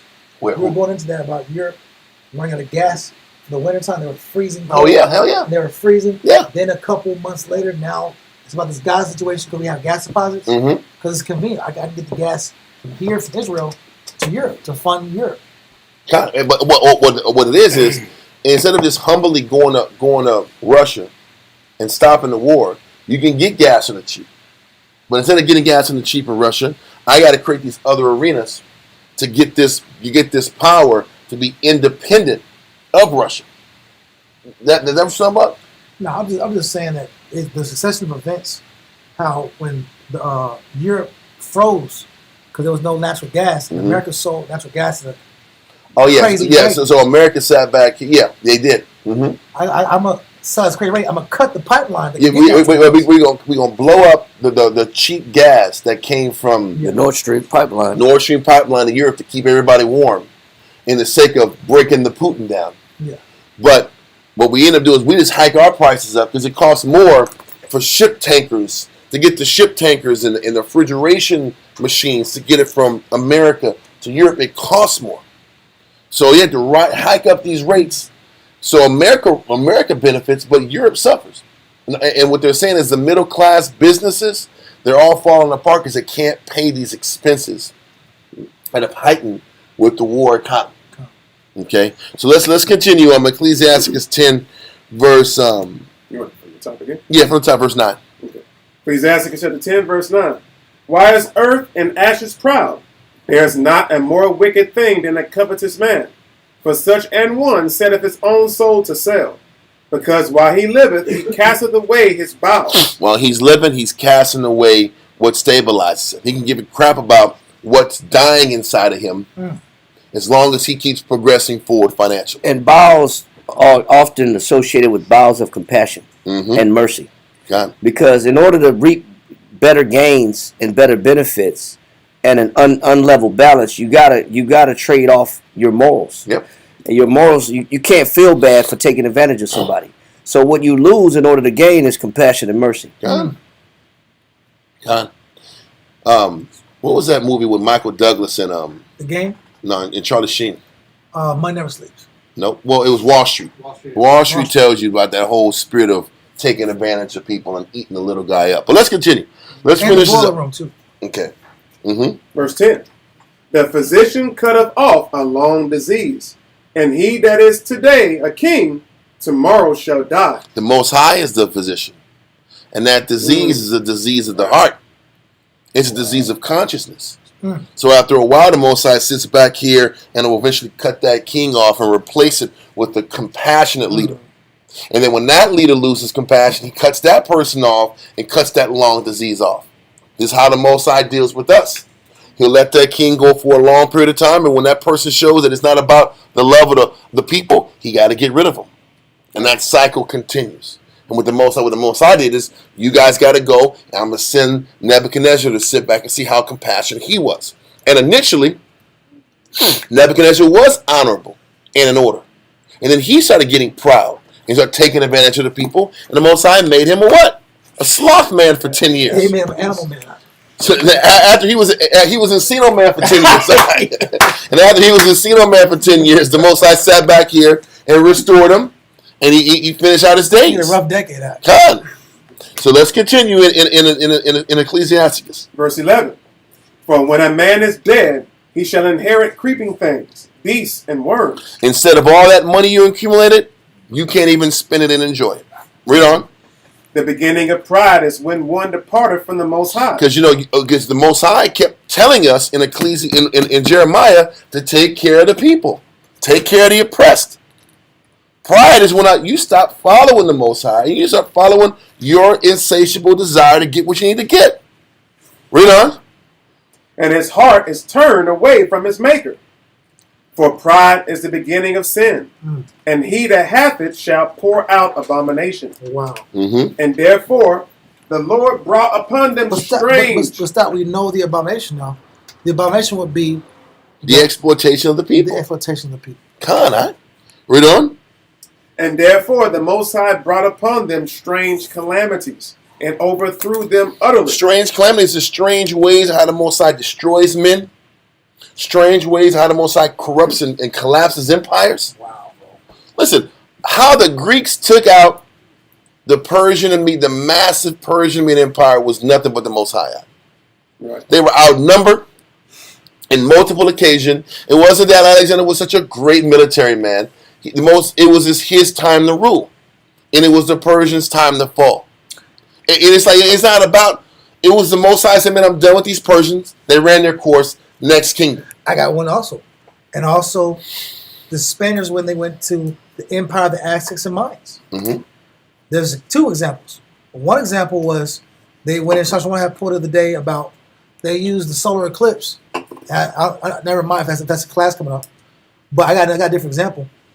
Another example is how all the Aztecs and Crazy Mayans, omens. the Aztecs and Mayans, what they would do is the people that were poor, Mm-hmm. or the people that were in debt, Mm-hmm. they would make them slaves, right? Yeah. The law says not to enslave your own people, right? But when you're a slave, you're subject to being sacrificed. Wow. So when you're a slave in That's the apocalypto. listen, when you're a slave in the Aztec and Mayan kingdom, when you go in debt in their kingdom, you're finna be a sacrifice. You saw the movie when they were killing these people when their heads were just rolling down the damn the temples. Why was it normal? But I thought they were from a different land. That was some. Listen, I mean, They were slaves. Listen, the but white the man. point is, In the white man's empire, we on food stamps, and we got the lower development. In the black man's empire, we're killing you. In the black man's empire, Behind some beats. yeah, we're making it glorious. We're singing about you getting killed. Yeah, they were slapping blue paint on you. They were slapping blue paint on you and getting you up out of there, right? Exactly. But and dance on your grave too, because that's the new thing, right? But in the Aztec kingdom, if you go in the poverty act, you're getting sacrificed after you finish working. It does prove and show how we are worse to our people than. It's the truth. Give me food stamps and bad housing, then I go broke. I look up, I got work, and then I gotta get sacrificed. Just because there was an eclipse today. Or and the guy told me to go kill like 500 people because this guy decided he wants to kill 500 people because I saw something in the sky happen different than normal. Our crops are not going to grow. We need 5. That's what they were doing. They were saying that there was the stars told them they got to kill some people. Yeah. That was what was happening. Anyway, let's continue in Ecclesiastes 10. Verse 14. The Lord hath cast down the thrones of proud princes. The Most High. I'm sorry. It's verse 13, right? No, give me 14. Oh, sorry. It's like verse 14. The Lord hath cast down the thrones of proud princes and set up the meek in their stead. He's telling you, he sets up the meek in the stead of the proud, so that the meek will treat the people better. He keeps telling us the same formula he's been doing from the beginning of time. The proud get destroyed. They have a run. He takes out these kings. Then he brings a meek one in. And if that meek man ends up turning into a proud man, he wipes him out. Or that meek man will run his course. And his son will come in with pride and arrogance. And he'll mistreat the people and you got to take him out. This is how the Most High has been dealing with empires from the beginning. All empires. Read on. Verse 15. The Most High hath plucked up the roots of the proud nations. He's telling us the proud nations exploit the people. Right. Read on. And planted the lowly in their place. God, the humble.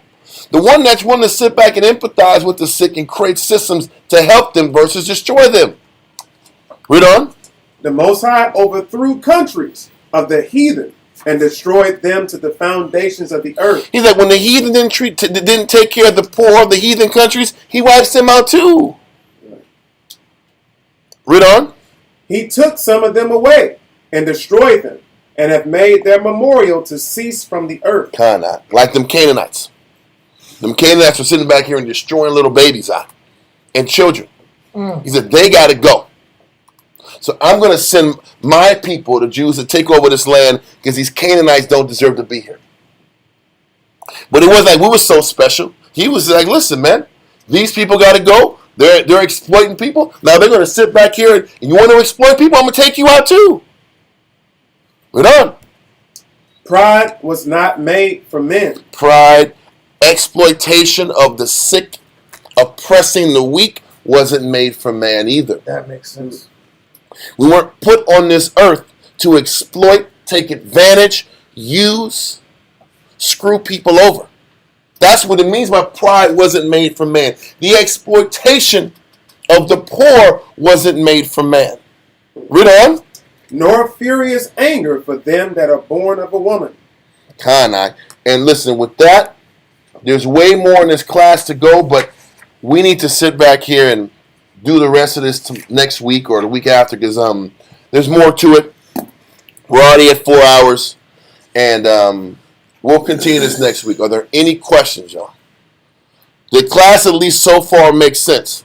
The Most High is letting us know when we exploit the people we had to go at. The princes had to go, the kings had to go because we didn't appreciate the responsibility. We didn't respect the responsibility. And this is why the Most High brought the nations to be over us. Because they would be better with us. And they would do better with the poor than we were. Until they started exploiting. Until they started tripping. And he had to remove them and send other people in. It was always about changing these empires up to give the people a chance. And all these empires at one time were based upon ethical positions. You'll read about that even in Maccabees, when the Maccabees talk about the Romans and how they had a senate and how the senate was about not extolling one man to be king, but they were looking after the needs of the people. The premise of Rome at one time was honorable until that became corrupted. The principle of the Greeks was honorable at one time until that became corrupted too. No different than now with the Constitution was supposed to be about the equity of the people. Mm-hmm. But now the Constitution is being compromised and tweaked just to exploit the people even more. Exactly. But at one time it was supposed to be, all the rights and were supposed to be for the sovereign and the people and the power to the people until they tweaked it and made it and bastardized that. Or perverted that. With the help of that Patriot Act, all your rights as a citizen was compromised and sold away during the Patriot Act. Yeah. And other little acts they were putting together to sit back and slowly but surely take away freedoms. With every disaster was another reason to eliminate civil freedoms. Wow. And they would do it through fear. Yep. Good. So we understand how the Most High destroys empires and why he removes them. Does that make sense? And we're no different. So we're not special guys. We're not. Listen, we so listen. Special. The Most High allowed the nations to rule us and govern us because they did a better job than us. Yep. And that's the truth. So in jest, because I wasn't here at the very beginning. You gotta go listen to class again, man. Come on now. Show up on time. You would already answers when I listen to class, man. $60. The plot of the reason for this service was because showing us what it means to be a leader. You got to understand the class was just about. We started in 2nd Ezra, chapter 1, and it was just kind of showing us the evolution of our circumstances, and why the Most High had to start using other nations, to govern us, right? And why the Most High had to start using Israelites that were at one time forgotten about to have to come back here and teach the nation the right way, because the old systems of how we were supposed to operate had failed because of the men had failed. The kings had failed, the princes had failed, the prophets had failed, the priests had failed. And these were the governing bodies the Most High allowed, was put up in position to lead us. And every governing body that the Most High put in position to lead us, we failed it. He didn't want us to have kings in the first place. We were given kings, they were corrupt. The prophets were corrupt. They ended up getting corrupt. Wow. The priests ended up being corrupt. So the Most High had to replace all of that and show the best example possible, which was Christ. That's why. And now why this whole world now understands that Christ is the standard of what everybody's supposed to follow. But that was evolved over time because the other approaches didn't work. But the truth is, it was meant to be that. And it wasn't just a religious concept; it was a political concept too. Mm-hmm. Christ's method on a political level is the standard. God. Are there any questions? We'll go into it. There's way more to this class. We'll delve back into it more next week. All right? Yes? This was the reason on the point of the class. Everything you bring out, that was partly the... What I just said was the reason why we went to class. Only the reason that the Levitical priesthood was no longer restricted to... Yes. We'll go heavier into the priesthood next week. But yes, listen, the priesthood let the people down too. The Pharisees and Sadducees were doing just as bad as the kings were doing earlier. And they were divided also. They were divided and they were taking advantage of people. And some of them were saying that life is about fate and chance and not about the Most High. The Sadducees really weren't even heavy into the Bible. I got that. You got that bad. So there was a bunch of different factions that just weakened the people. Yeah, I got it. So now we understand why Christ came and attacked the leadership and the elites so much. Because that was the failed system at the time. That was a failed state. All right? Israel, Amajim. Stand and face Jerusalem. Majim, Wapanya, Yerushalayim. God. Yahweh. Yahweh. In the name of Yahweh Shai. In the name of Yahweh Shai. Please listen to us right now. Please listen to us right now. Send Michael. Send Michael. And the righteous angels. And the righteous angels. To watch over. To watch over. Bless. Bless. Heal. Heal. Protect. Protect. And make strong. And make strong. The people of Yasharallah. The people of Yasharallah. Also send unto us. Also send unto us. Much wisdom. Much wisdom. Much knowledge. Much knowledge. Much understanding. Much understanding. Much patience. Much patience. Much faith. Much faith. Much brotherhood. Much brotherhood. And much love. And much love. Spiritual power. Spiritual power. And forgive all of our sins. And forgive all of our sins. Yahweh Shai, come quickly. Yahweh Shai, come quickly. For in thee. For in thee. Is our hope. Is our hope. Always. Always. And forever. And forever. Amen. Amen.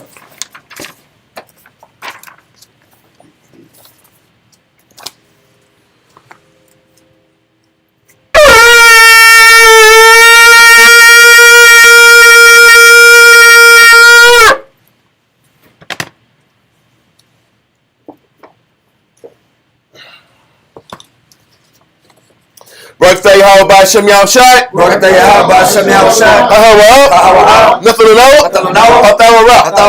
Blessed are you, Yahweh, in the name of Yahweh Shai, that gives to us the law. Baruch Yahweh B'Shem Yahweh Shai. Baruch Yahweh B'Shem Yahweh Shai. Blessed are you, Yahweh, in the name of Yahweh Shai, that gives to us the light to see. Baruch Yahweh B'Shem Yahweh Shai. Baruch Yahweh B'Shem Yahweh Shai.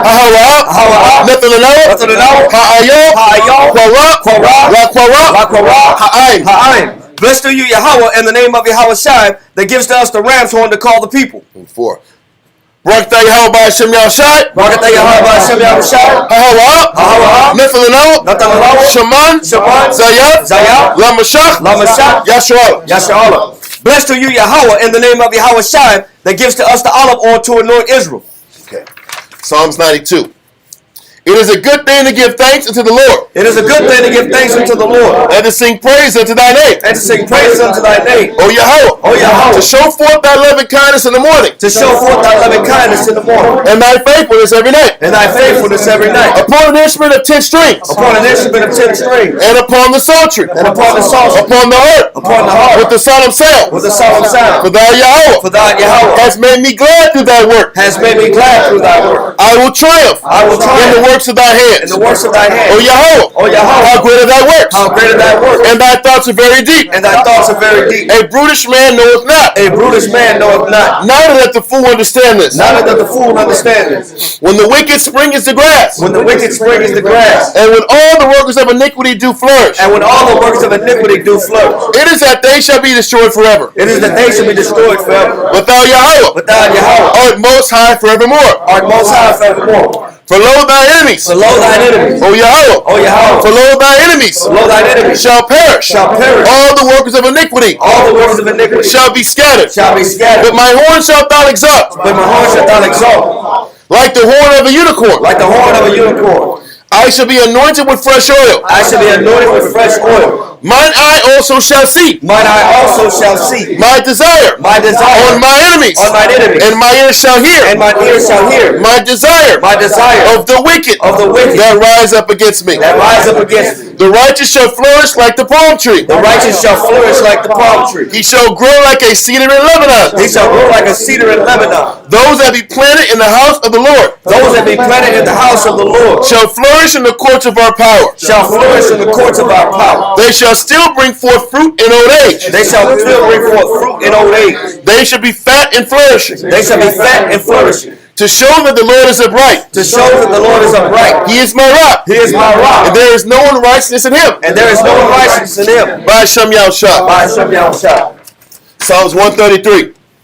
Shayar. Shayar. Hama'awa. Hama'awa. La Duwad. La Duwad. Hana. Hana. Ma. Ma. Tawab. Tawab. Wama. Wama. Na'ayam. Na'ayam. Shabbat. Shabbat. Akim. Akim. Gum. Gum. Yachad. Yachad. Kashaman. Kashaman. Hatawab. Hatawab. Ayo. Ayo. Harash. Harash. Yurad. Yurad. Ayo. Ayo. Hazakwan. Hazakwan. Zakwan. Zakwan. Aharan. Aharan. Shayarad. Shayarad. Ayo. Ayo. Paya. Paya. Manawafyawa. Manawakiwa. Qatar. Qatar. Karamwan. Karamwan.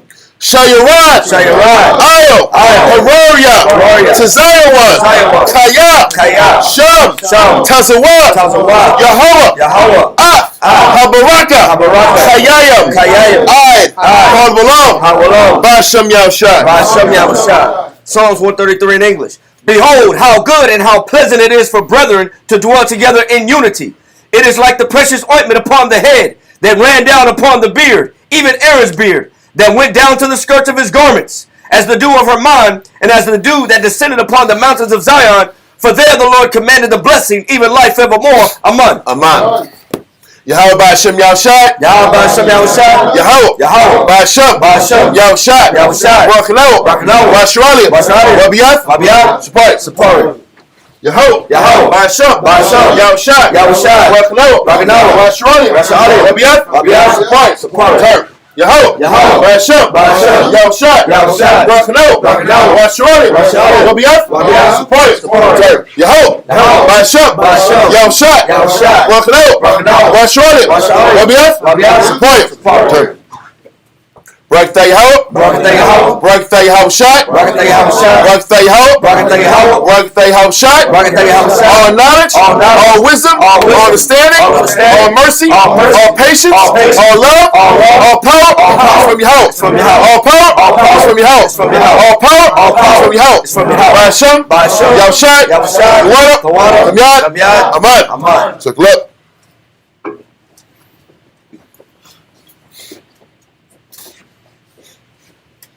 Saluting out in the heavenly order. Yahweh, Wa Yahweh Shai, Okeh Sha'ala, men of Israel. Much. Ruh. Yahweh Ba'Shem Yahushai. Barakatah. Kumeshala. Kumeshala. Kumeshala. Kumeshala. Kumeshala. Kumeshala. Yes, what's up? Dismissed. Fall out. All right, Israel, thank you for tuning in. See y'all on Monday. Shalom.